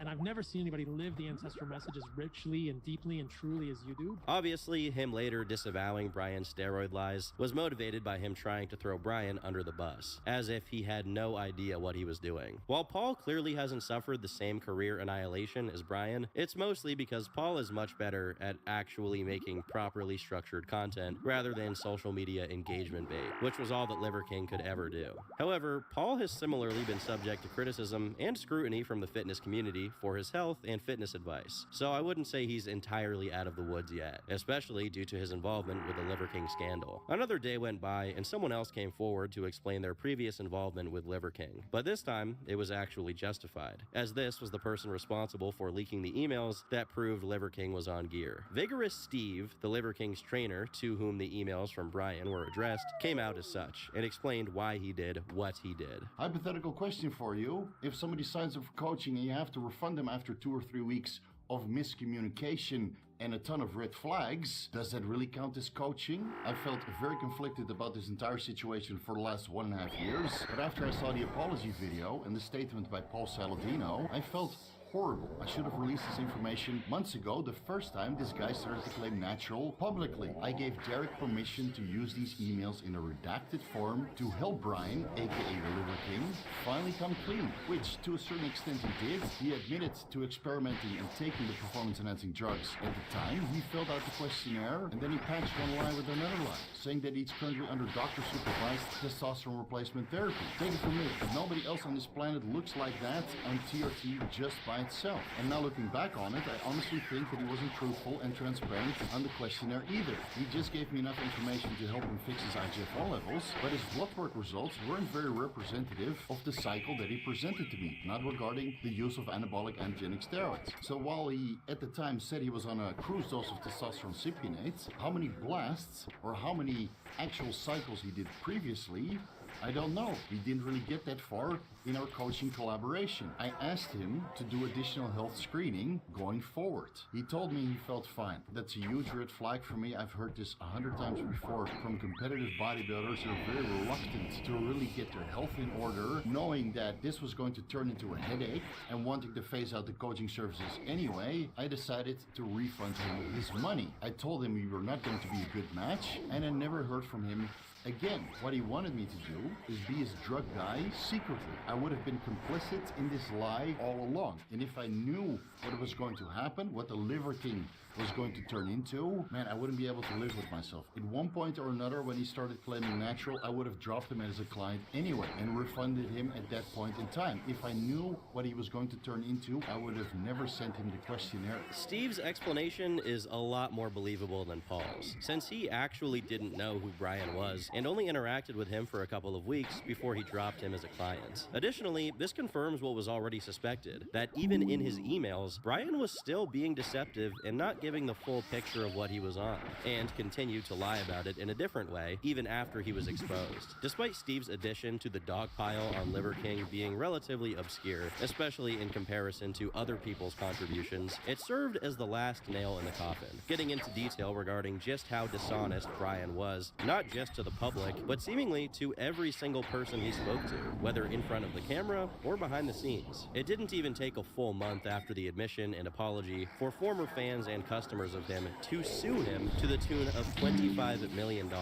Not only for deceiving them into thinking that his physique was natural while promoting his pills, but also for getting them to eat raw food that made customers sick, according to the Daily Mail article reporting on it. Over the next few months, up until around the midpoint of 2023, things went quiet with Liver King, at least quiet in comparison to the immediate fallout of Derek's expose video. During that period, Brian continued to make new posts and promote the primal lifestyle, as if nothing had changed.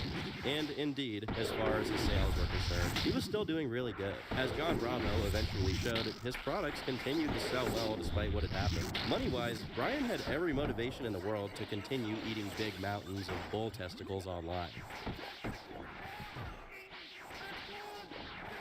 There were even a few content creators who were still perfectly willing to collaborate with him, so there was really no reason to change up his gimmick. However, the unknown amounts of heavy-duty gear he was on were clearly wearing on his body, as over the course of months, he looked to be years older than he actually was, when just a couple of years prior, when he was clean, he looked pretty young and healthy for a middle-aged guy. The wealth flexes only got even more egregious, as he posted himself flying in a private plane, and responded to comments explaining why this was actually very primal. Despite saying he was still on gear in his apology video, according to Brian, he spent the first 222 days of 2023 being, quote, completely natural. How did he prove it? Well, he wrote about it on his website. No blood work whatsoever, like other natural athletes and bodybuilders provide, just more talking. While he visibly lost muscle mass, it probably means he lowered his dosage, as actually going cold turkey would cause some super bad side effects he didn't seem to be suffering from. In a video he made in response to Moist Critical's claims that he was still lying about being on gear, Brian claimed that after his apology, he committed to never lying ever again. In the same video, he objects to Charlie's critiques of him flying in a private jet, saying that he's never been against technology. There's a window of roughly 1 minute between him saying he'll never lie again and him lying. As I would never lie again. What's ancestral is technology. As I would never lie again. Did he forget he used to flaunt his Faraday cage where he kept all electronics in his house to not mess with his electromagnetic connection to the earth or whatever? That Faraday cage is going to make sure to block all the EMFs from the phone so we can maintain this healthy, pristine environment that we created that's EMF free, free of Wi-Fi,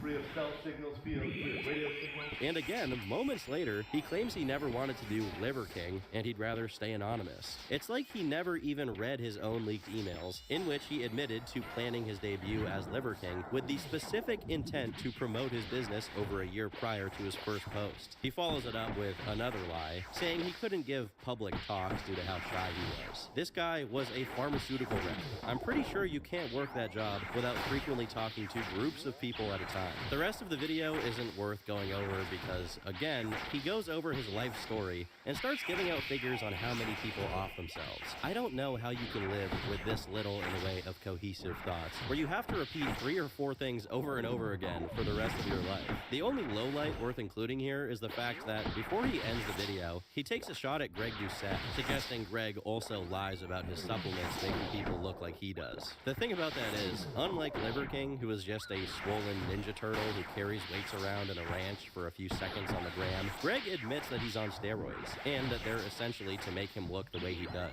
especially at his age. Oddly enough, one of the things Charlie said about Liver King in his last video about him was that Brian looked red, and his eyes were about to pop out of his head, like Total Recall. Just a few months later, he suffered an injury that made him briefly blind in both of his eyes, and although one of them recovered immediately after, he was in danger of completely losing his right eye. The small wrinkle to this story is that in order to farm more engagement, he spent weeks simply saying he was knocked out without explaining what exactly happened, which obviously suggested that he was attacked by someone. Then, finally, he explained that he was doing a band workout with the bands tied to a doorknob, only for the knob to come off and the bands to hit him at full speed. Due to the fact he was known to lie and embellish, and the fact he was wearing an eye patch on every video of his since the injury, many people began to doubt his story. However, this time around, he could actually provide evidence. His pupil had been damaged, apparently causing something called a coloboma, where the pupil leaks out to the rest of the eye. Besides this, there were scans of his eye showing that it was damaged to the point where blood wasn't even getting to a good portion of it. Lastly, he has an image of his eye seemingly shortly after the injury where it's still bloodshot, but I think it's safer not to show that one here. While this injury had nothing to do with his gear use, another one that happened shortly after probably did. In January of 2024, he apparently tore a tendon in his shoulder while wrestling with his sons for an Instagram video. In the video where this happens, he even mentions that he knew the tendon was already bad, most likely due to how much abuse he put it through in his grueling, gear-fueled workout sessions. For the remainder of 2024, things remained conspicuously uneventful, until it was announced that there would be a Netflix documentary on Liver King, which I'm sure he was extremely stoked about. After all, beyond the money, which he was already getting before Liver King, what he really wanted was to achieve this kind of celebrity status. After the fitness, the tenets, and the antics got old, Brian decided to enter his Connor Murphy arc and start schizo posting on his account, which, again, was covered by other fitness creators due to how concerning and bizarre it all was. I could be on it right how Liver King 3.0 is the holy trinity of the truth. Fran, subminute 3, lose 20 pounds, gain 20 pounds. Just depends on your goals. Insecure about a thing that is a paltry thing of flesh because my dick went to the left and I took Adderall. He could be playing it up for attention, sure, but while these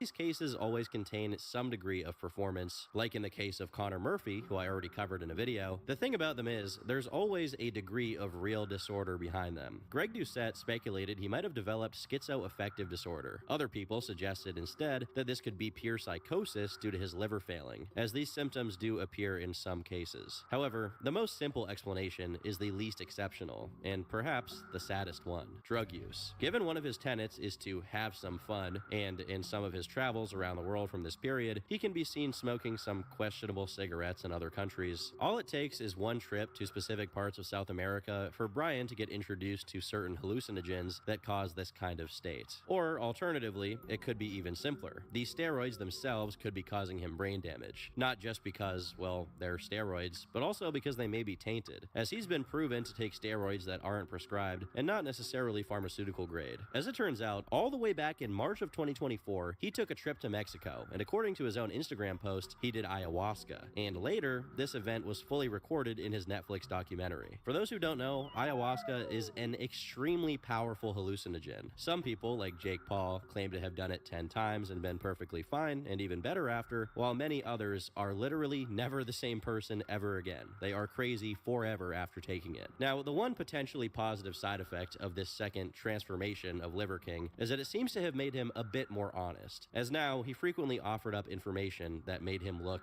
just terrible. In the Netflix documentary, Brian is interviewed, and for seemingly no reason other than his own willingness to fess up, he tells a completely different story of his past than what he usually says. Here, he says that from age 16, he defrauded the GNC he worked at by making new receipts to bottles that customers returned, and then re-returned them to other GNCs to make extra money. Soon after, he claims he made homemade drugs and sold them, and although this is kind of hard to believe, one of the repeated things he's always said is that he had a degree in chemistry, so it's not impossible. Lastly, he adds that he counterfeited money to great success in his youth. But however serious these crimes are, they pale in comparison to another bombastic revelation, which didn't actually come from the Netflix special, but instead from internal conversations between employees of the Liver King acquired by John Bravo. In these, he's described as, in his pharmaceutical rep days, stealing medical devices, dumping them at Lake Conroe, and then claiming it as a sale. This is a devastating blow to the mythology he built around himself, and I think it's so scathing that even he, in his post-ayahuasca-addled state of transparency, couldn't bring himself to admit it in the Netflix doc. However, according to the employee who provided this information, this is something he used to brag about, which goes to show how much of a psycho this guy truly is, to even think that this is something to be proud of doing.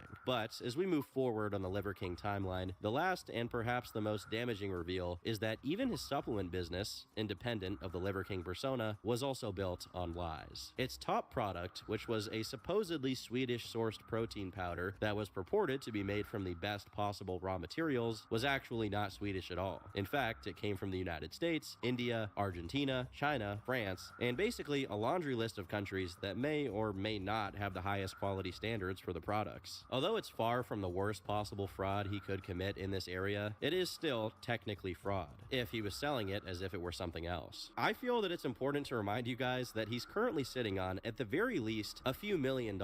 So even if you feel bad for how deranged he's become, or even if you feel sorry for his family for having to put up with this lunatic, you gotta remember how much he's benefited from actively hurting other people through this scam, as this protein powder contained plenty of inflammatory compounds that could really cause health damage to someone who's more sensitive. The worst part is that after Paul Saladino left the company, someone else came in by the name of Chris Ricci, and once he was alerted to the quality issues involved in the powder, his strategy of choice was to fire anyone who made an issue out of it. Now, as far as information that's been made publicly available, Brian has no comment on this situation, because, well, he probably doesn't care at all, and isn't even up to date on how the company is doing. After all, he's too busy being Liver King. During this documentary, it gets increasingly clear why Brian does what he does. Although it's questionable how real his stories about early life criminality are, I'd guess that at least a good part of it is true. And the reason I'm bringing that up now is because in the same breath, he expresses that getting away with committing those crimes gave him a feeling of invincibility, that he could simply do whatever he wanted and suffer no consequences. Even his own wife, in the wake of the expose from Derek, wanted him to double down on the lying and not come clean. All of this is to say, the Liver King catastrophe isn't the making of just one Brian Johnson. He's just the spearhead, the face of decades worth of people allowing for fraudulent behavior, if not actively rewarding it because it made them money. If,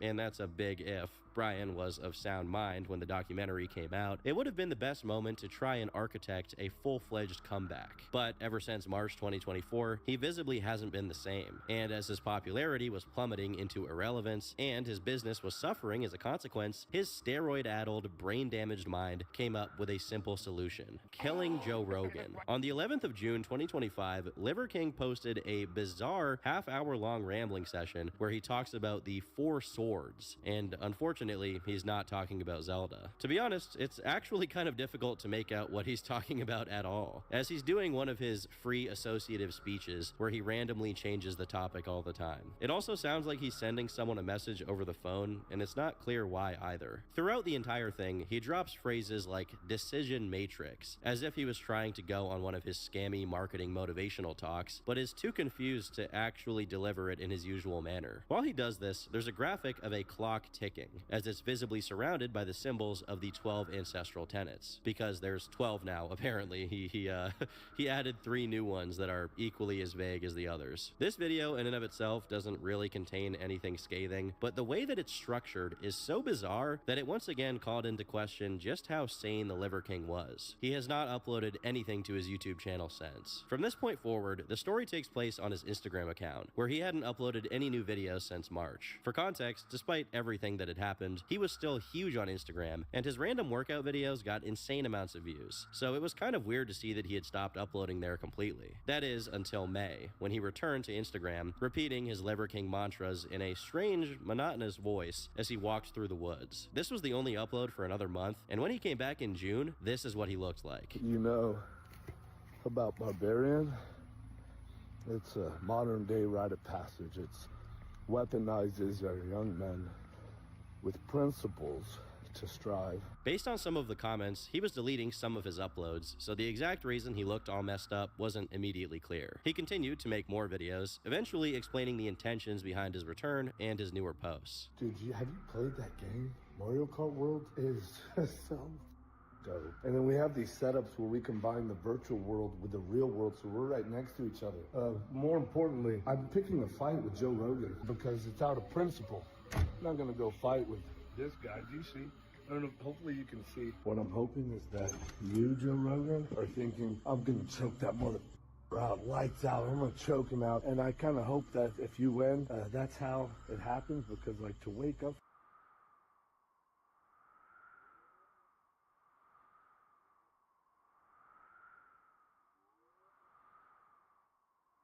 from that dream, that's a good feeling. And then anything else that you could break on me, break it on me.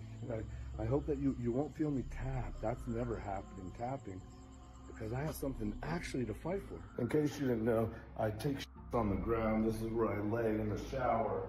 I lay it on the ground. That's my enema bucket. That's my enema bucket right there. This is Mr. Enema Bucket. That's coffee, Kion coffee, the best kind, so I can drink some of the coffee both ways.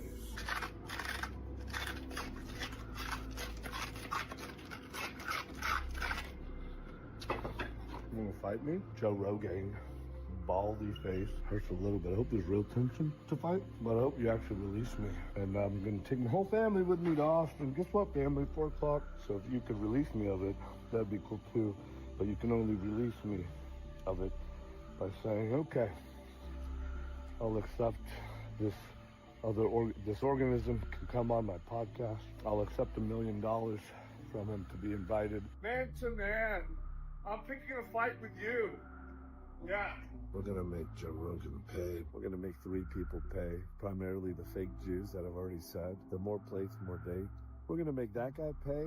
We're gonna make a few of those guys pay, and then Johnny Bravado or something, that guy who claims to be an investigative reporter, your boss, Sheldon, the other fake Jew, he's gonna pay. Neural man who tried to attempt to direct a lie that they called the untold truth about a man that knows the truth, that's articulate enough to say, hey, you fake Jews. Now, just to get it out of the way, I'm not sure what he's talking about with the fake Jew stuff he randomly drops in here, but what I do know is that he still clearly held a massive grudge against Joe Rogan for not having him on the podcast all the way back during his 2021 media tour, and now he was trying to get Joe's attention by any means necessary. Due to how silent his house was as he aimlessly walked through it, talking to himself about what he was going to do, people began wondering if something had happened between him and his family, and he spoke on it soon after.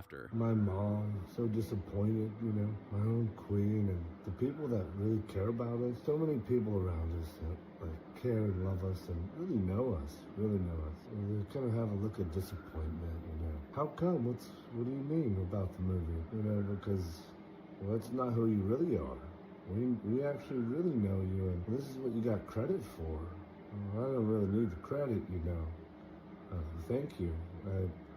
But so disappointed that everybody seems, you know, a sense of disappointment, not reconciling with the actual truth. It's like everyone's kind of left anemic, knowing we can't have closure. In the next post, he can be heard talking to someone who sounds like his son, but he can't be seen on camera. And after a brief exchange about locking up the jet skis, Brian dances for about 20 seconds before saying the following.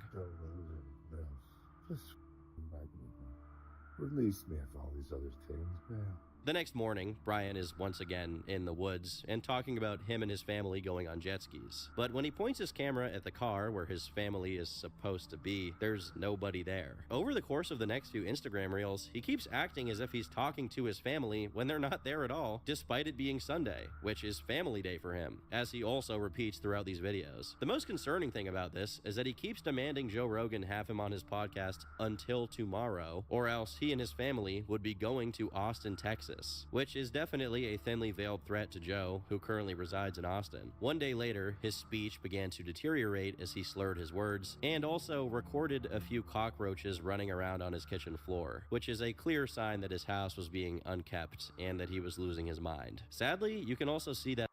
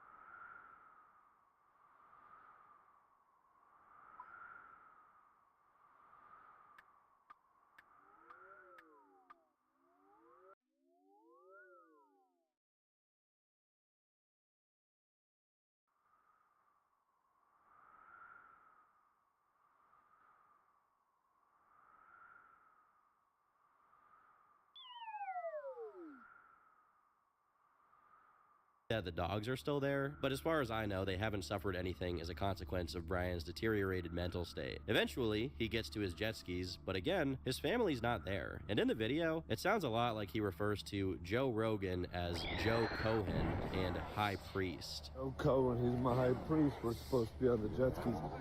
Joe Cohen! I think this may have something to do with the whole fake Jews thing he mentioned earlier, as Cohen is a common Jewish surname, but it's hard to make out what exactly his point is with this stuff. In some of the videos, he was pooping. In other videos, he was crawling. Because Joe Rogan, we don't have to.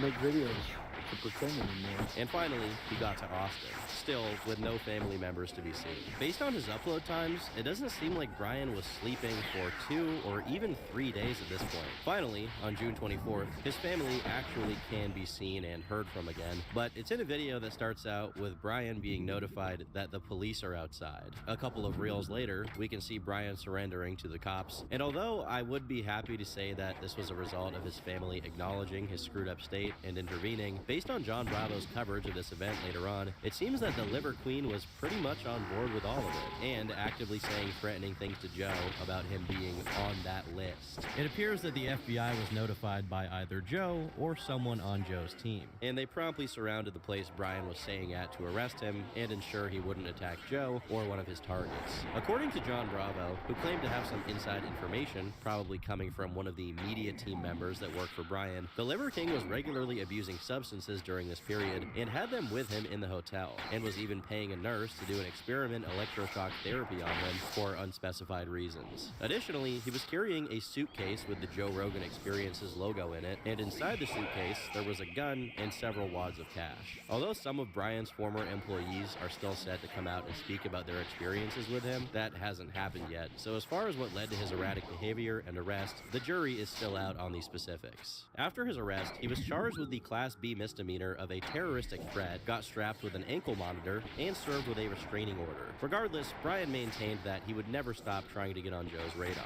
and specifically have a fight with him. He was released on bail, with the condition being that he stays away from Joe permanently, so Brian recoiled in defeat and went back to crawling around on all fours in hotel corridors. Many of his following Instagram reels showed him lamenting his inability to go see Joe, but despite him clearly understanding the situation he put himself in as far as the law goes, it only registered on a superficial level, as he continued to be completely out of his mind. As it currently stands, the situation is very abnormal, as despite being deranged, Brian still manages to go through the motions of his usual schedule and has the support structure of his family and team. And although they do seem to help a little bit, none of them can really do anything to intervene in his meltdown.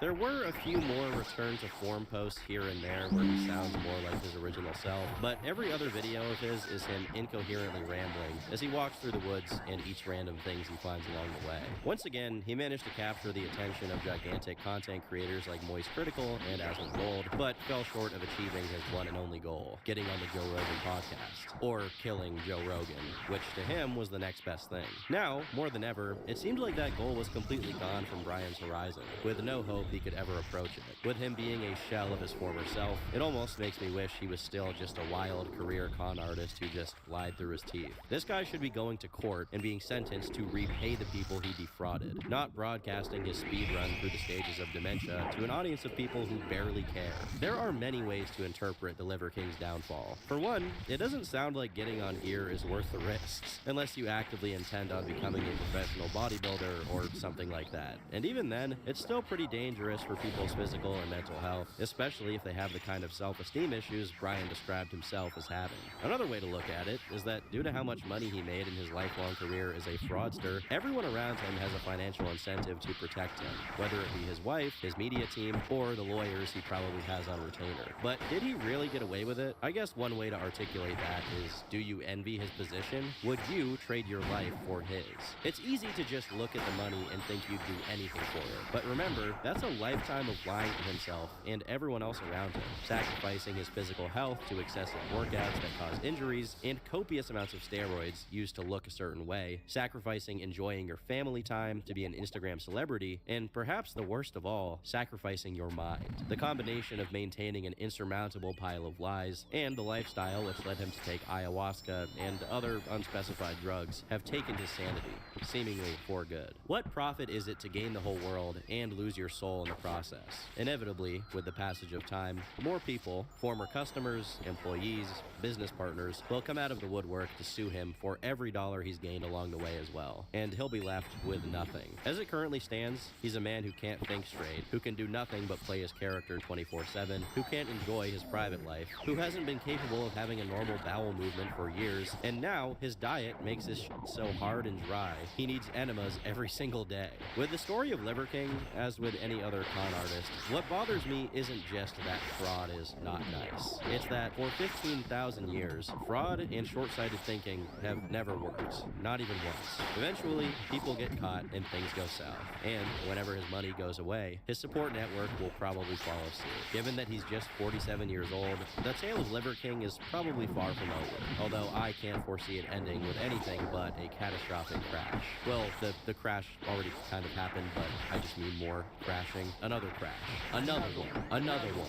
This video is brought to you by the Turkey Tom Shaker Cup, available for a limited time only. This is actually my first time being outside ever, because outside of this, I spend a lot of time locked in on the computer, and you know I gotta have my caffeine. And what better way to do it than with this cup and its epic design? It's got the Guno meter right here, so as it fills up, you can see the different tiers. It's dangerous, it's dark, it might get you put on a watch list. But that's fine, because the federal government actually can't legally take away your GamerSupps cup. This is true, it's verified by true American patriots, and if they do take it away from you, you can personally call Donald Trump and have him get you out of jail. Not to mention, GamerSupps has 0 carbs, 0 sugar, and less than 1 calorie. Can you believe it? GamerSupps is also cheaper than energy drinks and soda, and there's no crash from this delicious, absolutely tasty meal. So use code TOM for 10% off right now at gamersupps.gg. I repeat, code TOM.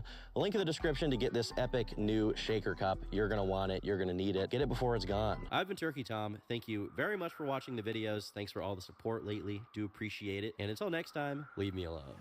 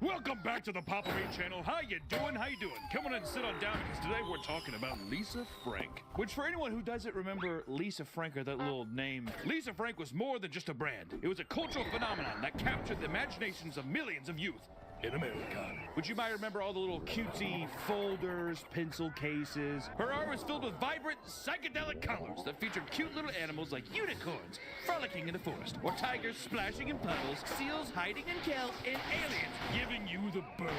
Her art was on everything. Notebooks, lunchboxes, toys, clothing, posters, stickers, trapper keepers, you name it, Lisa Frank put a goddamn animal on it. It was the defining style of the preteen girls everywhere during the 80s and 90s. You know, I'm a 1960s man myself. I'm up there in some years, but I do remember for my first marriage, buying my little girl some of this stuff, and she loved it. God rest her soul.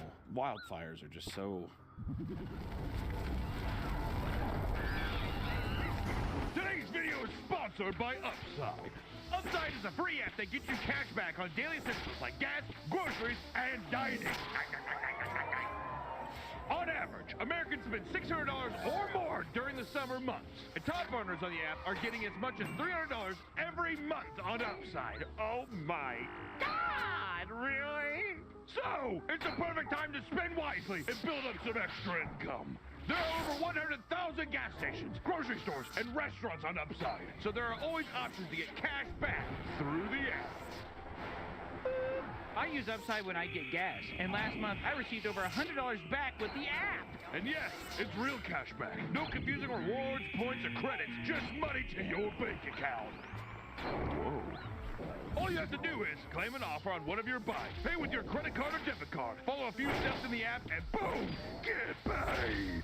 Make some money this summer with Upside. To find out how much you can earn, click the link in the description or scan the QR code to download the free Upside app to get an extra 25 cents back for every gallon on your first tank of gas. Thank you, Upside, for sponsoring the video, and back to the video. But behind this sparkly surface lies a story much darker, much more deceptive than what you would expect. A person that makes this kind of art. So today we're diving deep into the world of Lisa Frank, a name that once symbolized childhood joy and now carries a weight of controversy.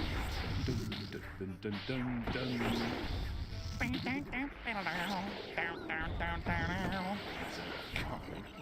Look at that seal, dude. Why are we still here? And she is a beautiful looking woman, though, huh? Yeah, little pepperoncinis.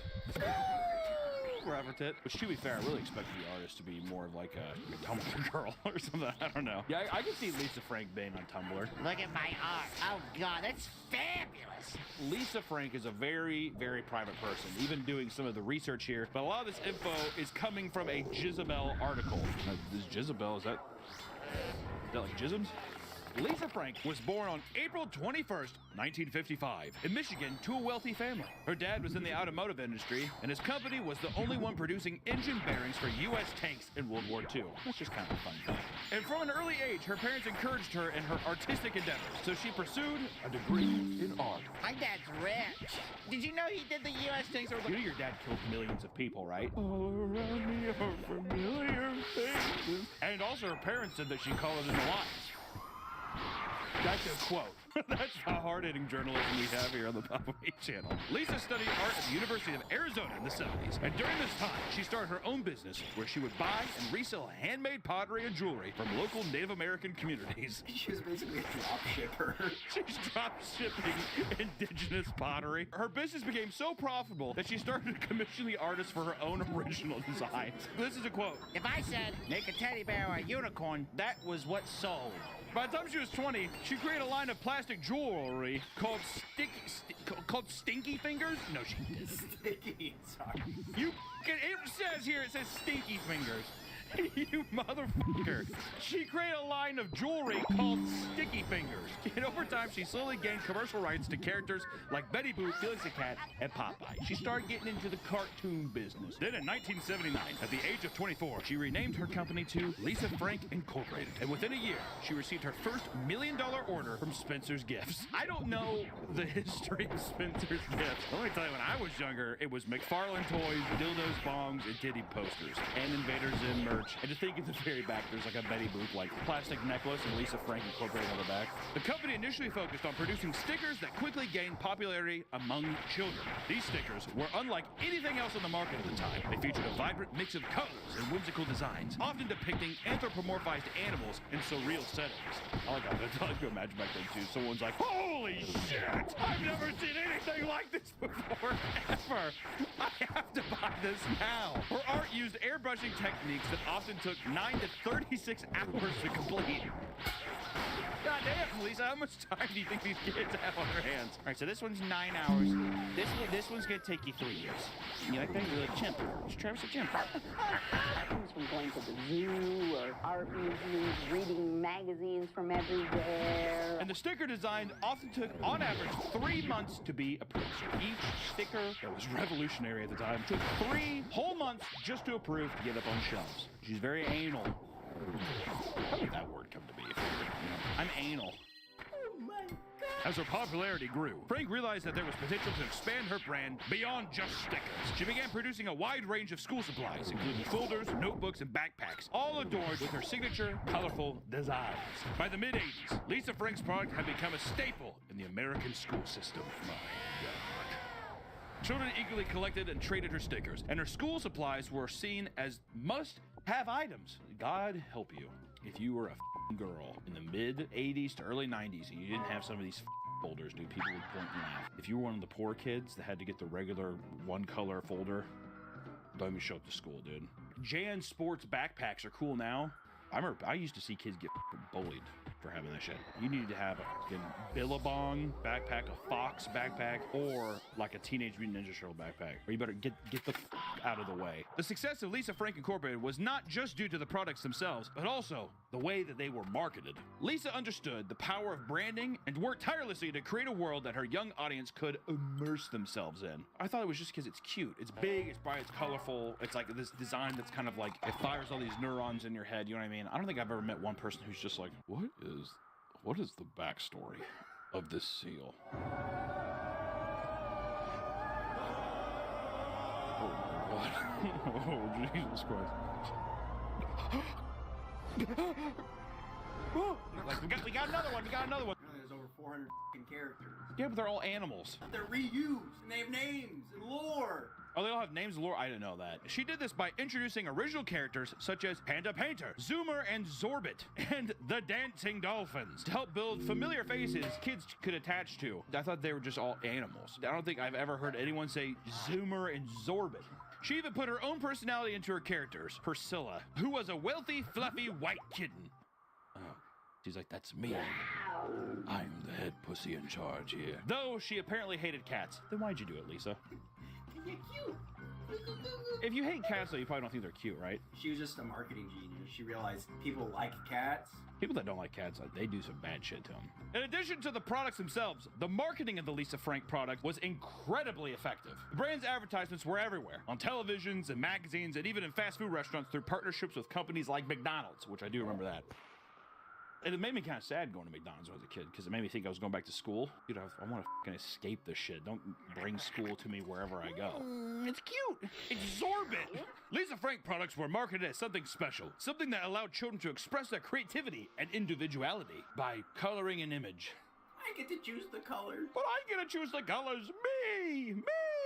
And for many children, owning a Lisa Frank item was a status symbol, a way to stand out in a sea of ordinary school supplies. It was like getting a Mercedes-Benz, baby. It's the same reason why people buy like G-Wagons, if that's even a thing anymore, like Teslas and all that shit. No one gives a f about the environment. They just want that high-class status, dude. They want to be a top dog. They paid $10 for a pack of pencils that had the art on it. A $10 pack of pencils that you're also gonna like, you destroy. You know what I mean? You have to sharpen your pencil and it removes all the art off it, and you're like, no, Zorbit, where'd you go? Which is funny because the parallels, history does repeat itself. Little girls are just like the meanest people, I mean creatures, animals to ever exist, dude. Little girls are like ruthless, heartless. Guys, you know, like from what I remember, like guys, they'll be dicks or whatever. I feel like guys make amends pretty easily. Little girls, I mean, like, oh my God, ew. Where's your Lisa Frank, like, do you not have this? And they just tear at you. Oh my God, did your dad lose his job? Is that why you couldn't get it? What is wrong with you? I just think she's gross. So that's where Lisa Frank gets you, all right? But that's parallel to how the Stanley Cup thing happened. I bet kids are like that with the Stanley Cups now. By the 90s, the company was grossing over $60 million a year in sales and had over 500 employees. But behind the scenes, all was not as it seemed.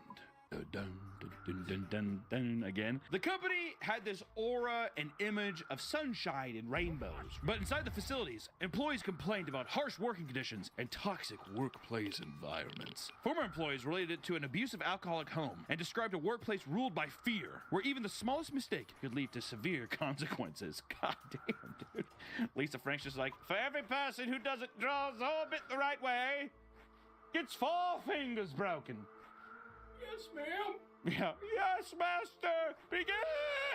And all of this madness apparently stemmed from when Lisa Frank's husband, James Green, took over as CEO in 1995. And that's when all hell started to just absolutely break loose. At the height of the company, Lisa Frank wanted to step away from management and focus on just the design aspect of the product. She's just like, I've been making in all this money, balling, dude. Look at this empire I built, but I just want to focus on the art. James, can you handle this stuff? Yeah, I got it. This is easy peasy, baby. You go hey, go draw Zorbit all day. By this time, her company has probably been grossed hundreds of millions of dollars. She was also very paranoid of being in the public eye and had just given birth to her first child. I bet Lisa's kind of a rug cutter. Maybe she wants to go out and dance or do some fucking blow. She has to settle down now because she has a kid. So you can't be the fucking CEO of Lisa Frank Incorporated selling fucking pudding pops and pandas to children. I bet you she was doing some like eyes wide shut shit. You know what I'm saying? High class society stuff. She's getting her fucking nipples pinched and she's like slapping people in the face and everything. Where am I? What am I doing? She named her first two kids after characters in her illustrations, which was Hunter and Forrest, which I think is a good name. Forrest, I'm like, I don't really know, but Hunter I think is very solid. So Lisa, good on you, albeit somewhat narcissistic. And you know what? Why not? If you've garnered millions and millions and millions of dollars, I'd be like, yeah, Hunter and Forrest, dude. This is what made Mommy. You ever seen Mommy Dearest? Oh, dude. Have you heard of that scene? No more wire hangers! Because I bet you that's what Lisa Frank was doing to her kids, dude. So, Lisa gave that role to her husband, which turned out to be the biggest mistake she would ever make in her entire life. She would work from home and she would only come in to the office once a month just to check on things. Once a month. And for the next 10 years, James pulled all the strings, who allegedly was prone to fits of rage and was described as an abusive, arrogant, and extremely difficult to work with kind of person. A decade, right? Like Lisa's just like, all right, he's your boss. We'll see ya. No! Shuts those doors. This made the company become notorious as Tucson, Arizona's shittiest employer, as soon dawned the name of Technicolor Gulag. That's fucking awesome. Lisa Frank's company ends up being called the Technicolor Gulag. According to former employees, these were some of the things that were to be expected when working inside of Lisa Frank Incorporated. Employees were not able to speak to each other, and that there was to be complete silence in the workplace. Not even a game murmur. There was a bi-monthly publication called Frankly Speaking, which told employees how to behave, particularly how to behave around CEO James Green. I think James has some insecurity problems, is what I think. Visitors were prohibited to enter the facility, including family members. Top secrets going on. We're going to be drawing lines today. We cannot have anybody know our line design. It's like, isn't that the same line we've been drawing since 1983? Back to work! No one speak! God damn it! Female employees were unable to wear heels because, quote, they wouldn't be able to walk as fast as him. Why do I feel like they made Mad Men based around James Green? I want a scotch at 9:30 and no one wear heels because you can't keep up with Papa. Am I right? In reality, he was really short and insecure about his height, so if you were taller than him, he wouldn't feel insecure. I wonder how tall Lisa Frank was. She looks tall in that picture. She looked really tall. Maybe you like that, though. I'm gonna climb you like a tree. She's like, do whatever you want, Paul Bunyan. You're Jack of the Beanstalk. Get on up here, Jack. There's a giant to slay. And there was unfair wages, and some people even reported only receiving minimum wage for the entire duration of their employment. No matter the role. Qualified roles, you're getting paid $7.25. Probably even less back then. You're getting paid $4 something. Flip the minimum wage in 1995. Do you want the job or not? It's either us or McDonald's. And if you violated any of these rules, you'd be verbally abused, which included name calling. James would scream in your face. He'd threaten to be fired, or some bizarre punishment James come up with that day. One time, an employee left 10 minutes early, so James instructed the warehouse manager to put chains and padlocks on all the doors so that the staff couldn't escape. They're making tiger pictures and seals in water for children for folders. Hey, I'm just gonna head out early. My daughter's got a baseball game. Yeah, man, no problem.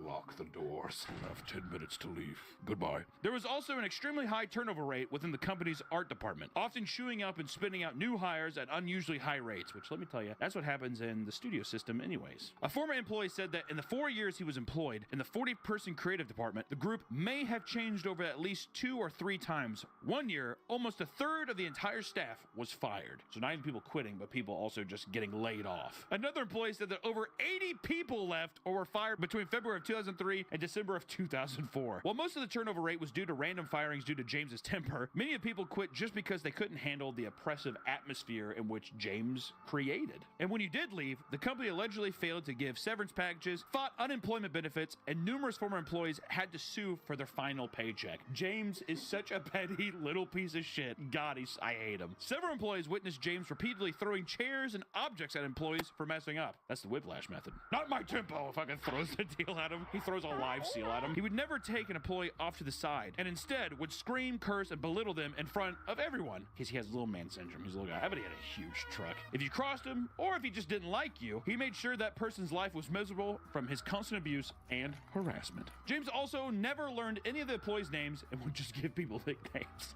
Hey, Fat Ankles, come over here. My name's Tyler. I've worked here for 9 years. You know that. You went to my, you've been to my wedding. Yeah, Cankles.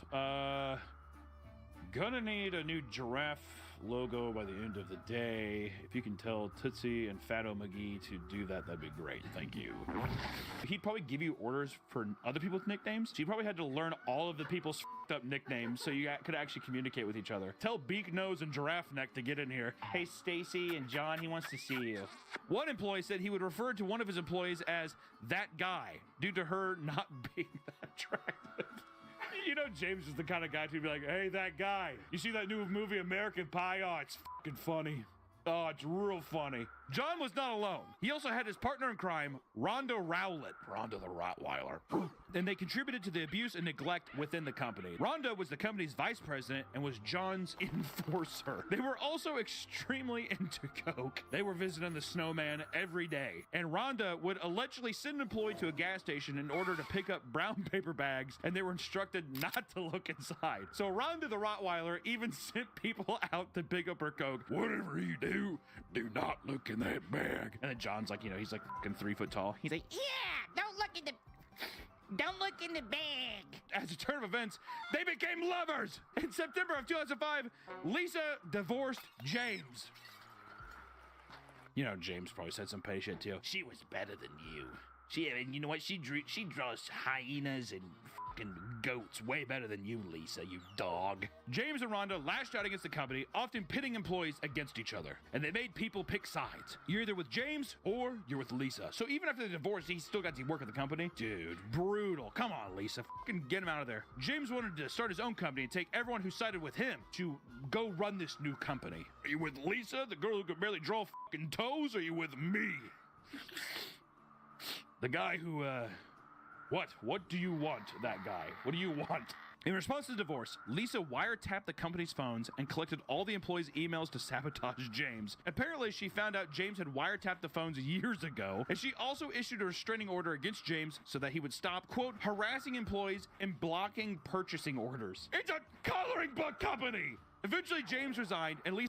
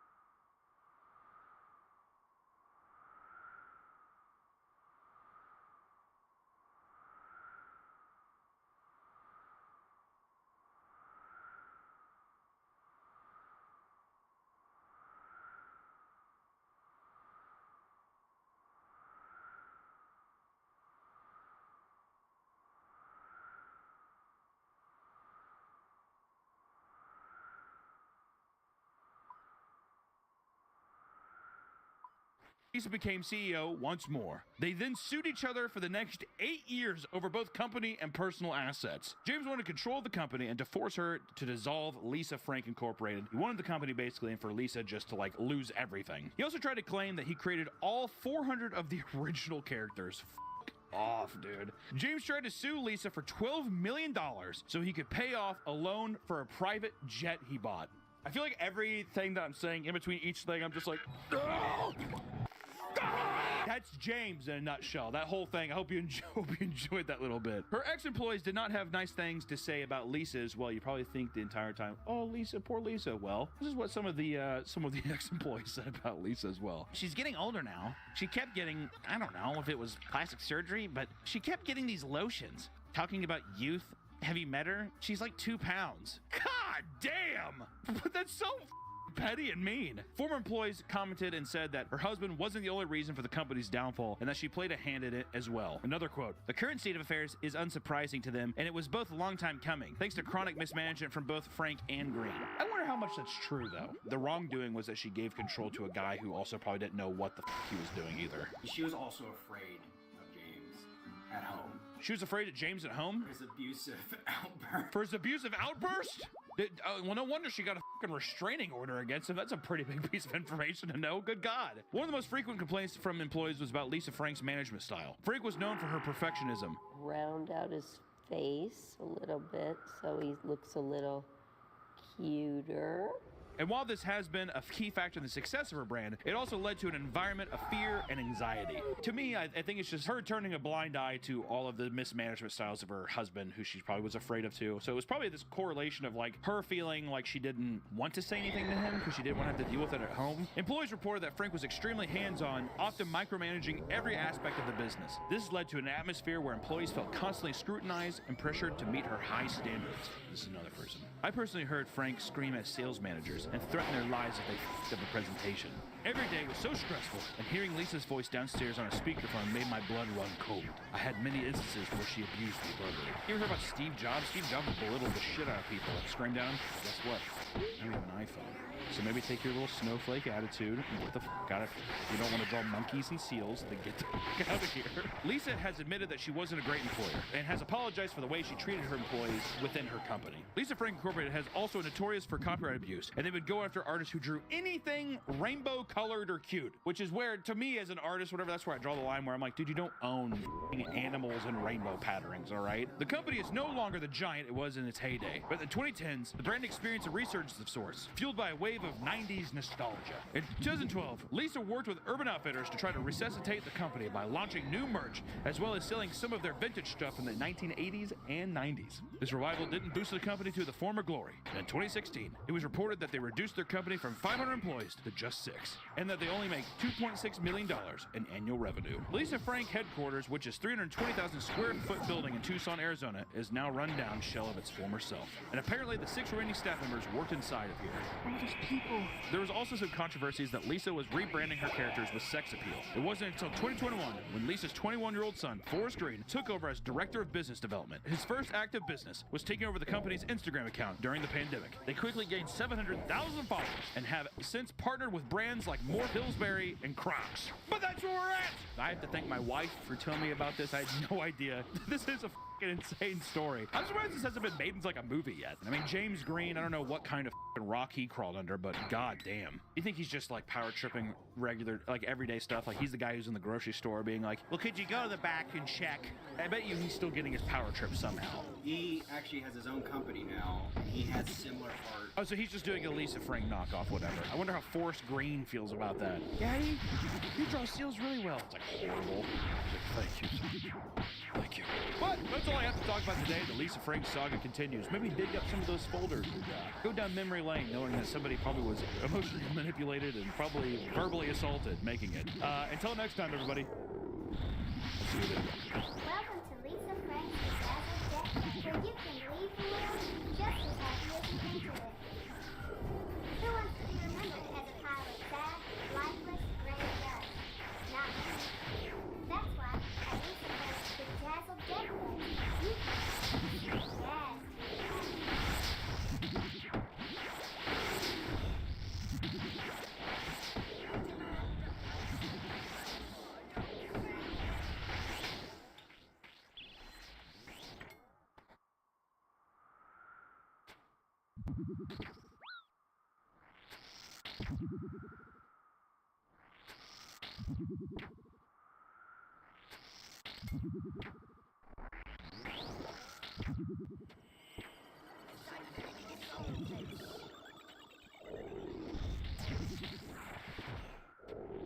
Wes Watson would have you believe he went from having millions through illicit means to being a feared and respected inmate, to reattaining his freedom and his wealth, this time by inspiring and motivating others to become their best self. Because he looks at his family and he says, I won't let you down, I don't care, I'd rather die. He doesn't just say it, he gets up every day and he lives it. That's certainly a more poetic profile than a bald, roided, woman-beating manlet with a micro who needs to scam people to make a living. But people need to understand how much pain I've gone through. That's a bag of trash, dude. You got 10-inch arms and...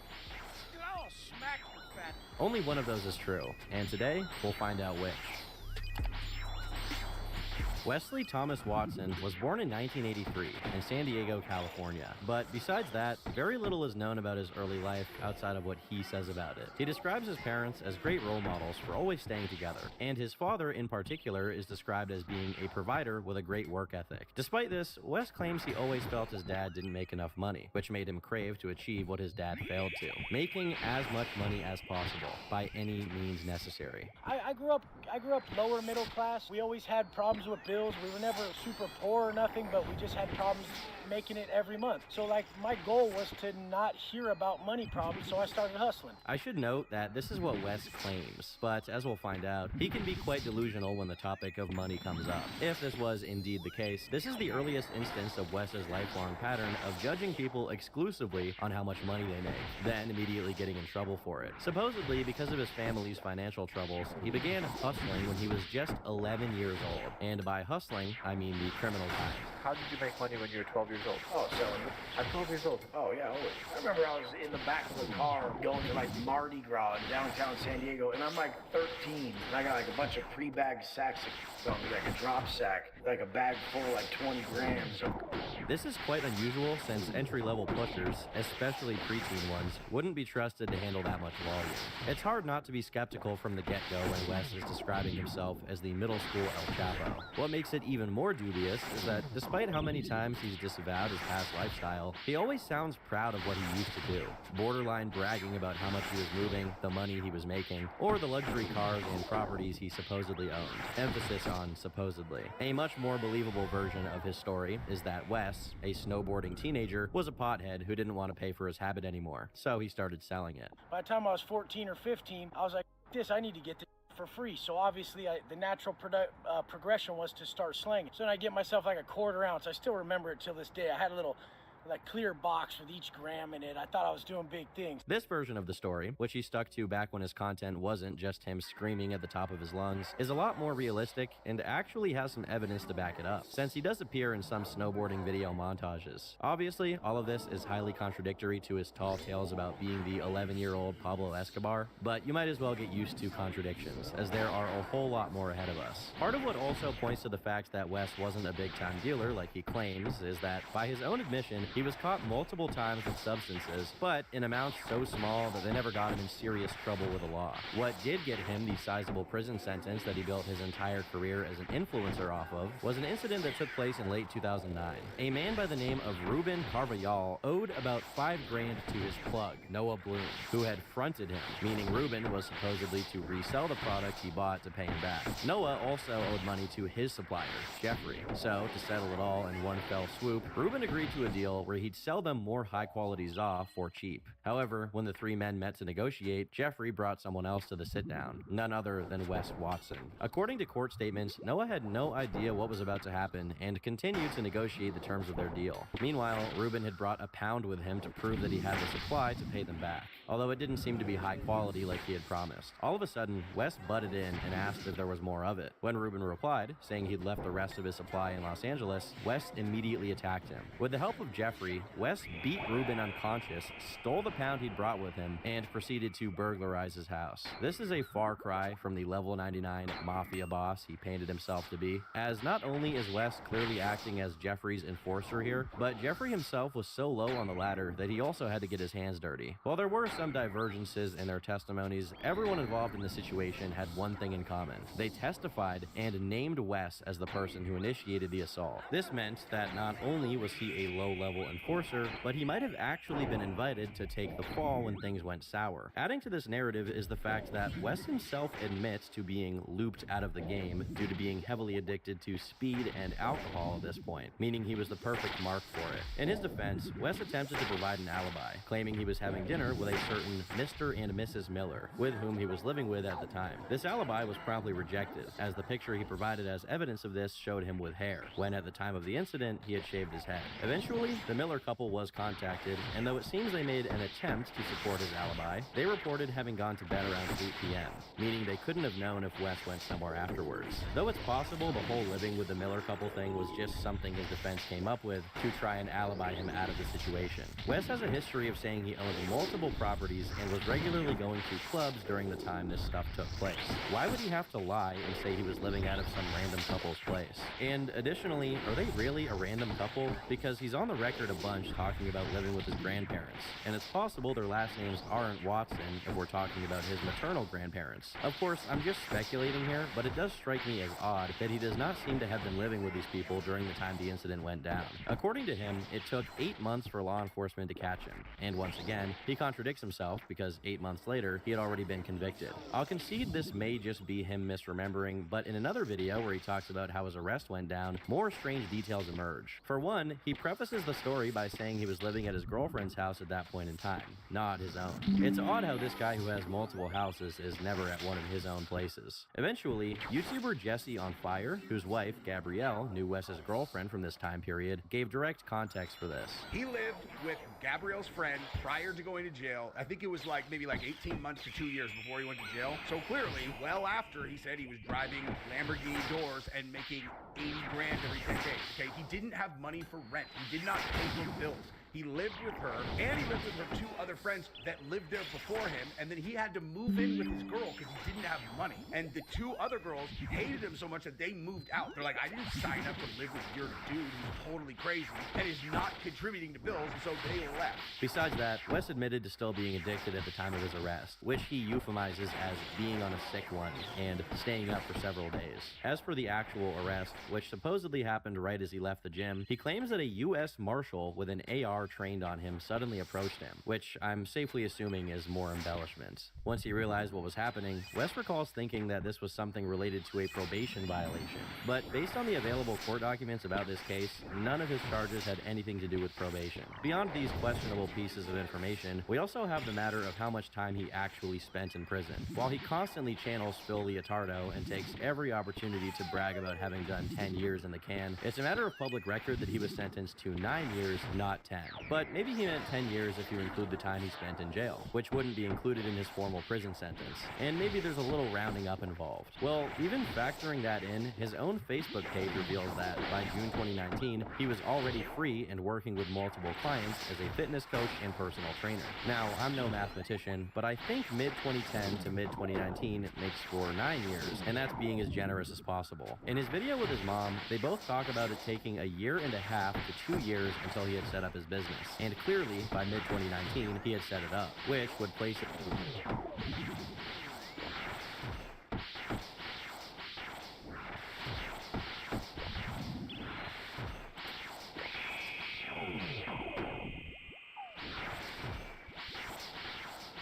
his release at early 2018 at the latest. In his video about his paperwork, a topic I'll touch back on later, he shows his file. And although I'm thankfully not familiar with this kind of documentation, it does look a lot like right at the top of his file, you can see the words type A release date, and underneath it, a date for July 2018. If that date represents when he was slated to be released, and assuming he got arrested somewhere between November 2009, when he committed the assault, and July 2010, when he was convicted, this means that even if you count potential jail time along with his prison sentence, he was locked up for 8 years at the absolute most. Now, the point of investigating this detail isn't as if him having done 8 years is somehow insignificant compared to him doing 10 years, but it is worth considering that the very foundation of his online identity may rest on lies and deception since the very moment he began posting. But to make a long story short, he was arrested and stayed inside for the better part of a decade, during which he struggled for years to stop abusing and selling substances. When he finally managed to get those issues under control, he claims he began devoting himself himself to fitness almost obsessively, as a way to control the very little he still had power over while in prison. Besides his substance abuse, there was one major problem that Wes knew he had to get a grip on: his gooning addiction. It's worse for your health than any substance you can think of, but fortunately, we at Turkey Tom Enterprises have come up with a surefire solution: the Stop Gooning Hat. The Stop Gooning Hat is back on turkeytom.shop, the latest and greatest in anti-gooning technology. This hat will prevent you, your ex-wife, your parents, your children, and all of your friends from walking down, perhaps even gooning down a very, very dark path. Thanks to its impactful design. I recently started wearing this hat myself, and I immediately went from being a loser basement dweller who talks about weird people on the internet to,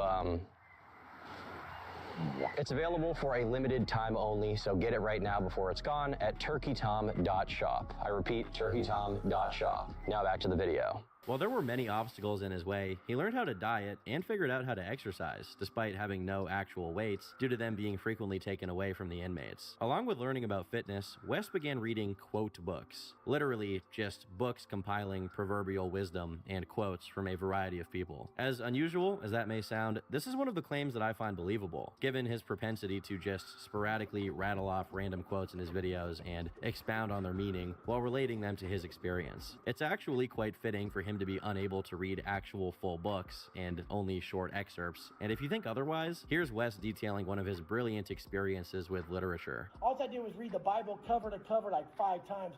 I really thought, this is crazy, this might piss some people off, but this is the reality of what it is. I thought the Bible was just so confusing that that's what its purpose was. To just, when you're going through hard times, to just read the most confusing thing in the world to where it just literally distracted you from all your pain. On the other hand, some aspects of his prison experience have been chronically doubted over the years. It's not worth it to get into the details of it, but over hundreds of videos, Wes talks about taking part in prison riots, running hardcore yards, and putting in work, which could mean anything from carrying some drugs for the gang you're in, all the way to taking someone's life. Going back to his paperwork, we can see that he has a couple of extra charges for drug possession and taking part in a hunger strike. So while it is certain that he engaged in some extracurricular activities during his stay at the big house, you have to take his word for pretty much all the rest. Oh, and there's one other thing about his paperwork. He proudly hooped it. What's hooping, you may be asking? Well, it's when a prisoner sticks some contraband up his soft interior premium leather man wallet. Not only did he do it, but he also strongly recommends it as a practice. You're gonna go strip out, you get that butthole check going. They always love that. They gotta make sure you're ready. My paperwork's hooped. Do you have to hoop your paperwork? No. Do you like to show up on point like me? You better. You better. I know it's low-hanging fruit to make fun of this, and everyone who's covered this guy has done it, but when a big buff white guy is shouting about how important it is to keep your files safely tucked away in your booty, how can you not find it funny? After 8 long years of hooping his paperwork and putting in work for the big homies, and my homies sat there and dug me out, Wes was finally released and spent the next year and a half living out of his grandma's house while putting together his coaching business. And if his Facebook posts are to be trusted, he did, at least initially, have a lot of success with his clients.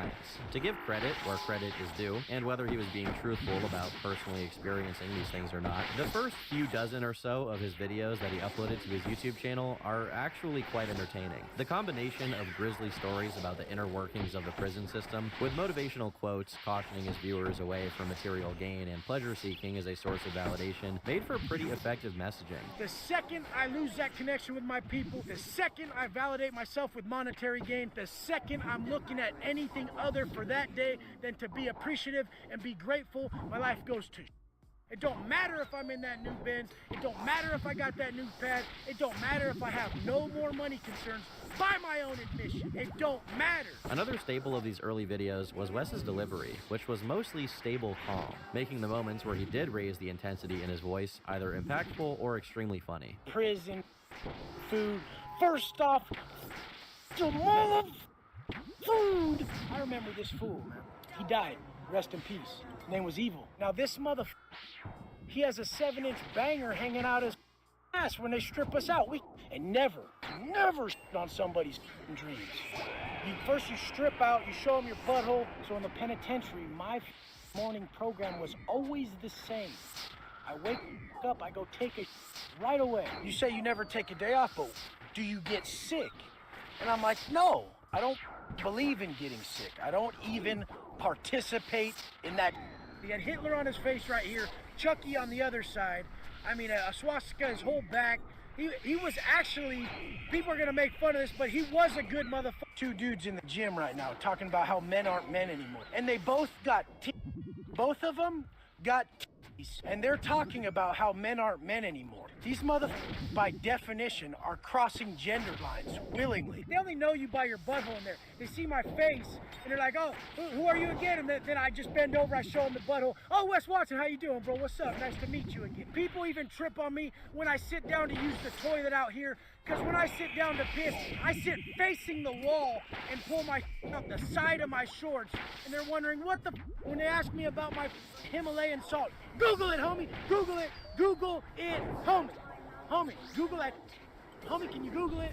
Google it. These videos quickly erupted in viewership, with many of them accumulating millions of views in a very short time, successfully ingratiating Wes with the online prison content community. He was already collaborating with other content creators in this sphere, and for about a year, things were going up exponentially for Wes. But come 2020, they started to change. As he slowly ran out of prison stories to tell, his content started shifting away from it and toward exclusively motivational material and promotion of his self-mastery coaching program, although it appears that most links for it are now broken. However, if you look hard enough, you can still find the link for his program, where you can see that he offered different tiers of direct access to his coaching. The prices ranged from $50 all the way up to the most premium ones that cost $3,000 per month and beyond. And there were options for business mentorship that further increased the price to amounts up to 25 grand. I'm leaving the prices vague and the services he provides vague because, well, he leaves them vague. There are other places in which he can be seen charging hundreds to thousands of dollars with seemingly randomized tiers in exchange for promises of custom nutrition, training programs, and weekly Zoom calls. Off of these services, he claims to make up to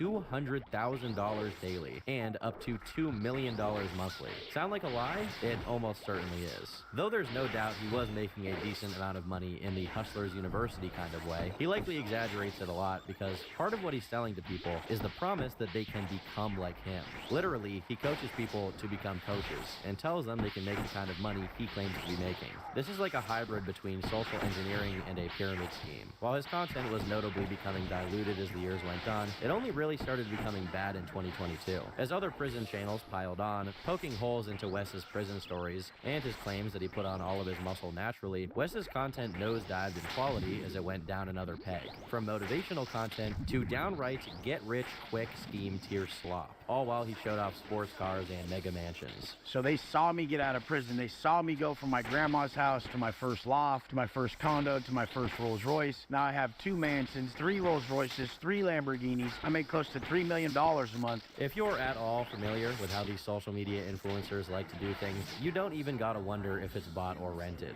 It's all rented. But that's just the tip of the iceberg. Also in 2022, we see another major hypocrisy rear its head. Over the past years of his content, Wes speaks almost constantly about how his greatest vice, above drugs and above material validation, is his anger, and how much he prioritized keeping it under control and not exploding on people, because in his estimation, he would instantly go back to jail for good if he failed to do so. Initially, it seems like this really mattered to him. And I call moms. First thing you do is call moms when something bad happens.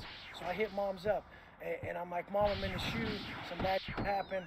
I'm going to be here a long time, very long time. It's rough. Man. And she goes, she just put me in tears whenever I speak about it. But she says, you've proven you can hurt people. Can you prove you can't? Because at that moment, I realized how weak I was for continually falling victim to something that caused me and my family so much pain. But over time, it seems he settled into his ex-con tough guy persona and began letting his real self show. I was just down the street at a very successful man's shop where I dropped my wife off to get some beauty stuff done. You dropped your wife off with a... Well, as you don't go there, I'll you up right here if you say anything about my goddamn wife. I swear to God.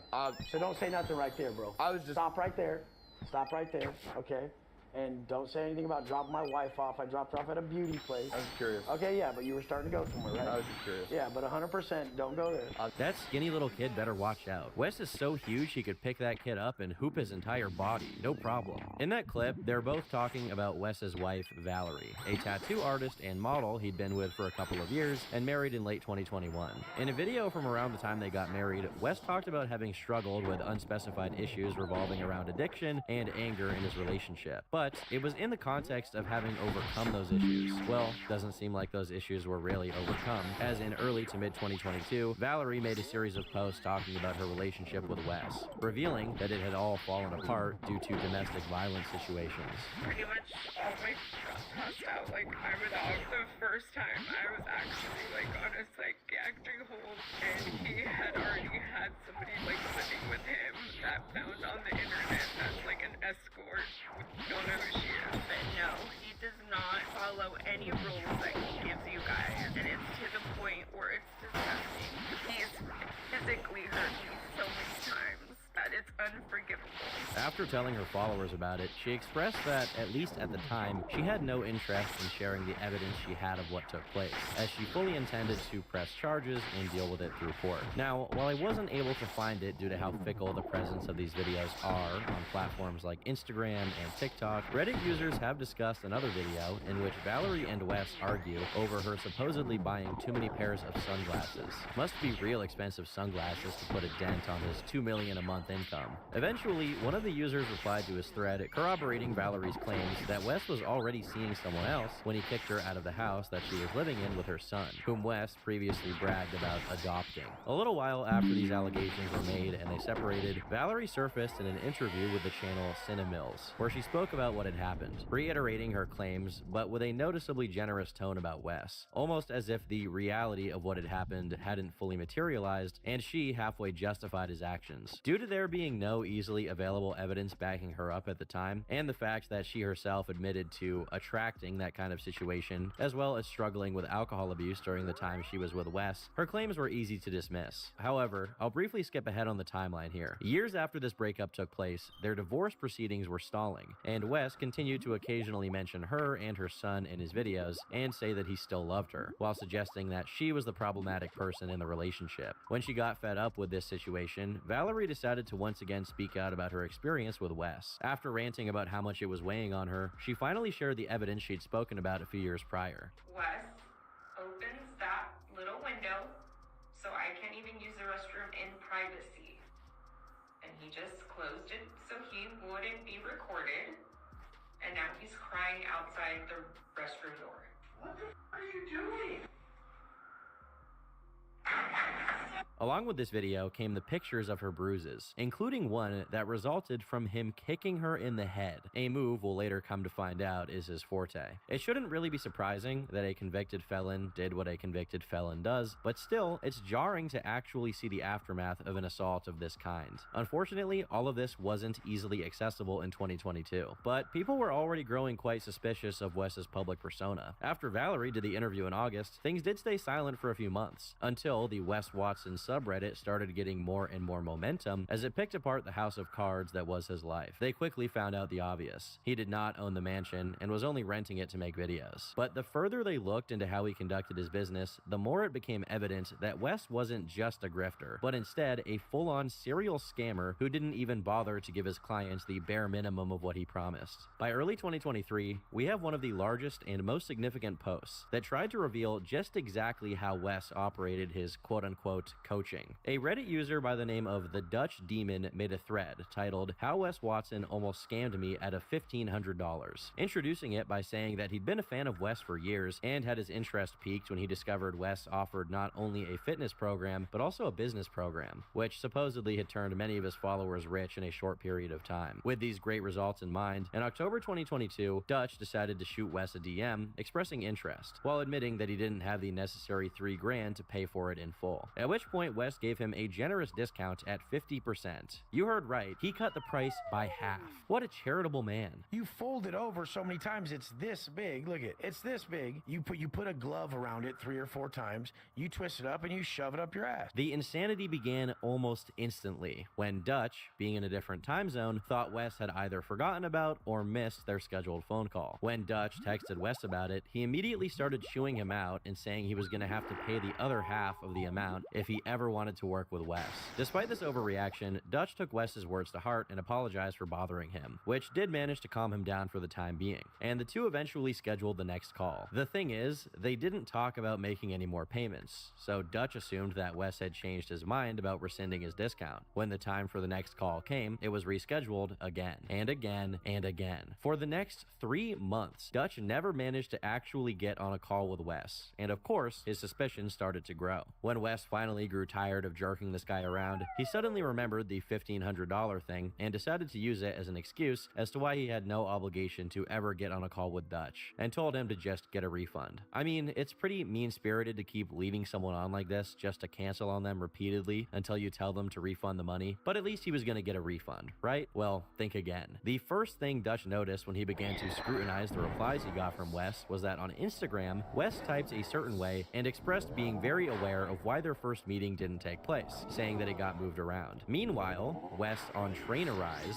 the specific app that Wes required his course takers to use, expressed having no idea what happened and even speculated that it might have just gotten canceled. This immediately tipped Dutch off to realize that Wes had someone else running the Trainerize. But the worst is yet to come. When Dutch tried to get the refund Wes told him to get, he contacted Trainerize's support only to find out that he wasn't eligible to get any money back due to the fact that it had been 3 months since he had made the appointment. 3 months. Exactly how long Wes spent leading this guy on before telling him to get a refund. Almost as if that was a deliberate move to try to squeeze $1,500 out of this guy without moving a finger. Fortunately, when Dutch talked to his bank, he did get his refund. But it wasn't because Wes was contacted and agreed to it or anything. When Dutch's bank reached out to Wes and his team, they simply did not respond whatsoever for an entire month. For many people, this was the testimony that flipped the switch, and suddenly, dozens of people came out of the woodwork to share similar stories about trying to work with Wes. Whether they still resonated with Wes's message or not, his followers slowly came to the realization that regardless of what he said in the videos, his actions told a very different story. Comments under Dutch's post remark on his online presence jumping the shark and becoming exclusively about money, as well as speculating that the testimonies from people who worked with Wes were probably astroturfing, which is when fake posts are made to trick real people into falling for a narrative. On this very thread, there were some posts that were hardcore going to bat in Wes's defense that raised suspicions. And while obviously it could just be dedicated fans of his, scammers paying for human botnets to run defense for them online is definitely not unheard of. Given the only thing keeping Wes from going broke is people seeing him as trustworthy and falling for his scam, it'd make more sense to put some money toward maintaining his image. Even people who were aware of Valerie's claims about Wes, but were initially dismissive of her, were reconsidering the things she said when they got to interact with him directly. Another recurring aspect of followers' interactions with him is the consistency with which he's just very rude to potential clients, as if they were wasting his time by asking him perfectly reasonable questions about what his program offered. Sadly, this lack of respect he demonstrated wasn't enough to stop others from going through with paying for his plan. Some expressed that they had a better experience with his fitness program as opposed to his business program, but even this wasn't a universal experience. For example, Reddit user King Andrew described directly informing Wes that he had back issues and couldn't deadlift, but when his supposedly customized training program came back, it was the default training he sent to everyone, including deadlifts, of course. As for his dieting advice, it was as blunted as his training advice, as he told every client of his to be in a severe calorie deficit regardless of whether losing weight was their objective or not. In King Andrew's case, he followed it and had his testosterone levels plummet to that of an 80-year-old man, something that a severe calorie deficit is known to cause. After following his program and not getting the results he wanted, he tried talking to Wes during one of the calls and asked him a few questions, only for Wes to ignore his questions, change the subject, and eventually flip out on him and block him, despite Andrew having paid for another month worth of his program that he never got, and no refunds either. Andrew closes his post speculating that Wes is still very much a danger to society and will eventually find his way back to prison. How prophetic. Over time, the subreddit became filled to the brim with people telling the exact same story, enjoying his early content on YouTube, sometimes even getting something out of his fitness program, then getting on his business program only to get nothing for the money. And inevitably, it always ends the same way too. They try to get Wes to make follow-ups and answer their questions, but it exclusively results in him getting mad, blocking them, and refusing to refund their money, forcing them to talk to their bank or credit card company to get a chargeback. Additionally, the users of the subreddit noticed that whenever a new expose thread went up, dozens of positive slide threads were created to crowd out the negative ones. Whenever the clearly alt accounts behind these slide threads posted to the negative threads, it was always to threaten others with lawsuits for defamation and slander. These alts didn't survive for long though, as the two main ones behind the spam to the subreddit got suspended. Eventually, even his fitness program was revealed to be a complete sham, as Wes was unable to provide any decent answers for whenever people asked him basic diet questions on call, going as far as to call the person who asked it a dumbass and telling them to uppercut themselves. Another great anecdote is when someone told him they had an elbow injury, and his response was to send a screenshot of a Google image search for elbow rehab movements. Eventually, this discussion broke out of Reddit and made its way to YouTube, where it gained even more traction, since unlike Reddit, the people talking about their experiences with Wes's program had their faces attached to it. One of the first people to break it was fellow prison and fitness channel Joey Stacks, who got a good amount of traction in late 2024. Wes Watson is not your online coach, guys. Everybody who goes and signs up for Wes Watson's online coaching program probably has Joe Schmo really coaching him. Wes sits back and does absolutely nothing for your coaching, guys. As more people came forward, it became clearer and clearer that behind all the con artist babble front-loading the program, Wes is really just charging 20 grand for people to get on a phone call with him. And even getting on that call isn't a sure deal. Eventually, YouTuber Spencer Cornelia, whose content is centered around covering scammers and shady con artists, dropped his own video on Wes, which actually included some recordings from people who paid for the program and actually got the phone call. I'll let you tell me if this is worth paying 20 grand for. What's up, Wes? Just wanted to hop on here real quick and thank you for everything. I know you don't got a lot of time, but If you're not asking a question, I'm gonna fucking kill you. If you're not asking a question, I'm gonna fucking kill you. I told you I was on level time. Are you gonna ask a question or you just think? You can fucking text me that, motherfucker. I don't take it kindly. I don't give a... At what point do I restructure the offering? Wait till you get there. Jesus Christ, bro. Like, why are we talking about hypotheticals? You're not even close to that. Yeah, I'm approaching a number that I feel like You're not! You don't even have any business. Shut up. So it was big ass calories, you idiot. There's calories in protein. What are you talking about? Okay. Sir, are you friends yet? Dude, don't call it fasting then. That's the deal. It's not called fasting, idiot. I'm saying fasting. You know why? Pablo, your fucking ass, sit your ass down. You guys, listen, you need to be smarter with your questions. You're wasting. Wes, I know I've heard you say that before to do some research. And I was doing research, and it was just like it basically amounted to like amino acid pills.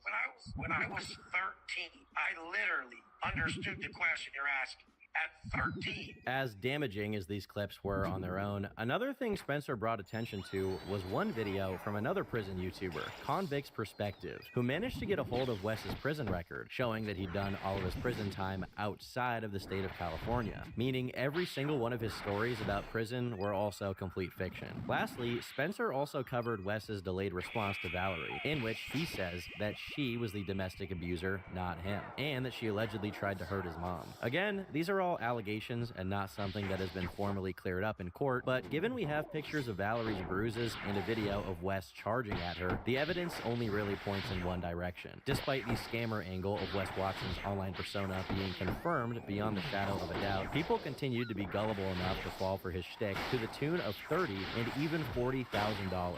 It would be very unfortunate if this is all the story amounted to, a con man who got away with it. But guys like Wes never get tired of pushing their luck. In early 2024, Wes incurred a curse upon his head by directly engaging with the Forbidden One. Run into the man right here. What's up? Miami's like that. It's a movie. Given Wes's superhuman hooping capabilities, this was like an immovable object meeting an unstoppable force. Very soon after this, the Diddy curse struck, and the catalyst of Wes's downfall took place when he made the mistake of taking part in a Fresh and Fit podcast panel. When the host of the Crucible podcast, Andrew Wilson, expressed skepticism about his money-centric worldview, Wes decided to spend the next few minutes making a complete fool out of himself. I'm just asking, do you have money? I just said no. I'm broke.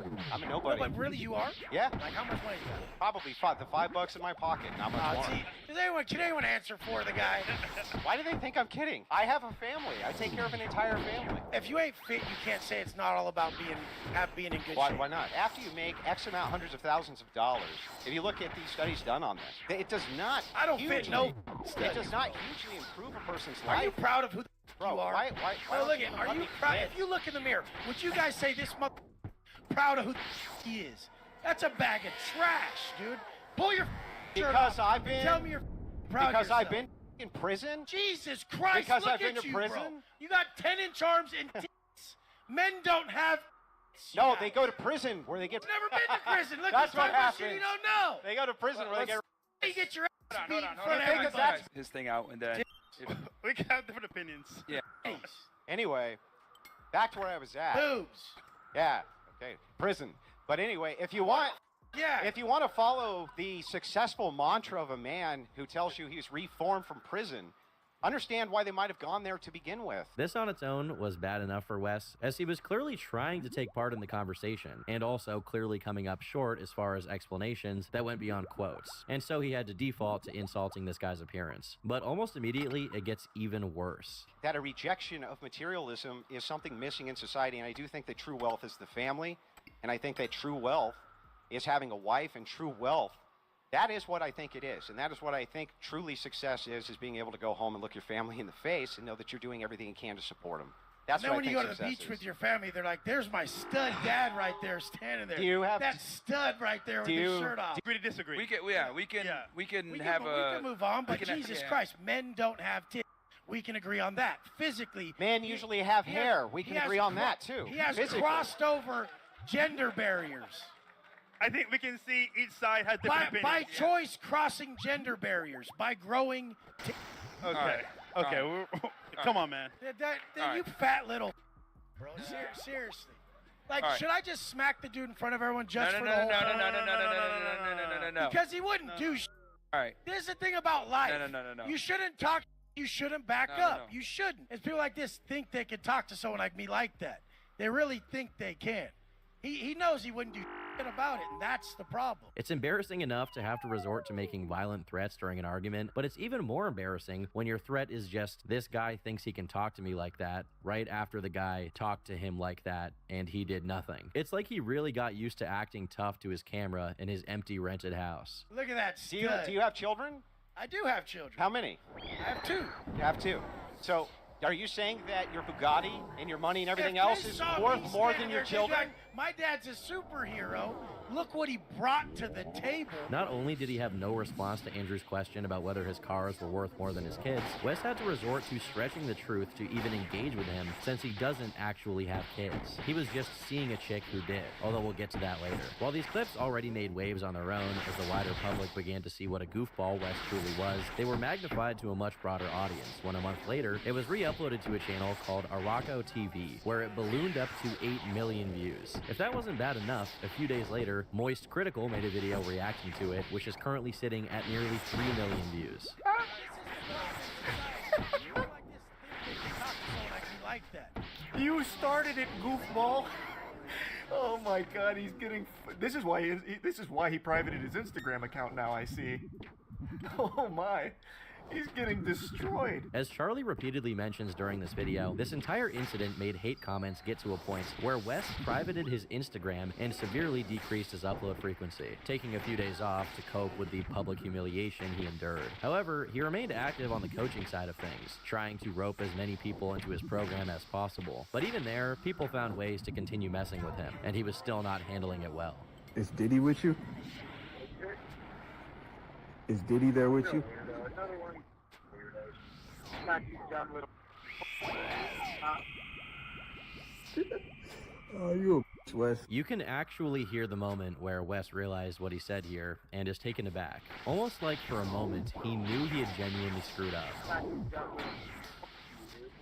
Due to how horribly this entire situation was going for him, he decided, like all of these types of dudes eventually do, to play the victim. In late 2024, he posted a video claiming that these were AI recordings and that people were attempting to extort him on Instagram. I'm no expert, but that didn't sound like AI. Whatever the case is, it's the least of his offenses. Sure, there's a lot of entertainment to be had seeing West embarrass himself by getting tangled up in these petty dramas, like when he got in a fight with a random gardener because his leaf blower was too loud for Wes's liking. They still haven't made leaf blowers that don't make it crazy. How the f*** is that possible? How is it possible that in 2024 they have electric cars that go thousands of miles? They drive across country on a battery and they're faster than some gas-powered cars. But we still have we don't have electric leaf blowers. Shut up.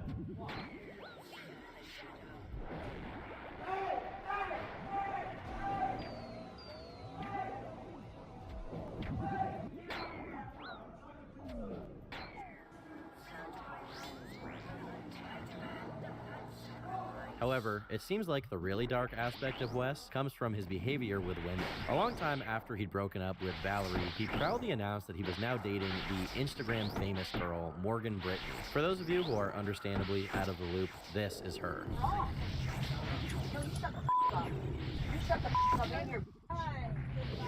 Film me. I'm Instagram famous, you f***.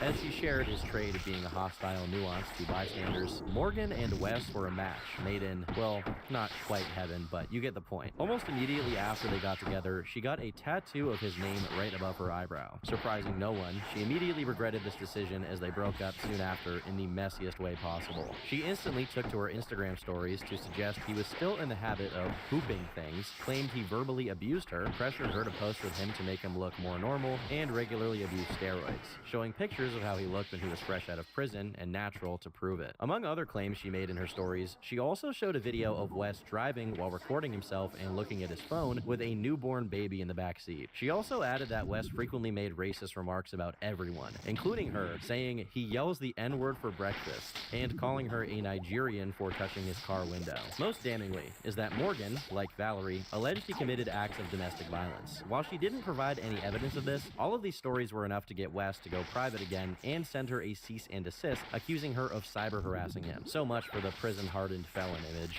Despite his many attempts to either silence or recontextualize these claims from every woman who had been with him, they only gained strength over time, and his next girl would be no different, although she's not exactly just the next girl. You see, when Valerie and Wes were breaking up, it wasn't a secret that he immediately got with another woman named Angie, and given that Morgan also refers to a certain Angie as his ex he's going back to, this is most likely the same woman. Having established that she keeps going back to him, and knowing the facts that she has multiple kids, the video I'm about to show highlights just why all of this is very concerning, to say the least. Are you filming? I'm in filming water. Why? Get away from me. Go get out of the room. This video, which seems very much to show an instance of domestic abuse from Wes against Angie, was released in late 2024, and just a little while later, Angie had apparently broken up with him yet again. When I first left Wes, he took the gifts back, he took all those things, right? All those personal gifts. Yeah, personal gifts, Yeah.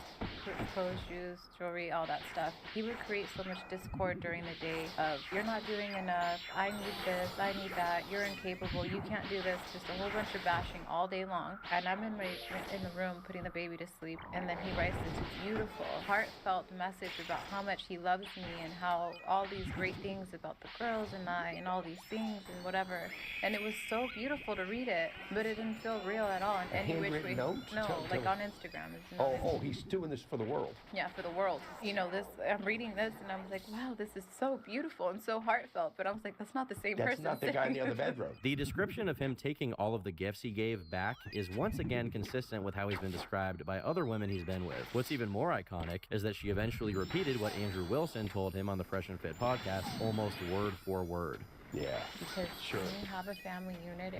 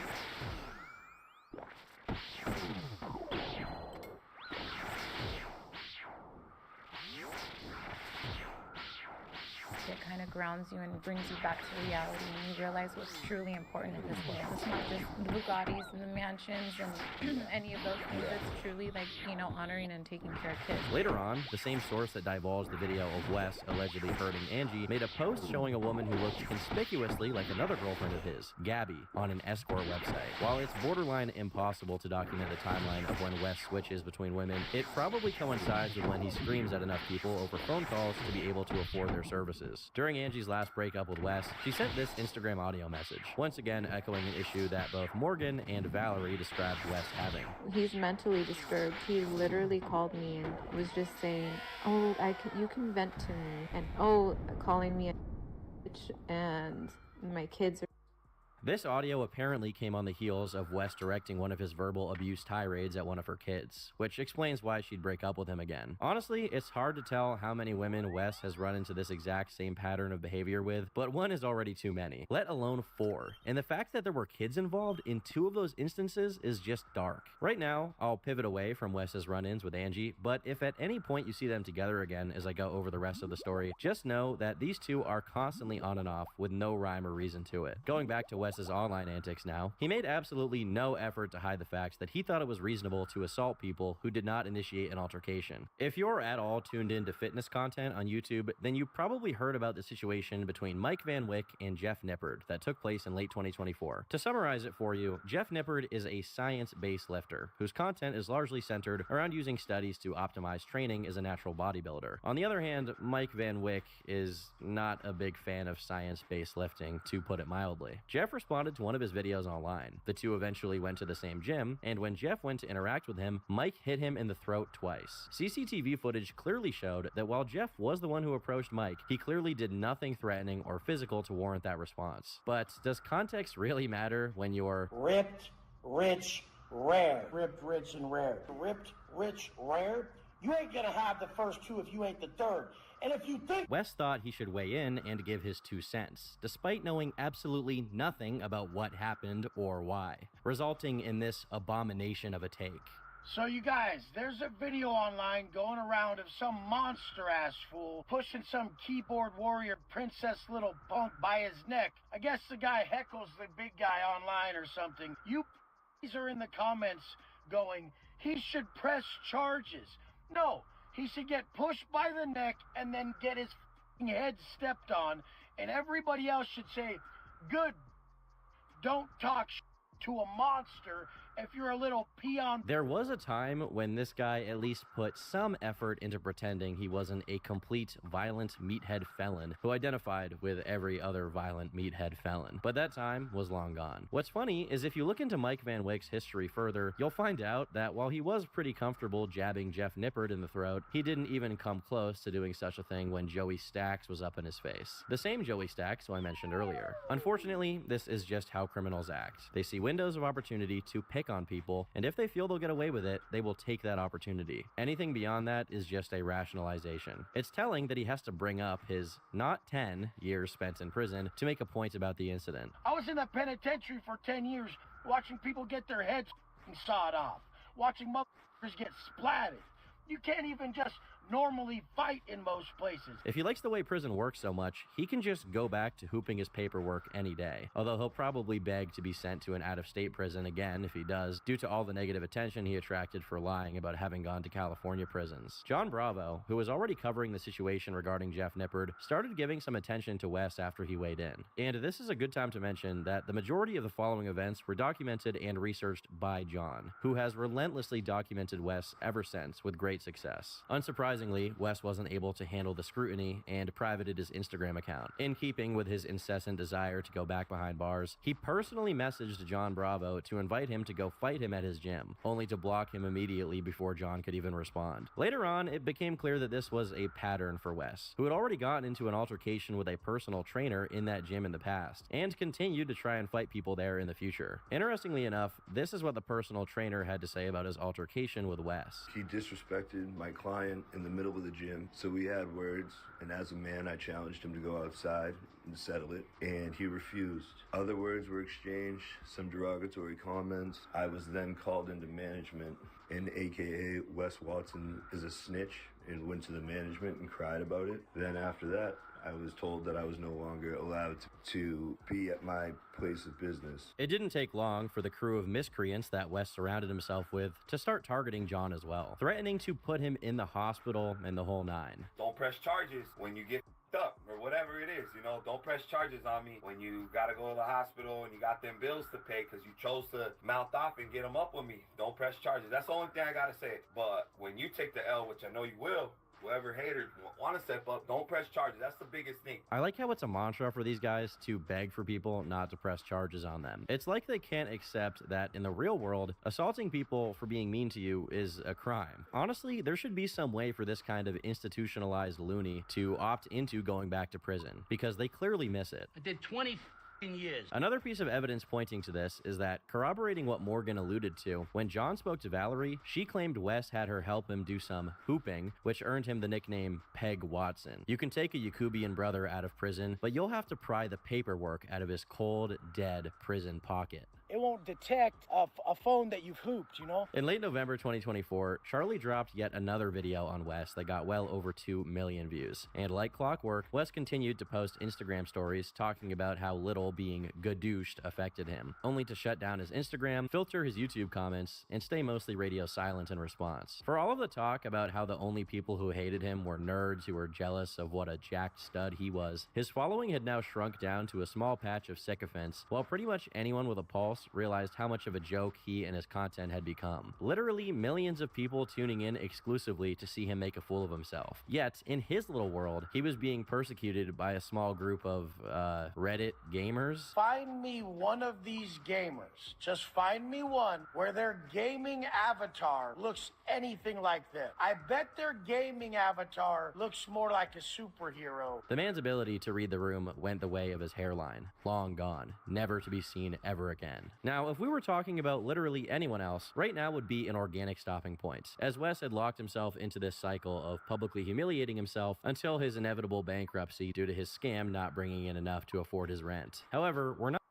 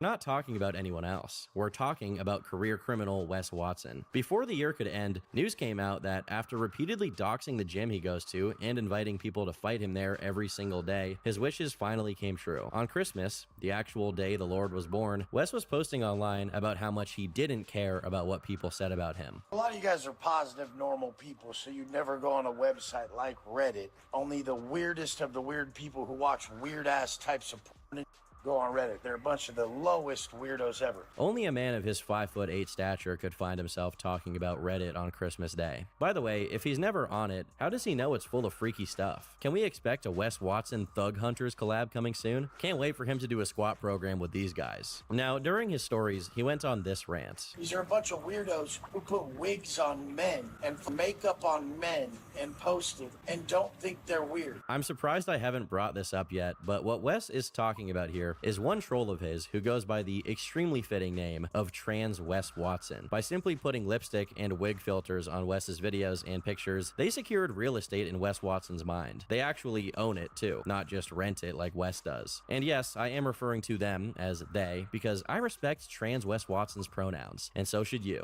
The whole context of the clips I've just played is that people began leaving reviews on the gym Wes went to, notifying him that he'd been inviting people to fight there. Obviously, this did nothing to stop Wes from continuing to do it, and a couple of days later, someone actually showed up. As far as I know, the first person to talk about this incident publicly was Wes himself. Somebody pulled up and it didn't go the way they wanted it to go. You'll probably see the details later, but cops are still here. They're figuring out what the situation is and go from there. It was self-defense, clear as day. I was sitting down on a bench. Dude came up.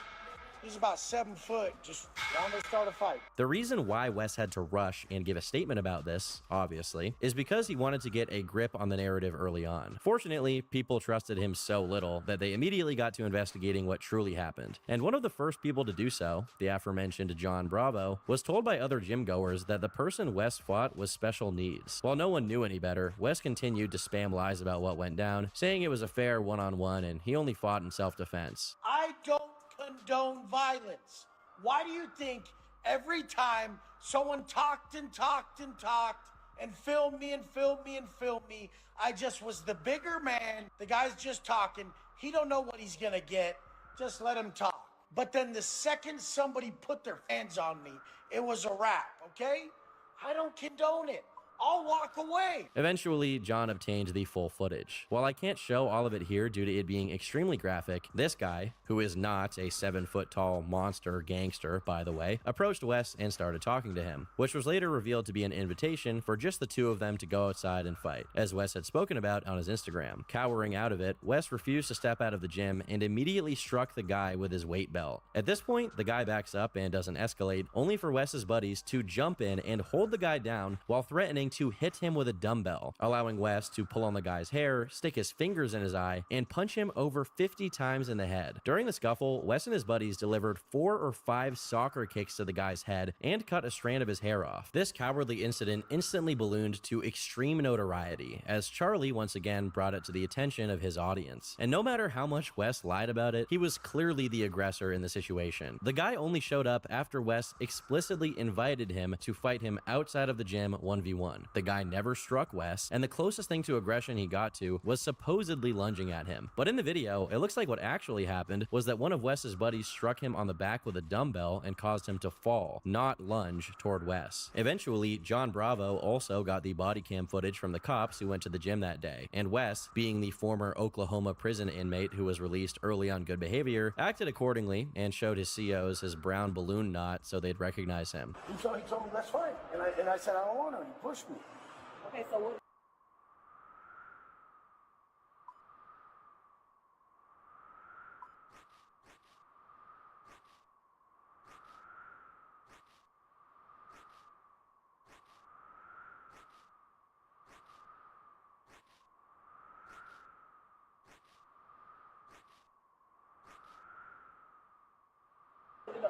The other two guys have to do it. They said stop. Like, we don't want to fight. We don't want a problem. I'm famous. I don't want to fight anybody. But when they antagonize you, someone kept telling me, Britt, I want to fight. You got to then do it. Get sick of it, you know? I'm famous. I get 90 million messages a day of people saying the same thing. I'm just saying I don't have the messages because they harass me. And I block them right away. I'd imagine that a hardened convict would, I don't know, stay silent when the cops come talking to him. You don't ever admit the existence of this thing. Ever.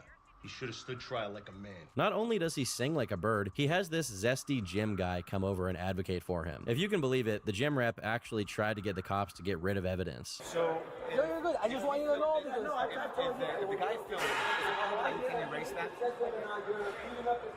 Why? Hear me out, bro. Hear me out. I cannot. All I can do, I can't take his phone and be like, no, erase that, right?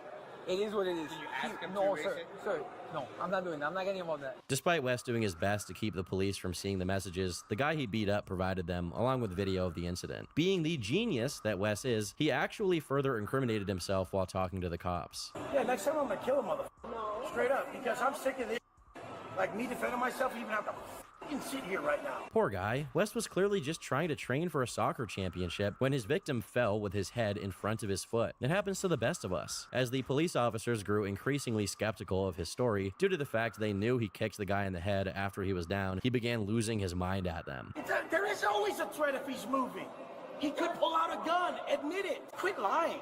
You don't know if a guy's getting up if he has a weapon. I do have a point, so quit trying to make yours. You gotta love how he's accusing them of lying. It's hard to believe how real projection is until you see just how much it's the default behavior of a compulsive liar like Wes. Now, after the incident went down, Wes was still free for a few weeks, during which he got into it with another random person who wasn't even really insulting him at a CVS. I'm the wrong dude too, bro. Who are you? I ain't that dude. You know how fast I could take you down? I don't look like that dude, but I am that dude. Let me show you something. Well, why you gotta be rude? Because honestly, bro. I'm saying nice car, you gotta act like I'm nobody. Who are you? Okay, Mr. Tough Guy, calm down. I'm just saying nice car. Yeah, you too, bro. I honestly can't believe it. This remake might even be better than the original. You're not that guy, pal. Trust me. You're not that guy. That's what real ballers get up to, fighting people at the local CVS. Finally, after weeks of business as usual, the consequences of his actions finally came knocking. As on the 6th of February, 2025, Wes found himself in a familiar position, in the back of a cop car, getting booked. The body cam footage was procured and released by John Bravo, and once again, Wes couldn't go 5 seconds without yapping during his arrest. That dude came and assaulted me. You saw the video, right? Come on, dog. I was protecting myself. You don't have to handcuff me. I'm going willingly. No, I'm solid, bro. I know, but we still got we got something that we gotta do. We bring the team for now.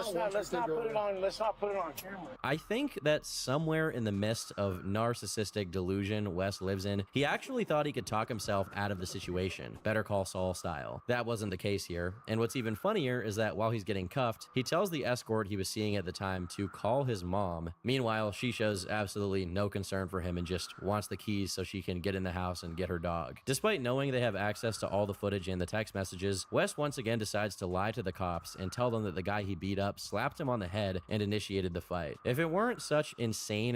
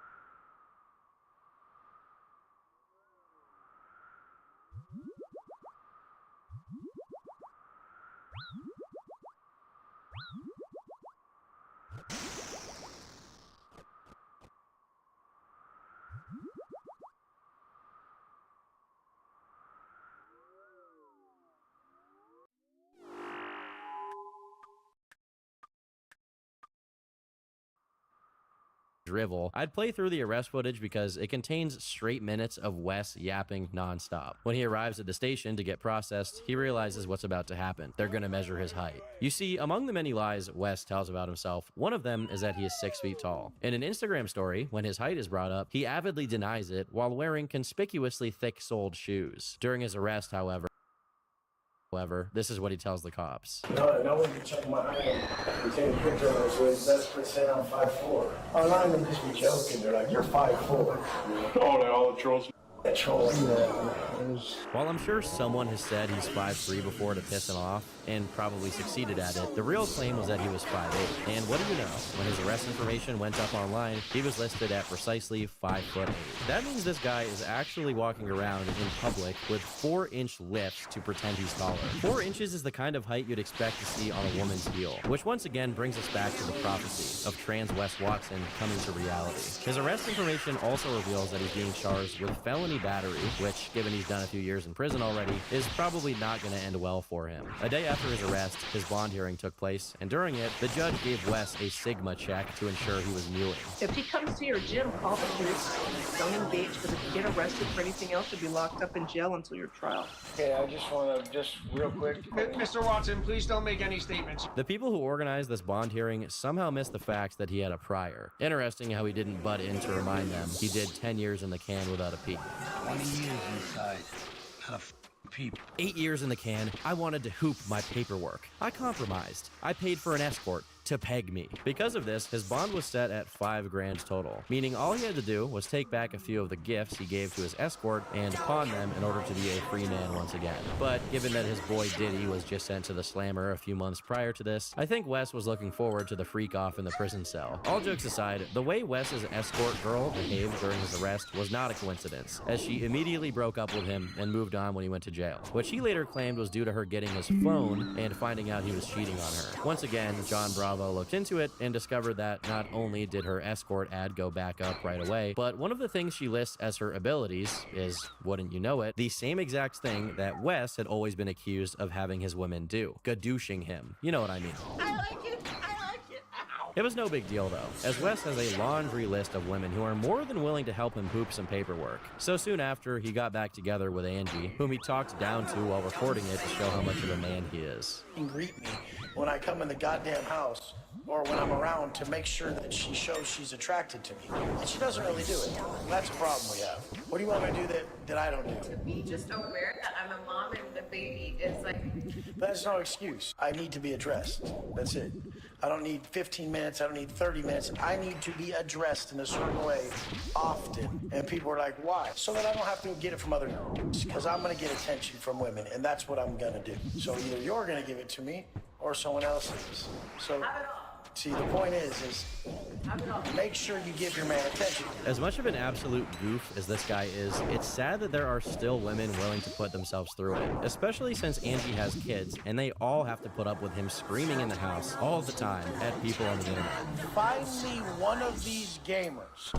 The rest of the month of February was uneventful, but in March, Wes inadvertently revealed details about his ongoing case during a stream with rapper Lil Pump. Assuming the stream was off, he first admitted that he was probably looking at 3 to 5 years, and then began lying, claiming that it was a one-on-one and his friends didn't jump in. It's amazing that even while facing prison time, he continues to stack lie on top of lie, and express how proud he was of what he did, as if it was impressive. While all of the commotion of the previous months was going on, one of the people who capitalized quite well on that trend was one Eric Kanevsky, who made 2 videos doing an over-the-top impression of Wes. And eventually, he decided he was going to go through with an idea that the late, great Rich Piana gave him. The original idea was to go to bodybuilding expos, ask people their height and weight, and then immediately go verify it to see if they were lying. Except, instead of a bodybuilding expo, Eric went to Wes's gym. And you can probably guess where this is going. Oddly, when Eric's first 2 videos came out, this was Wes's reaction. I don't really watch those spoof videos about me. but that one was super funny. If I saw that guy in person, I'd be like,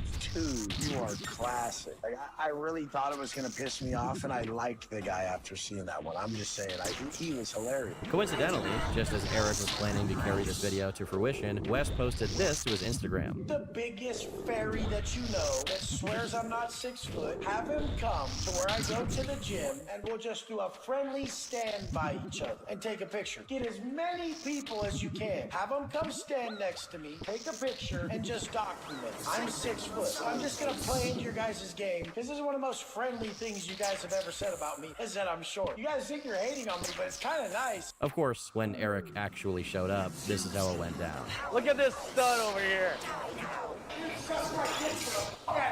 Am I 5'8"? Am I 5'8"? That's what I want to find out. Get out of here, yo. I didn't even get the chance to ask Wes anything about his height before all of his buddies started swarming me, but he brought up the 5'8" thing himself. After this pathetic exchange from Wes, he had his friend, the same one who was holding the dumbbell in the video John Bravo got, try to actually steal Eric's camera from the cameraman's hands by force. At least they planned ahead to try and get rid of any potential evidence early this time around. They spent around a minute struggling for the camera before Wes's buddy gave up, but not before he secretly stole the audio receiver from the camera. When they noticed it, they went back to get it, and this is how the conversation went.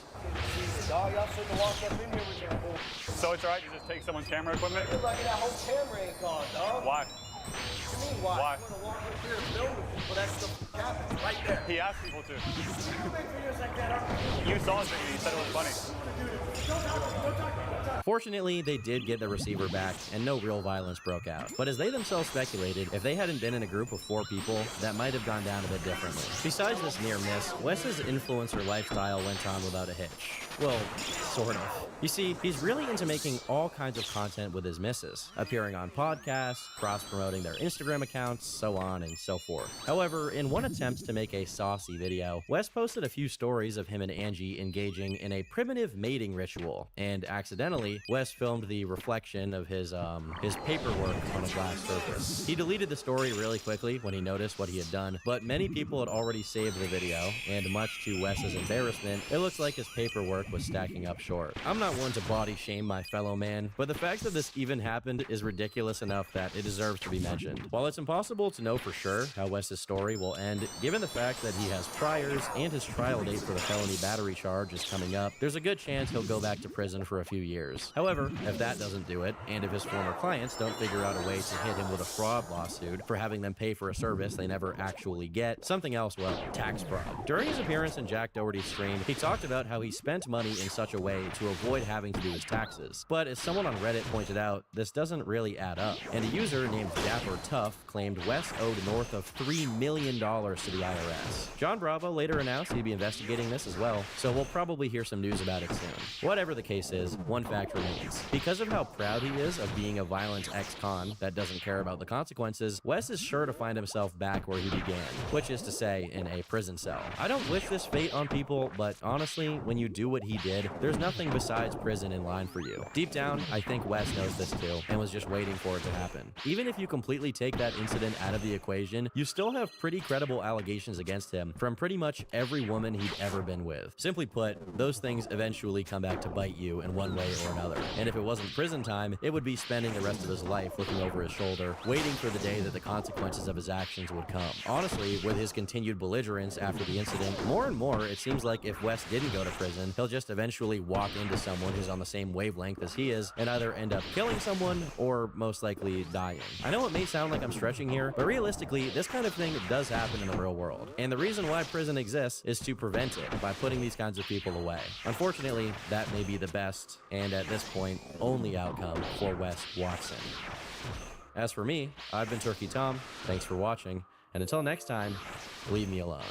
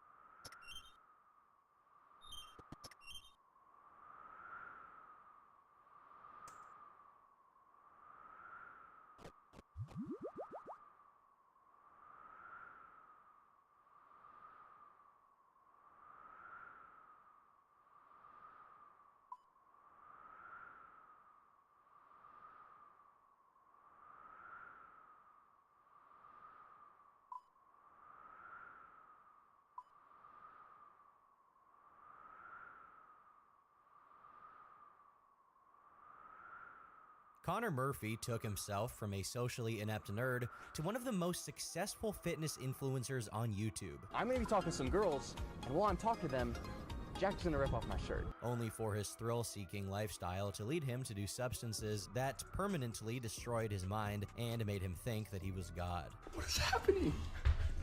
I've gone literally mentally. Over the course of 5 years, Connor turned his self-destruction into content. That is, until it landed him in a jail cell in Thailand for beating his girlfriend with a golf club. So sit back, relax, grab a drink, you'll definitely need it, and I hope you enjoy the story of Connor Murphy.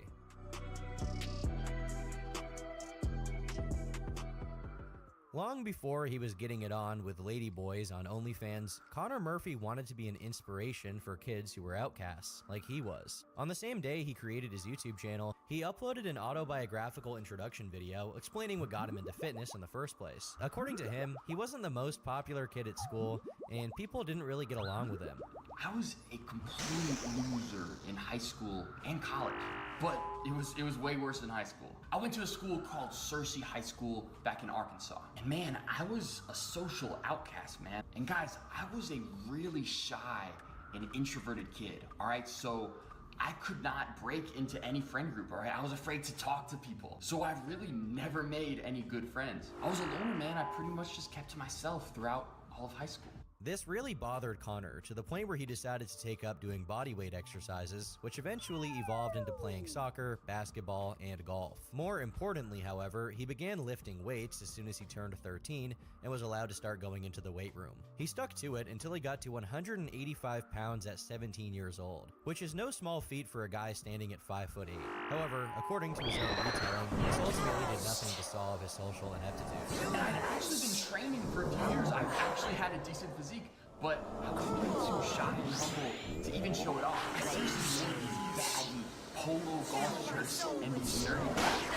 I was like the least intimidating, somewhat muscular guy. And because I was way too shy to stand up for myself, I was actually bullied pretty badly in the locker room, before and after sports practice. I couldn't even make friends with like other dudes, let alone talk to girls. There was no way I even thought about having a girlfriend. I couldn't even talk to a girl. I was so shy. I could not really have a conversation with someone. Due to his inability to relate to his peers, he managed to get himself transferred to an extremely academically challenging board school called the Arkansas School of Mathematics. He believed he would find like-minded people, basically socially inept nerds. It was only when he started actually taking classes there that he found himself once again not fitting in. Despite getting a girlfriend for the first time in his life, he still felt like the odd one out, as other kids continued to find him awkward. It's also around this point that he claimed to have plateaued and lost motivation to keep dedicating himself to fitness. Now, usually I do wait a little longer to comment on someone's story, but in Connor's case, it's important that I establish a few things early on. So, first off, Connor himself tells the audience that his initial motivation to work out was insecurity. While this is pretty common, it can often lead to delusions, with some people thinking that fitness can solve other problems in their lives, including mental problems, as we'll see later on. What solidifies this omen is that he claims he plateaued at 17 years old. Although this is possible, it's quite unlikely for someone to reach their natural lifting weight that early in life. Immediately after talking about his plateau, he transitions into discussing changing his mindsets and breaking through the plateau, and going from 185 pounds to 205 in a brief period, which, as many specialists in the fitness community have speculated, means it's very likely that the change he went through was taking steroids. Maybe it wasn't obvious when he acted, but now it's pretty obvious based on what he can no longer hold on to or achieve with that lack of hormone support and assistance. So, given how taboo this topic was during this time, it's not really surprising that he wasn't super open about his steroid use. And while there's nothing wrong with doing that stuff on its own, it does become increasingly evident that Connor's main motivation for fitness continued to be his insecurity. After posting this video to show his gains to people online, he proceeded to hammer out what eventually became his main gimmick, gratuitously exposing his mostly naked body in public to get shock reactions from random bystanders. While he did also occasionally dabble in workout tutorials, it's clear that they were a distant second place to the real meat and potatoes of his content, with him doing artistic pieces as well as social commentary performance art pieces, such as him half naked while hanging from the ceiling at Walmart, or him half naked on the roof of Chipotle, or him half naked on Omegle. I think you're getting the point here.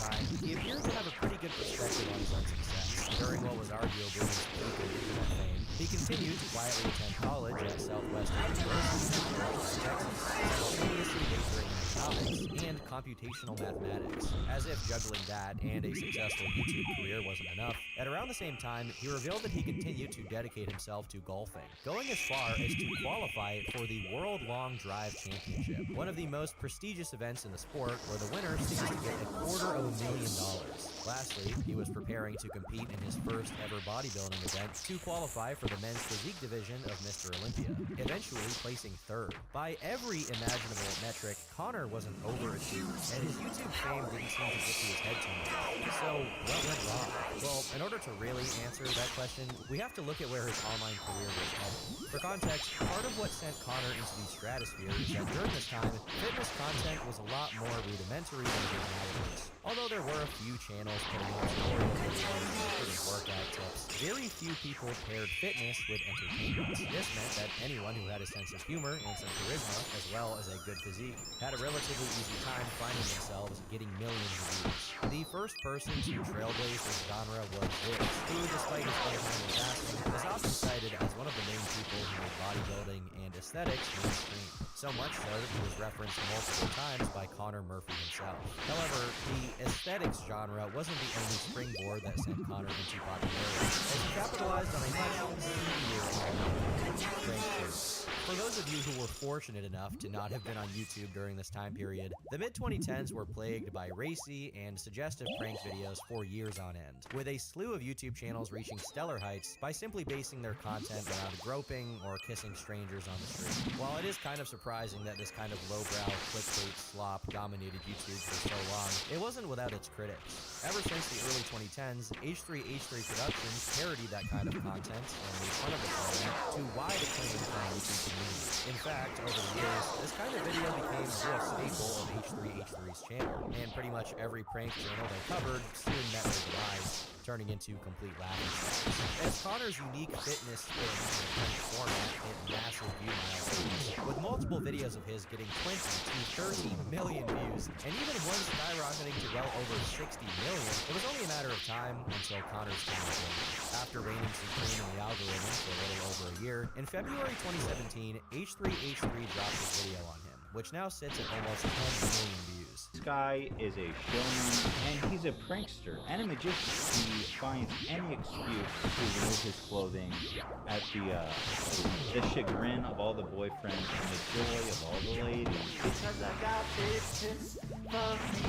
Within a few days, Connor dropped his version of a response video, but instead of being offended and taking it poorly, he decided to stick to a common trend at the time, which was asking strangers on the street if they'd smash or pass famous YouTubers, and one of the YouTubers he decided to include was H3H3. In light of recent events, I decided to post about had to be one of my favorite YouTubers of all time, my idol, Ethan Klein, and H3H3. I've honestly been a long-time subscriber. All of his videos are hilarious, including his recent one. My idol, Connor Murphy. Not only did he manage to find a way to turn what could potentially be online drama into more content, but he also got dozens of girls to say that Ethan Klein was unattractive and had a small dick, while he said that he found Ethan sexy. Juvenile? Absolutely. But as far as responses to online callouts go, it's far from being the worst, especially since other of H3H3's targets got so mad about being made fun of that they tried to sue him. As people began discussing Connor on the H3H3 subreddit, someone who claimed to have gone to high school with him, providing a picture of Connor from their school's yearbook to prove it. This schoolmate of Connor's described him as extremely socially awkward, having a lot of anxiety and acne, being socially stunted, and potentially having a mild form of autism. This same person also said, he was decently smart like the rest of us, but here's something. Connor sacrificed the chance to be what is basically the equivalent of a prefect in cushy boarding schools because he wanted to golf and couldn't show up for a meeting to confirm him. It's worth mentioning right now that this is something of a pattern for Connor, as despite being unusually overqualified and competent, he tends to dedicate his attention to alternative avenues. And as we'll find out, he's consistently bad at picking his priorities. Now, in that same month as the H3H3 callout and response, Connor was actually arrested on 6th Street in Austin, Texas. And of course, he was shirtless when it happened. While it's always